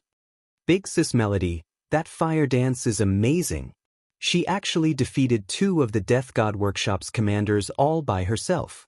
If the rest of the Death God Workshop find out about this, they'll definitely start keeping a low profile when taking action. Scarlet Heart exclaimed excitedly as she watched fire dance going through the loot dropped by the Death God Workshop members. The large guilds operating in the fairy country were all powerless to do anything against the Death God Workshop, largely because the Death God Workshop had too many experts. If the guilds dispatched too small of a team to deal with the workshop, their teams would simply end up getting the tables turned on them. But if they sent too large of one, their movements would get noticed very easily, making a successful ambush on the workshop impossible. Take East Crow for example. Had East Crow dispatched an army of several thousand players instead of just a 500-man team this time, Chopped Axe and Frost Rain's team would have most likely received news about the guild's movements and had long since fled to another map. They wouldn't have given East Crow any opportunity to meet them at all. At this stage of the game, only a superpower, which possessed plenty of experts and resources, would be capable of putting the Death God Workshop in its place. However, the various superpowers had plenty of territories that they needed capable people to manage. They simply couldn't afford a protracted battle with the Death God Workshop without hampering their own development. As a result, the superpowers had no choice but to ignore the antics of the Death God Workshop so long as the workshop did not cross their bottom lines. However, Zero Wing was different from the various superpowers. The guild possessed experts that were capable of defeating the Death God Workshop's commanders and also had amazing tracking abilities. Even without expending a large amount of manpower and resources, Zero Wing could deal with the Death God Workshop. That's right. After this battle, the Death God Workshop will most likely keep its head down for some time. Melody nodded in agreement. She had never imagined that Zero Wing actually had such frightening strength. The strength the guild had displayed thus far greatly exceeded her expectations. Quickly spread the news that Zero Wing has already agreed to help Ninth Heaven in combating the Death God Workshop. Originally, she had expected Zero Wing to give the Death God Workshop pause, at most, and force the workshop into a stalemate. If that happened, Ninth Heaven would have room to develop. Everything would be fine so long as the guild was not pushed to the brink of collapse. However, the situation was different now. Not only did Zero Wing possess the strength to suppress the Death God Workshop, but Zero Wing also had the ability to ambush the workshop's teams. This outcome was far better than what she initially expected. Once the Death God Workshop learned that Ninth Heaven had partnered with Zero Wing, the workshop would naturally stop seeking trouble with Ninth Heaven out of fear of Zero Wing. I'll spread the message right away.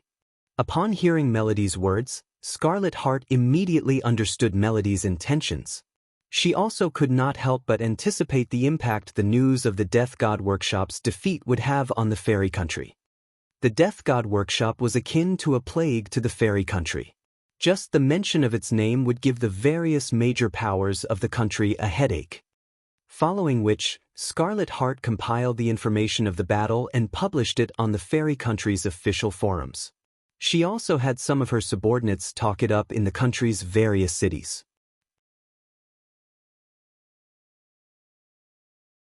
Meanwhile, Troubled Madness, who stood some distance away from Zero Wing and Ninth Heaven's group, wore an incredulous expression on his face as he looked at Fire Dance and the others.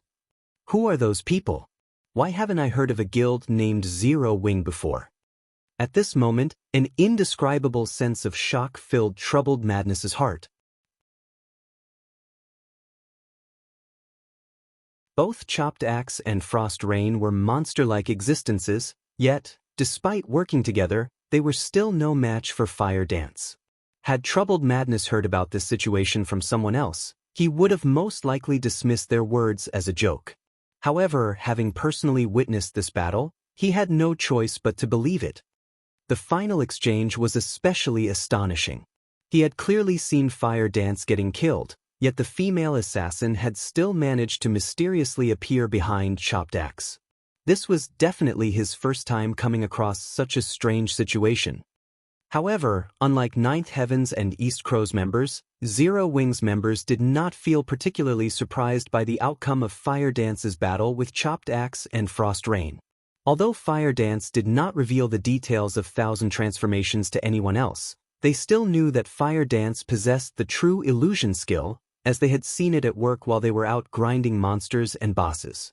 True illusion granted Fire Dance one additional life, though the skill could be used only once every 48 hours. Due to this skill, with the exception of dungeons, Fire Dance had never truly died even once until now.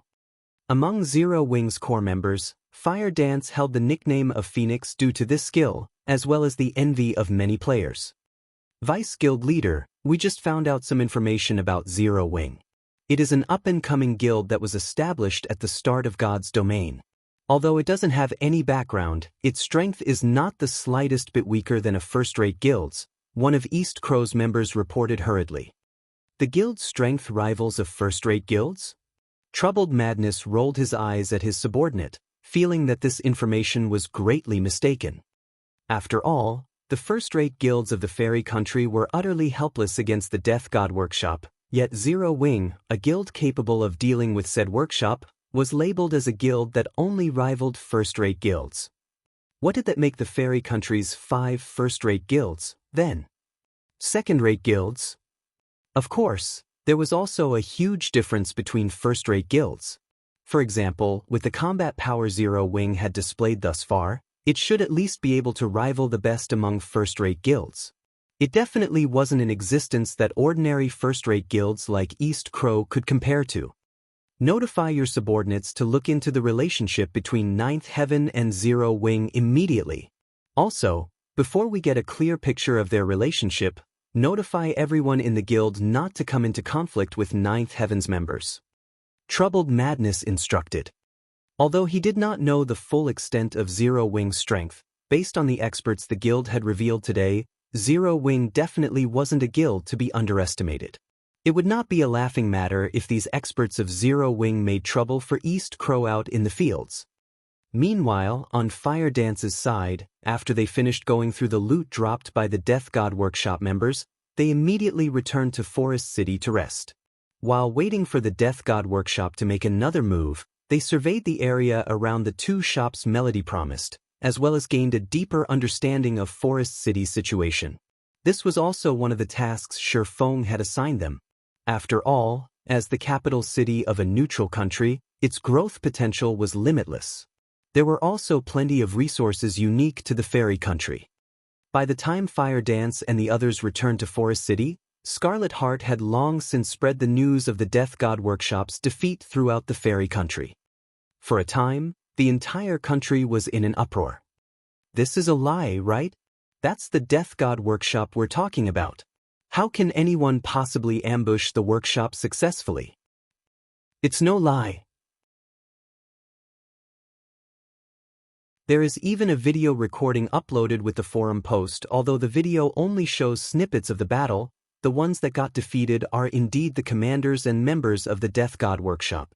Moreover, the Death God Workshop hasn't issued any denials up to now, so it must be true. Zero Wing is amazing. It is actually able to ambush and defeat the Death God Workshop's members. I wonder what kind of guild Zero Wing is? Why haven't I heard about it before this incident? It should be a new guild created by some major corporation. Otherwise, how could it possibly be so strong? I wonder if Zero Wing is recruiting neutral players like us. At this point, everyone in the fairy country was talking about the Death God Workshop's defeat and growing curious about Zero Wing's identity.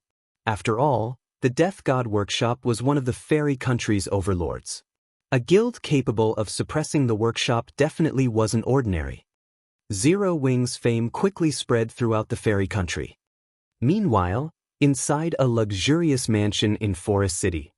When Frost Rain entered the reception room of this mansion and saw the gentle, old man sitting on one of the sofas there, his expression immediately tensed up in anxiety. Meanwhile, standing beside this old man were 6 people, all of them radiating a frightening aura.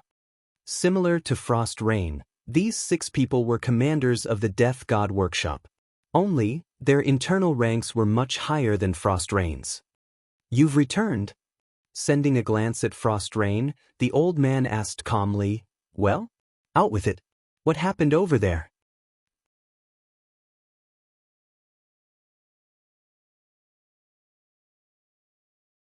Chapter 1924, Foundation Investigation. Frost Rain suddenly felt a chill enveloping his entire body at the old man's words. He immediately retold the battle, careful not to miss out on even the slightest detail. "I see." The old man narrowed his eyes as he caressed his white beard. "A guild from Starmoon Kingdom, is it? An outside guild dares meddle in the matters of our Death God Workshop? Chief, why don't I bring a team to take care of them?" A 2.5-meter-tall bearkin berserker said suddenly. The bearkin's suggestion stunned the other commanders present. Among the 8 commanders of the Death God Workshop, the bearkin berserker ranked number 1. Titled the Heavenly Spear by the Secret Pavilion, he was one of the 2 true pillars of the Death God Workshop. While others might not know, it was entirely due to the first commander and chief commander's existence that the various superpowers chose to ignore the Death God Workshop's antics. Otherwise, with the strength the various superpowers possessed, they would have long since taken care of the Death God Workshop. Yet, now, one of the Death God Workshop's pillars was proposing to take action himself. The other commanders present were naturally surprised by this situation. "Forget it. We'll stop harassing Ninth Heaven temporarily. We'll decide how we should proceed after we have conducted a thorough investigation of Zero Wing," the old man said, shaking his head. "Moreover, even if we don't take action, Zero Wing will still encounter a lot of trouble from this point onward. The waters of the fairy country are much deeper than they think." Meanwhile, the Death God Workshop's lack of response to its crushing defeat fueled Zero Wing's fame to greater heights in Forest City. In just one day, a large number of players already wanted to join Zero Wing. Unfortunately, as Zero Wing had no intention to establish a branch guild in Forest City at the moment, these interested players could not help but sigh in disappointment. However, the businesses Zero Wing had set up in the 2 shops Melody had traded were booming with popularity. Many of the potions and engineering tools sold by the Candlelight trading firm were very much welcomed by Forest City's players. For example, the exotic stamina potion. As there weren't many towns and cities in the fairy country, there were very few teleportation points.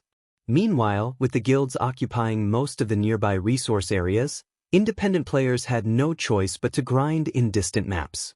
Due to these factors, independent players had to expend a lot of stamina just on travel, a situation that further increased the demand for the exotic stamina potion.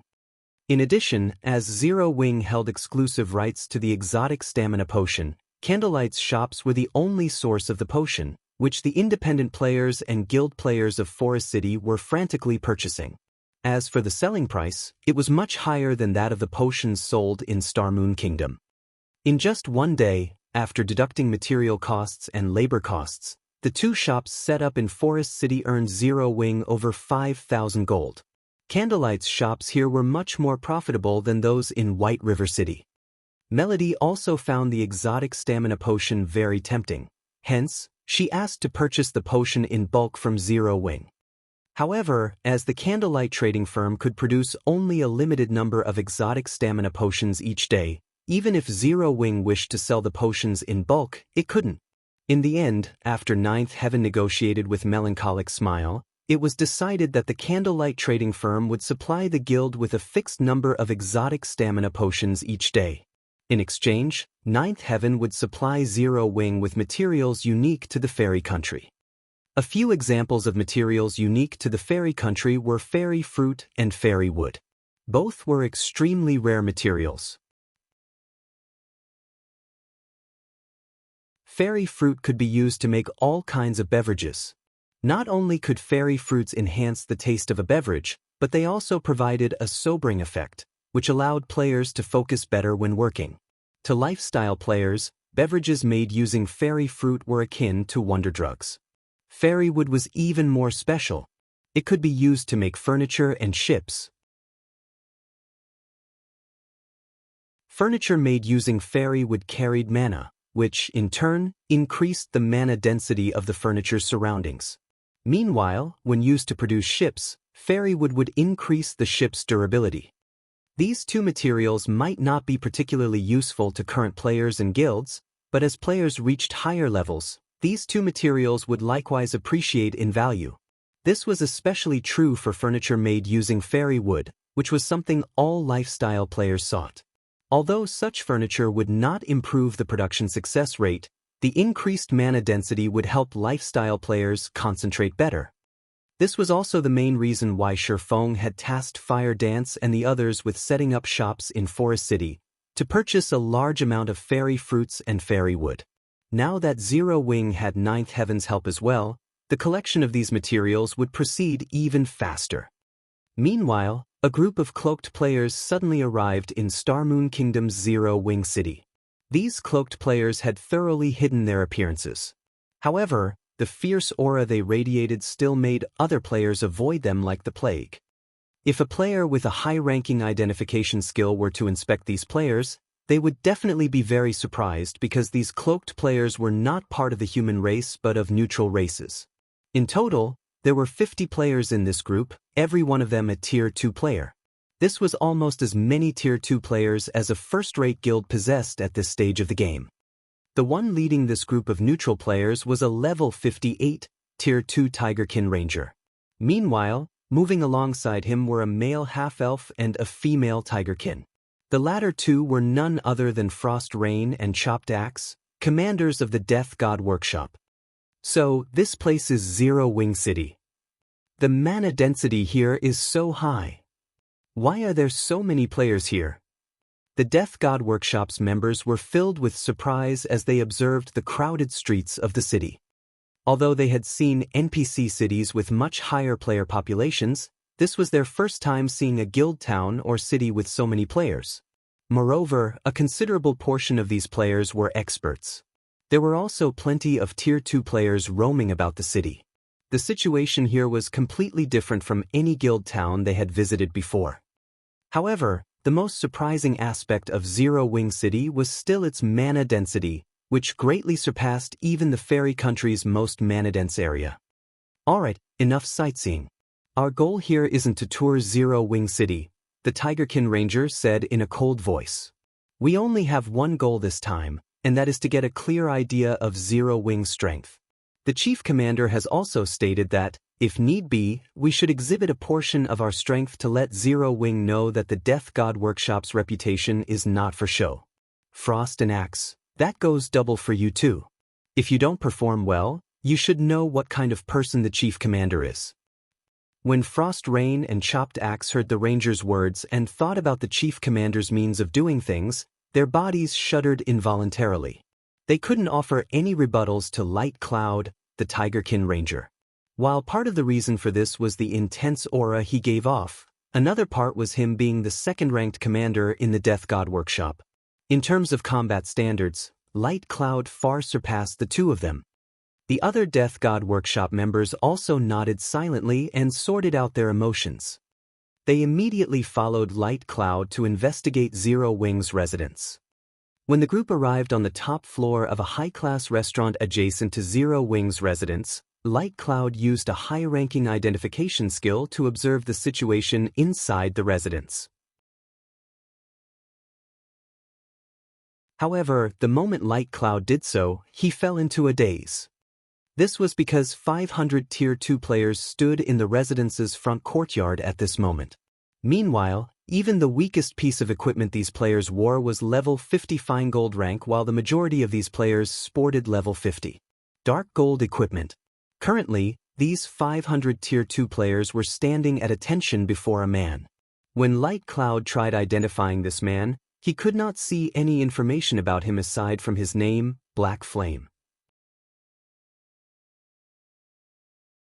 Even so, he could distinctly feel an indescribable sense of danger from the man even from several hundred yards away. Cloud, what's the situation inside Zero Wing's residence? Frost Rain and Chopped Axe could not help but ask curiously after Light Cloud remained silent for a long time.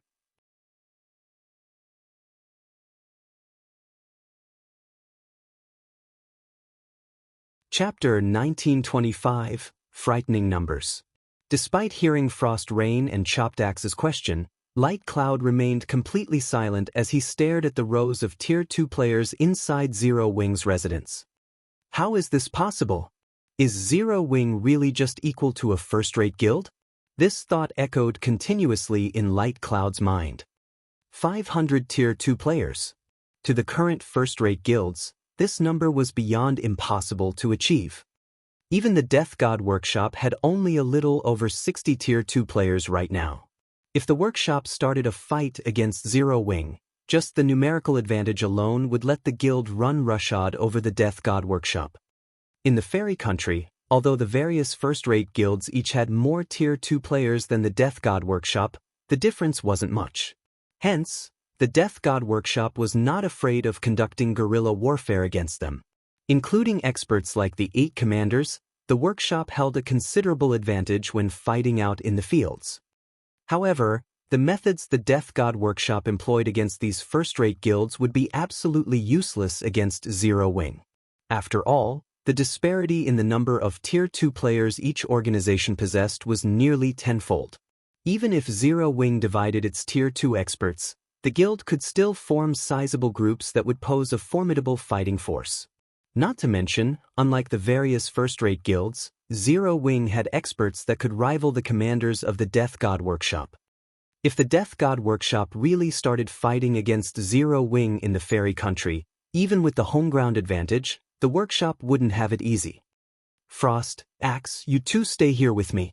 Everyone else, return to base, Light Cloud commanded after giving the matter some more thought. Only the 3 of us are staying behind? Frost Rain was confused as he looked at Light Cloud. The chief commander specifically sent these people to help us. If all of them return, what can the 3 of us possibly achieve here? Aside from scouting out Zero Wing's strength, the chief commander had also implicitly suggested they make trouble for Zero Wing. Otherwise, he wouldn't have dispatched so many Tier 2 experts for a simple reconnaissance operation. The other Death God Workshop members agreed with Frost Rain's words. They all expressed their confusion over Light Cloud's decision, unable to understand why they had to return to base shortly after arriving in Zero Wing City. With their group of Tier 2 experts, they could cause even more destruction than a large guild's 1,000-man expert legion. Do you know how many Tier 2 experts are currently in Zero Wing's residence? Light Cloud asked as he shifted his gaze to Frost Rain. Tier 2 experts? Seeing as this is Zero Wing's main headquarters, there should be a couple of dozen, I guess? Frost Rain replied after giving the matter some thought. Currently, even first-rate guilds had only a little over 100 Tier 2 experts. Meanwhile, having half of this number stationed in the guild's main headquarters could already be considered excessive.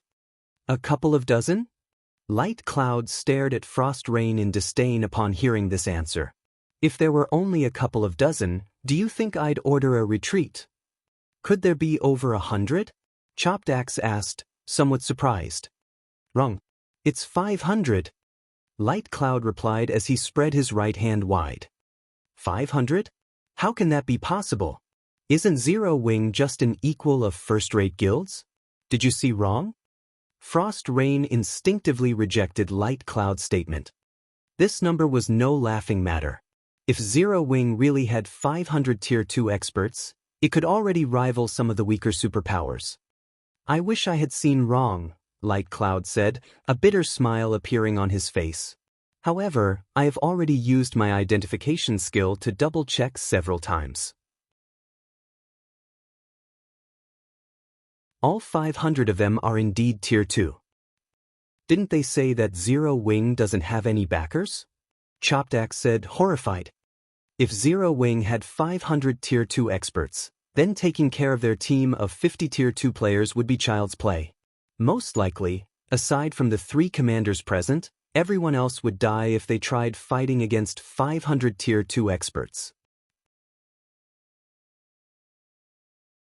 She found it truly hard to believe that Ninth Heaven, a second-rate guild that had no backers whatsoever, had managed to partner up with a titan like Zero Wing. With this, the Death God Workshop really had to consider carefully whether to continue targeting Ninth Heaven or not. We're changing plans. From now on, the 3 of us will continue scouting out Zero Wing. Try to avoid butting heads with Zero Wing as much as possible, Light Cloud said. I'll also personally report this matter to the Chief Commander, so everyone else should return to base now. Obedient to Light Cloud's instructions, the other Death God Workshop members scattered and returned to the fairy country. Meanwhile, inside a luxurious mansion in Forest City, Silent Autumn, the Death God Workshop's Chief Commander, who was currently holding a meeting with the workshop's various commanders, received a report from Light Cloud. 500 Tier 2 players? Silent Autumn, who was caressing his beard, froze when he read the contents of the report. Although he had long since expected Zero Wing to be extraordinary since the guild dared to intervene in the Death God Workshop's affairs, he had never thought that the guild would be extraordinary to such an extent. It seems we'll have to shelve our plans for the moment. Chief Commander, what about our partnership with those people? The several commanders seated before Silent Autumn asked worriedly. Those people won't stop their plans just because of us. If we miss out on this opportunity, there is always money to be made. However, oftentimes one wrong move could potentially end our lives. Silent Autumn replied, waving his hand. He still decided to play the spectator in this matter for the moment. Notify the ones below to maintain a low profile for now. We can also use this opportunity to determine whether Zero Wing has the ability to set foot into our territory. I believe it won't be long before we find out one way or another. There's no need for us to grow anxious. Meanwhile, inside Zero Wing's residence, Shifeng remained ignorant of the fact that his gathering 500 Tier 2 members to raid Kama Island had prompted the Death God Workshop to abandon the thought of taking revenge on Zero Wing and even some of its development plans. Guild leader, all manpower and resources are gathered. On Thunder Island's side, the Phoenix Pavilion has already made all the necessary arrangements. We can set off at any time, Aqua Rose reported as she approached Shifeng. Nodding, Shifeng said, all right. Have everyone teleport to Thunder Island now. Traveling to Kama Island was not an easy task. The island's location in the Sea of Death's inner area meant players would come across many dangers on the way there. Even a small mistake could be fatal. Moreover, although Shifeng knew that Kama Island housed a manatite vein, he had very little understanding in regard to everything else. Hence, he needed Phoenix Rain's forces to guide him there. After all, Phoenix Rain had been operating in the Sea of Death all this time. Her familiarity with the Sea of Death was definitely superior to his. She would help him avoid many unnecessary dangers. Following which, Zero Wing's members started teleporting to Thunder Island using a guild transfer scroll. Upon arriving in the city on Thunder Island, Zero Wing's members could not help but gasp in shock. Their reaction was because the city on Thunder Island was like heaven on earth. Not only was the scenery here mesmerizing, but there was also a frightening number of players in the streets of the city. Even imperial capitals could not compete with this city in prosperity. Level 56 players and above could be seen roaming all around. Many players here had even reached level 58 already. Even Shifeng was somewhat surprised by this situation. He had never thought that Thunder Island had already developed to such an extent. Meanwhile, under Blue Phoenix's guidance, Zero Wing's members soon arrived at Thunder Island's harbor. Currently, thousands of speedboats and warships could be seen docked there, the scene simply jaw-dropping. Just as Blue Phoenix was about to bring Zero Wings members to the speedboats she had prepared for the trip to the Sea of Death's inner area, a Dragon Phoenix Pavilion member suddenly ran over. "Big Sis Blue, bad news?" The Pavilion Master found the legacy left behind on Savage God Island, but information about it got out somehow, and her team ended up surrounded by Miracle's forces. Currently, Miracle has already blocked off the entire island. Although we immediately tried to deploy reinforcements, 9 Dragons Emperor's people are deliberately making trouble for us, preventing us from using the guild's warship to save the Pavilion Master. Damn it. 9 Dragons Emperor must have leaked the information to Miracle to spoil our plans. Upon hearing her subordinate's report, Blue Phoenix could not help but frown in anxiety. The terrain on Savage God Island was slightly unusual. Players could use neither return scrolls nor instantaneous movement scrolls on the island. Meanwhile, entry to the island was possible only by ship.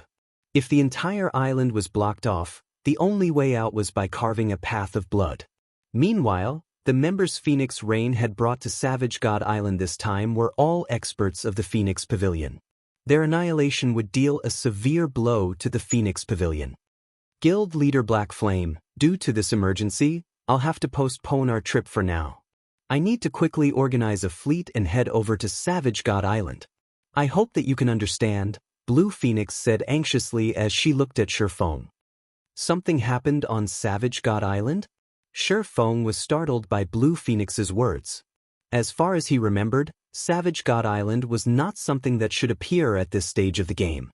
He nodded and said, "Since the Phoenix Pavilion Master is in trouble, it is only natural to postpone this matter. As allies, is there anything we can do to help?"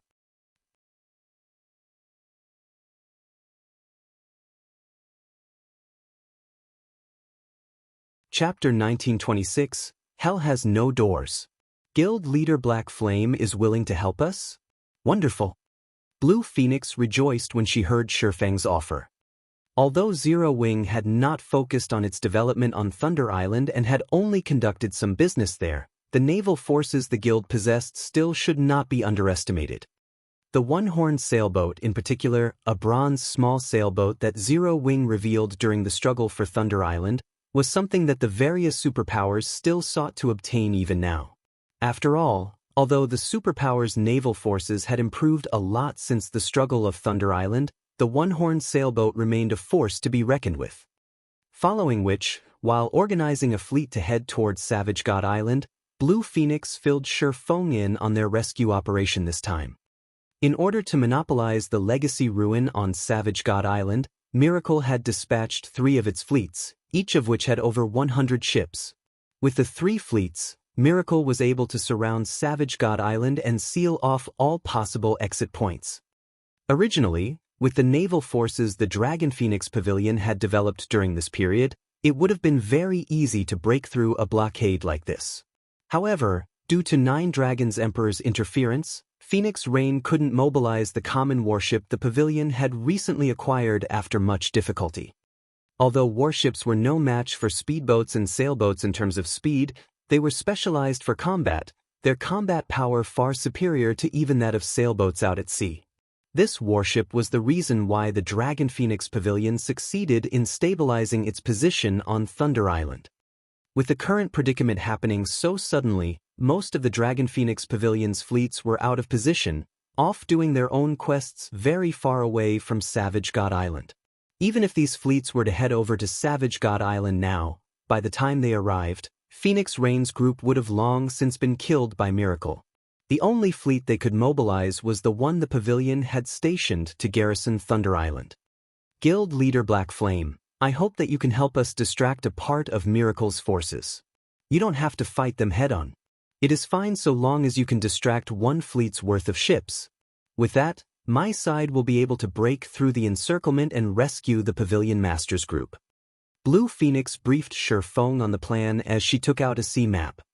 As long as they could group up with Phoenix Rain's forces, Miracle would have a hard time doing anything against them. Then, All they would have to do was buy time until the pavilion's other fleets arrived. At which point, Miracle would naturally give up on targeting Phoenix Rain. After all, if the fleets of their two superpowers truly started a fight with each other, all they would achieve was harm to themselves, benefiting the other superpowers occupying Thunder Island. My side only needs to split one of their fleets away? After giving the matter some thought, Shi Feng nodded and said, "That won't be a problem. We'll do our best to keep them busy for as long as possible." The appearance of Savage God Island was a huge event. He naturally had to go and take a look. During his previous life, he had only heard about Savage God Island. Savage God Island was both a secret land and a drifting island. Rumor had it that there were legacies and treasures left behind on the island. Reality had indeed proven these claims true. Regardless if it were legacies or treasures, both could allow a guild's strength to skyrocket. However, Savage God Island had only appeared for a short period in the past. By the time the various large guilds had shifted their focus to the sea, Savage God Island had long since become a legend. In the end, only the superpowers back then had managed to gain some harvest from it. "I'll have to trouble guild leader Black Flame, then," Blue Phoenix said sincerely. By the time Blue Phoenix was done hashing out a rescue plan, her fleet was also ready to set off. She immediately commanded her fleet to depart for Savage God Island. The appearance of Blue Phoenix's fleet stunned many of the adventurer teams that had recently arrived on Thunder Island. Her fleet had 100 ships in total. Among them, more than 50 were advanced speedboats, 8 were bronze speedboats, 2 were mysterious iron speedboats, and 2 were common small sailboats. A very powerful fleet even in the Sea of Death. Compared to the fleets the adventurer teams normally came across, the difference was like heaven and earth. The usual fleets only had 5 or 6 bronze speedboats and 30 or so advanced speedboats, with the rest being ordinary speedboats. In reality, the adventurer teams that had recently arrived on Thunder Island weren't the only ones surprised by the fleet Blue Phoenix prepared. Even Shi Feng was surprised at this sight. He had never thought that Phoenix Rain had already expanded her naval forces to such a level. Moreover, this was only one of several fleets under Phoenix Rain's command. Of course, a fleet used to garrison Thunder Island naturally needed to be excellent, as this was a show of the guild's strength. At the same time, this garrisoned fleet could be used during emergencies. Even so, from looking at Blue Phoenix's fleet, Shi Feng could already tell just how frightening the naval forces Phoenix Rain currently possessed. Upon seeing Blue Phoenix's fleet leave the harbor, Shi Feng took out the Swift Dragon speedboat, 2 bronze speedboats, over a dozen advanced speedboats, 1 common sailboat, and the one-horned sailboat to ferry the 500 Zero-Wing members he brought with him. Although the number of ships in his fleet was far from a match for Blue Phoenix's fleet, his fleet's overall combat power was still enough to make the various adventurer teams wandering around the harbor gawk at his fleet enviously. "Zero-Wing's fleet is amazing. Big Sis Blue, this is wonderful. With our strength and Zero-Wings, we'll have no problem breaking through Miracle's encirclement." A level 57, Tier 2 female cleric on one of the Dragon Phoenix Pavilion's common sailboats exclaimed in surprise and joy when she saw Zero-Wing's fleet. This is only natural. Back during the struggle for Thunder Island, Zero-Wing's fleet was already something that the various superpowers envied. Although Zero-Wing is currently unable to focus on its naval development due to a bunch of matters, its naval strength is still not to be underestimated. Blue Phoenix nodded. This was also the reason why she was so happy that Shi Feng was willing to help them out. After traveling for a little over 3 hours, Blue Phoenix and Shi Feng's group finally saw an island enveloped by dark fog on the horizon. This island was none other than Savage God Island. Currently, the entirety of Savage God Island was surrounded by a large number of ships. However, after Blue Phoenix took a rough glance at these ships, her complexion darkened immediately. How is this possible? Her expression turned incomparably gloomy when she saw the ships anchored at Savage God Island. Miracle only dispatched 3 fleets? That was an outright lie. At this moment, there were more than 500 ships around Savage God Island. In other words, a total of 5 fleets were present. Moreover, just the small sailboats she could see from this distance numbered as many as 7, with mysterious iron speedboats numbering more than 10. Even Miracle's Pride, the giant crocodile warship, was here. Meanwhile, after noticing the appearance of Blue Phoenix's and Shurfang's fleets, these ships quickly went into action and started forming an encirclement around the 2 fleets. Vice Guild Leader Miles. Just like you guessed, the fleet the Dragon Phoenix Pavilion used to garrison Thunder Island has arrived. However, according to the report we received, it would seem that Zero Wing's fleet is also participating in the rescue operation this time. Zero Wing's fleet has 2 sailboats and several excellent speedboats. A Tier 2 Ranger, the captain of one of Miracle's small sailboats, reported as he looked at Shurfang's fleet. Should we alter our original plans? Zero Wing. Thousand Miles smiled when he heard this. This is interesting. Originally, I only planned on damaging and plundering Phoenix Rain's first fleet, but since Zero Wing has also joined the fray, we'll take Zero Wing's ships too. Notify the Water Ghost Legion to start the assault. He was very familiar with Zero Wing's one-horned sailboat. However, after the Thunder Island event, Zero Wing no longer operated in the Sea of Death. As a result, the one-horned sailboat also disappeared from everyone's eyes.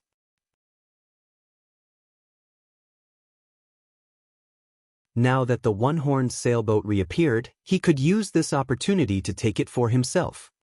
Zero Wing's naval strength might have been frightening during the struggle on Thunder Island, but times had changed. The one-horned sailboat's combat power was no longer a threat to Miracle. Understood, the Ranger captain said excitedly, his eyes shining with greed as he looked at Blue Phoenix's and Shurfang's fleets.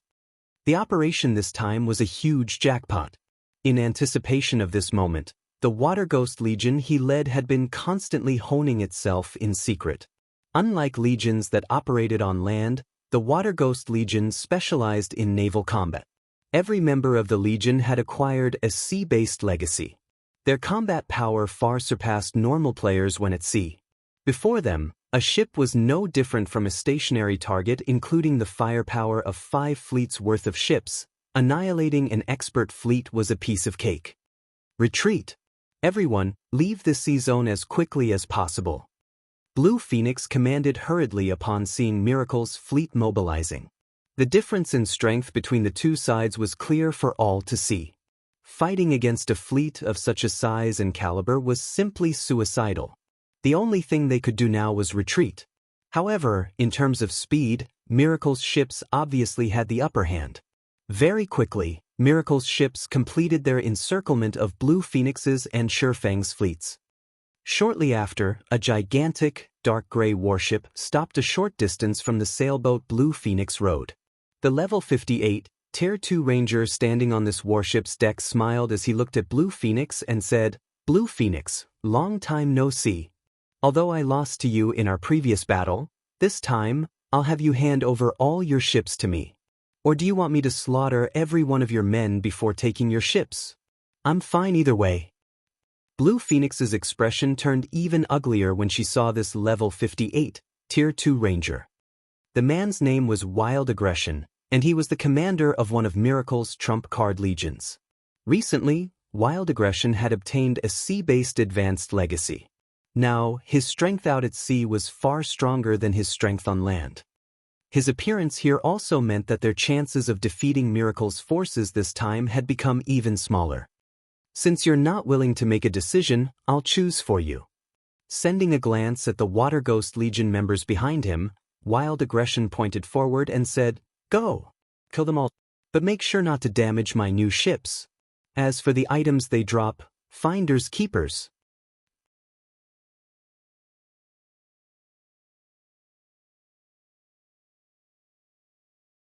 Chapter 1927, King of the Seas. Retreat. All ships maintain a distance from the enemy and break through the encirclement with everything you have. Absolutely do not let enemy ships close in on you. Blue Phoenix commanded hurriedly when she saw the approaching bronze and mysterious iron speedboats. The attacks of ships had very long cooldowns. Moreover, while these attacks were effective against sea monsters, they were not as effective against players. After all, the attacks of ships were very monotonous with long preparation times. Expert players could easily avoid them. Hence, if a ship allowed enemy players to get close, it would no longer be able to exert its might. Then, the outcome of the fight would be decided by a fight between the players of both sides. The Dragon Phoenix Pavilion had received a report stating that Miracle had obtained a secret sea-based legacy and had used said legacy to nurture a large group of experts specialized in naval combat, which was very likely to be the Legion Wild Aggression led. Otherwise, Wild Aggression would have no reason to close the distance between their two guilds' fleets and waste time on a battle between players. Rather than risk dying to random cannon fire, it would be much better for Miracle's ships to simply bombard them with their own cannons. Although doing so would damage the pavilion's ships and reduce the harvest Miracle could gain, this method was comparatively safer. Under Blue Phoenix's command, the pavilion's ships maintained a steady bombardment while simultaneously keeping their distance from Miracle's ships. For a time, the Water Ghost Legion's speedboats couldn't approach the pavilion's ships at all. What a bunch of slippery eels. You sure know how to run away. Whenever the Water Ghost Legion's speedboats got too close, Blue Phoenix's ships would accurately launch a round of attacks that forced the Legion's speedboats to either reduce their speed or swerve to avoid the attacks. This, in turn, opened the distance between the two fleets. You wish to escape? Try it if you can. We have long since set up a magic barrier around this area. Not a single one of you should think of leaving this place alive. Wild Aggression bellowed in rage when he saw that the distance between their two guilds' fleets was not shortening at all. Activate the magic array. Following Wild Aggression's command, walls of ice suddenly started emerging from the ocean surface, blocking off the direction Blue Phoenix's and Shurfeng's fleets were heading. The ice walls were over a dozen meters tall and several meters thick. Moreover, they kept expanding into the surroundings. It was simply impossible for the ships to break through this barrier. The Glacier Seal? Shurfeng felt a little surprised when he saw the gigantic ice barrier forming a distance away from his fleet. The Glacier Seal was the product of the Glacier Orb, a rare magical tool meant for naval combat. However, activating the Glacier Seal required 100 Glacier Orbs. Moreover, each activation cost 10,000 magic crystals. Once activated, the Glacier Seal would lock down a 5,000-yard radius for 30 minutes. Only small sailboats ranked Secret Silver or higher and warships at Mysterious Iron and above could break through the Glacier Seal. All ships gather together. Do not engage the enemy by yourself. Make sure to operate in 2-man units or more. Blue Phoenix understood that escape was already impossible. Now that they had been cornered, the only thing they could do was concentrate their forces and hope for the best.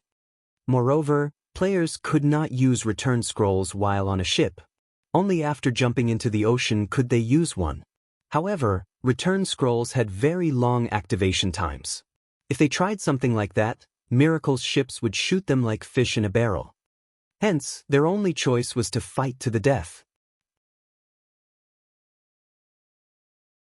Guild Leader Black Flame, I am truly sorry for this, Blue Phoenix said, looking at Shurfeng apologetically. Later on, my fleet will delay Miracle for as long as possible, so you should store away a portion of your ships. Once the ice barrier is gone, you can try to use those remaining ships to flee this place. At that time, Miracle will most likely not bother to give chase. After saying so, Blue Phoenix quickly had her ships fall into a defensive formation, separating Miracle's fleet from Zero Wing's fleet entirely. With this, if Miracle wanted to target Zero Wing, it would have to go through her ships first.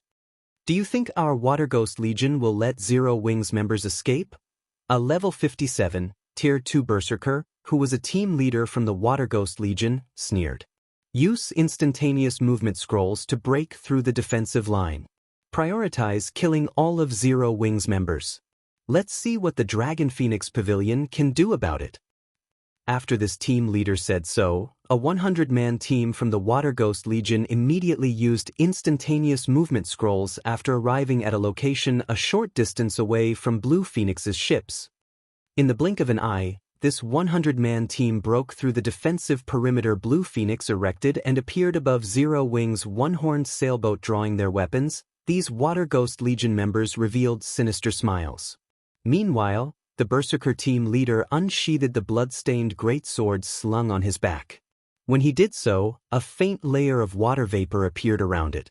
This was none other than the power of the sea-based legacy he had acquired. Tier 2 passive skill, Flowing Water Blade.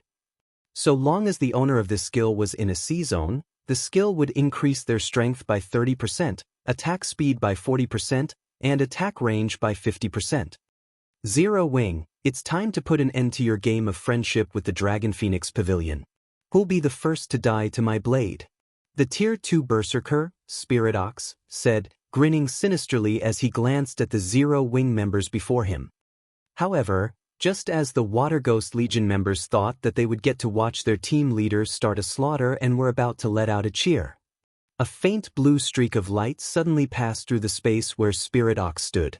In the next moment, his tall and muscular body split in half, the top half sliding smoothly into the ocean below and disappearing with a splash of seawater. At this moment, it was as if the entire world had frozen over as silence filled the battlefield. The Water Ghost Legion members standing on the one-horned sailboat's deck couldn't utter a single word as they gaped at their team leader's bisected body, their eyes as wide as saucers. Even the level 50 fine gold chest armor their team leader was proud of had been cut through cleanly, the cut surface as smooth as a mirror. A short moment later, blood started spewing out from the lower half of Spirit Ox's body, dyeing the entire deck he stood on in crimson. You people sure speak a lot of nonsense. Didn't you want to fight? Come at me together, eh? Aqua Rose, who was clad in dark blue robes and held an aqua blue crystalline staff, said with an indifferent expression. Team leader Ox got instant killed? Is she a monster? I didn't even see her chant an incantation. How did she cast such a powerful spell? Everyone, don't be afraid. That kind of spell must be a sure kill spell. She should not be able to use it again within a short while. Besides, even if she is a monster, we're out at sea right now. This is our playing field. If we work together, there is no way we'll lose to one person. Right? Even sea monsters are no match for us. Kill. Let Zero Wing know the might of the Water Ghost Legion. The Water Ghost Legion members present were all experts of miracle. Moreover, they had all obtained a sea-based legacy. Setting aside their combat power on land, they were confident that they could contend against even peak experts with ordinary classes when fighting out at sea. After regaining their fighting spirit, over a dozen ranged players bombarded Aqua Rose with attacks. Immediately, spells and arrows flew at Aqua Rose one after another, every one of these attacks containing power at the peak of Tier 2. A Tier 2 metric tons of the same level would not survive such a bombardment easily, not to mention a Magicka-class player. As long as an attack landed, Aqua Rose would sustain heavy injuries, even if she did not die. At the same time, over a dozen melee players started moving toward Aqua Rose from two different sides. If she tried to dodge the ranged attacks, her defense would definitely lapse. They could then take advantage of that opening to kill her. However, Aqua Rose held her ground and simply watched quietly as the numerous spells and arrows flew toward her. Is she suicidal? Doesn't she know that these spells and arrows are buffed by the ocean's power? Just as the approaching melee players were wondering why Aqua Rose was not reacting to the incoming attacks, the spells and arrows actually started disappearing after getting within half a yard of her. It looked as if something was devouring these attacks one after another. A magic barrier? Impossible. The power of those attacks is at the peak of Tier 2. Even if she used a Tier 2 magic barrier, there is no way she can stop all those attacks without suffering any damage. Just as the Water Ghost Legion members were wondering what was going on, Aqua Rose tapped the butt of her staff on the deck. The water barrier surrounding her promptly expanded, transforming instantly into a 10-meter-tall tsunami, which then devoured every Water Ghost Legion member standing on the one-horned sailboat. Even Tier 2 MTs were utterly powerless in the face of the tsunami. After getting devoured by the towering wave, everyone's HP fell to 0 in no more than 2 seconds.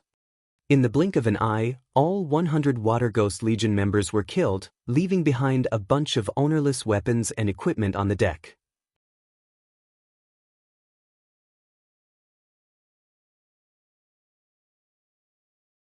Chapter 1928, Tier 3 Combat Power.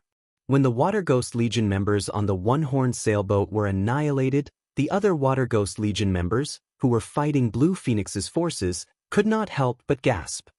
Isn't the opponent only a single person? How did they get killed so easily? She must have used a powerful spell. Even Tier 2 MTs didn't survive her attack. Did she use some kind of over-tier spell? Questions flooded the Water Ghost Legion members' minds as they looked at Aqua Rose. Due to their sea-based legacies, both their attack power and defense were greatly enhanced when fighting at sea.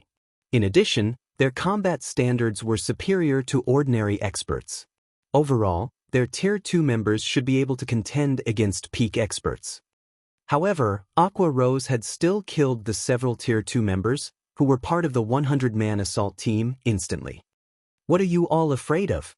The enemy is just one person. Since fighting her at close range is impossible, then switch to ranged attacks. She is bound to run out of mana and stamina sooner or later. Wild Aggression barked strictly, a slight frown forming on his face. While Aqua Rose's strength did indeed make it more difficult for them to wipe out Zero Wing's forces, they still had an absolute advantage in numbers. The outcome of this battle wouldn't change just because of one person. After Wild Aggression finished speaking, another 100-man team from the Water Ghost Legion teleported to the one-horned sailboat. Obedient to Wild Aggression's command, several dozen ranged players started attacking Aqua Rose from a distance. Although Aqua Rose's spells were powerful, she would have difficulty retaliating when targeted by so many attacks. Moreover, with such a great distance between them, dodging her single-target spells would be much easier. Suddenly, over 100 projectiles flew at Aqua Rose from multiple directions. At this time, however, Aqua Rose completed incanting a spell. Opening her eyes, she said, "Go!" Following which, a gigantic ball of water formed above her head, then shot out countless jets of water that struck down every projectile sent at her. Dozens of water jets also flew at the Water Ghost Legion members. The water jets were so fast that they even broke the sound barrier.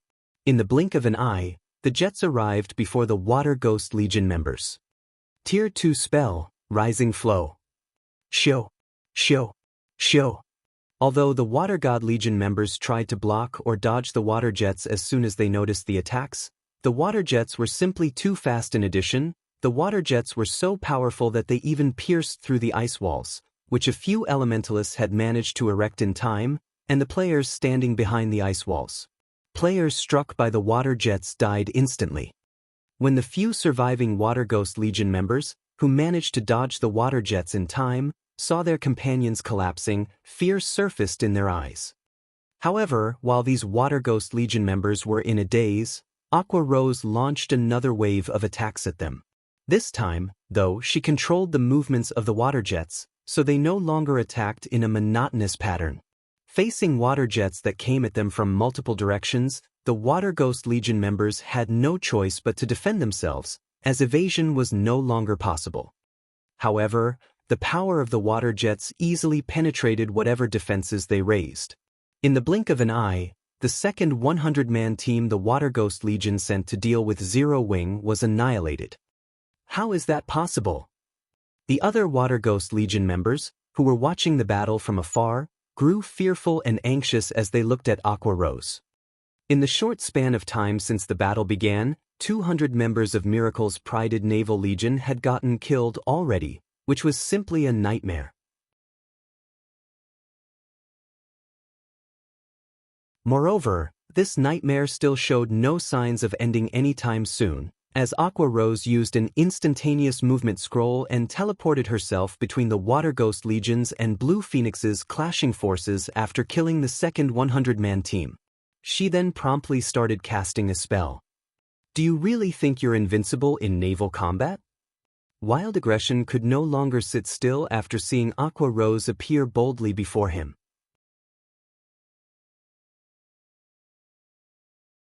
He swiftly retrieved the aqua-blue longbow slung on his back and simultaneously fired several dozen icy blue arrows at her. Die! Every arrow carried power at the peak of Tier 2. Several dozen of them intertwined could heavily injure even a great lord of the same level. Moreover, the arrows also moved faster when intertwined. Like a lightning bolt, they crossed the distance of 80 yards or so almost instantly. When the other Water Ghost Legion members saw this move, they breathed out an involuntary sigh of relief. Their commander was finally taking action. This move was originally only a Tier 2 skill. However, when used at sea, its power would be enhanced significantly. Moreover, Wild Aggression had combined a combat technique with the skill, increasing the skill's power even further. Even Tier 2 MTs of the same level would be killed instantly if they tried stopping this attack head-on. However, just as the arrows were about to land on Aqua Rose, a 3-layered water barrier suddenly appeared before her like a blooming lotus flower. Boom! When the arrows struck the water barrier, they tore through the first layer easily. However, when they reached the second layer, they stopped cold. Along with the appearance of the water barrier, 12 angry water serpents had also surfaced from the ocean around Aqua Rose, each serpent over a dozen meters tall. Like rampaging sea monsters, they let loose a deafening roar. Immediately, the players near Aqua Rose felt an indescribable pressure weighing on their bodies, both their attributes and physique decreasing continuously. Who are you? Wild Aggression's eyes were wide with astonishment when he saw that Aqua Rose remained completely unharmed after receiving his attack. That was a skill enhanced by the power of the sea. How can a Tier 2 player like you possibly stop it? Enhanced by the sea? Indifferently, Aqua Rose said, "Do you think you're the only one who managed to obtain a sea-based legacy? So that's the case. It's no wonder you're so strong." Wild Aggression immediately came to a realization. Licking his lips in excitement and anticipation, he continued, "Originally, I thought that this would be a boring job. But since you are also an expert with a sea-based legacy, I will finally get a chance to stretch my body properly." After saying so, Wild Aggression activated a Berserk skill, his aura skyrocketing in intensity. The increased mana flow around his body also roiled the ocean's surface. At this moment, the vibe the ranger gave off made it seem as if he was a primordial sea monster that had just awoken from its slumber, inspiring an indescribable sense of fear in others. The boss is finally getting serious. With this, both the Dragon Phoenix Pavilion and Zero Wing are dead for sure. The Water Ghost Legion members grew excited when they saw the change in Wild Aggression's aura. The Berserk skill Wild Aggression had just activated was a legacy Berserk skill. Although its duration was very short, when used at sea, the effects of the Berserk skill greatly surpassed those of ordinary Berserk skills. At this moment, the Ranger was not the slightest bit weaker than a Grand Lord of the same level in terms of basic attributes. Not good. Wild Aggression is getting serious. When Blue Phoenix saw Wild Aggression walking on the surface of the ocean, her complexion darkened significantly. Immediately, she called Shifeng and said, "Guild Leader Black Flame, we need to go help her quickly." Out at sea, Wild Aggression is even scarier than some of Miracle's old monsters. She was well aware that Wild Aggression had obtained a sea-based advanced legacy. When he used his legacy Berserk skill out on the open ocean, he was truly invincible against players of the same level. "No need. Just leave it to Aqua," Shifeng replied, shaking his head as he looked at Blue Phoenix's anxious expression. Trying to help Aqua Rose out at sea was simply unnecessary. After all, in a maritime environment, Aqua Rose's combat power was superior to even his own. Moreover, he had given both the Void Robe and Void Gloves dropped by the Void Serpent to her. If it really came down to a battle out at sea against Aqua Rose, even he would have to flee. Right now, her combat power was solidly at Tier 3. including the effects of the Sea Dragon Staff, a growth-type staff exclusive for Aqua Rose's Sea God's Legacy. Her combat power was already at the peak of Tier 3, even without activating a Berserk skill. Hence, for Tier 2 players, picking a fight with Aqua Rose right now was no different from suicide. While Shi Feng was saying so, Wild Aggression made his move, firing an arrow straight into the sky. Following which, a twofold magic array appeared overhead and rained countless aqua blue arrows onto Aqua Rose. Tier 2 Taboo skill, Heavenfall. As for Aqua Rose, she controlled the water serpents to greet these arrows. Boom! When the attacks of both sides clashed, the resulting shockwave formed a depression in the ocean's surface and shook the surrounding ships. Meanwhile, when the splashes dissipated, the gigantic water serpents still towered proudly above the ocean surface, their bodies entirely unscathed. You're tuning in to the Passion Pages YouTube channel. We're so grateful for your support, and don't forget to subscribe to join us on this incredible journey through captivating stories. Your generosity through donations truly makes a world of difference, as it's the primary source of revenue that allows me to expand and enhance this channel for you. Thank you from the bottom of my heart for being a part of this adventure.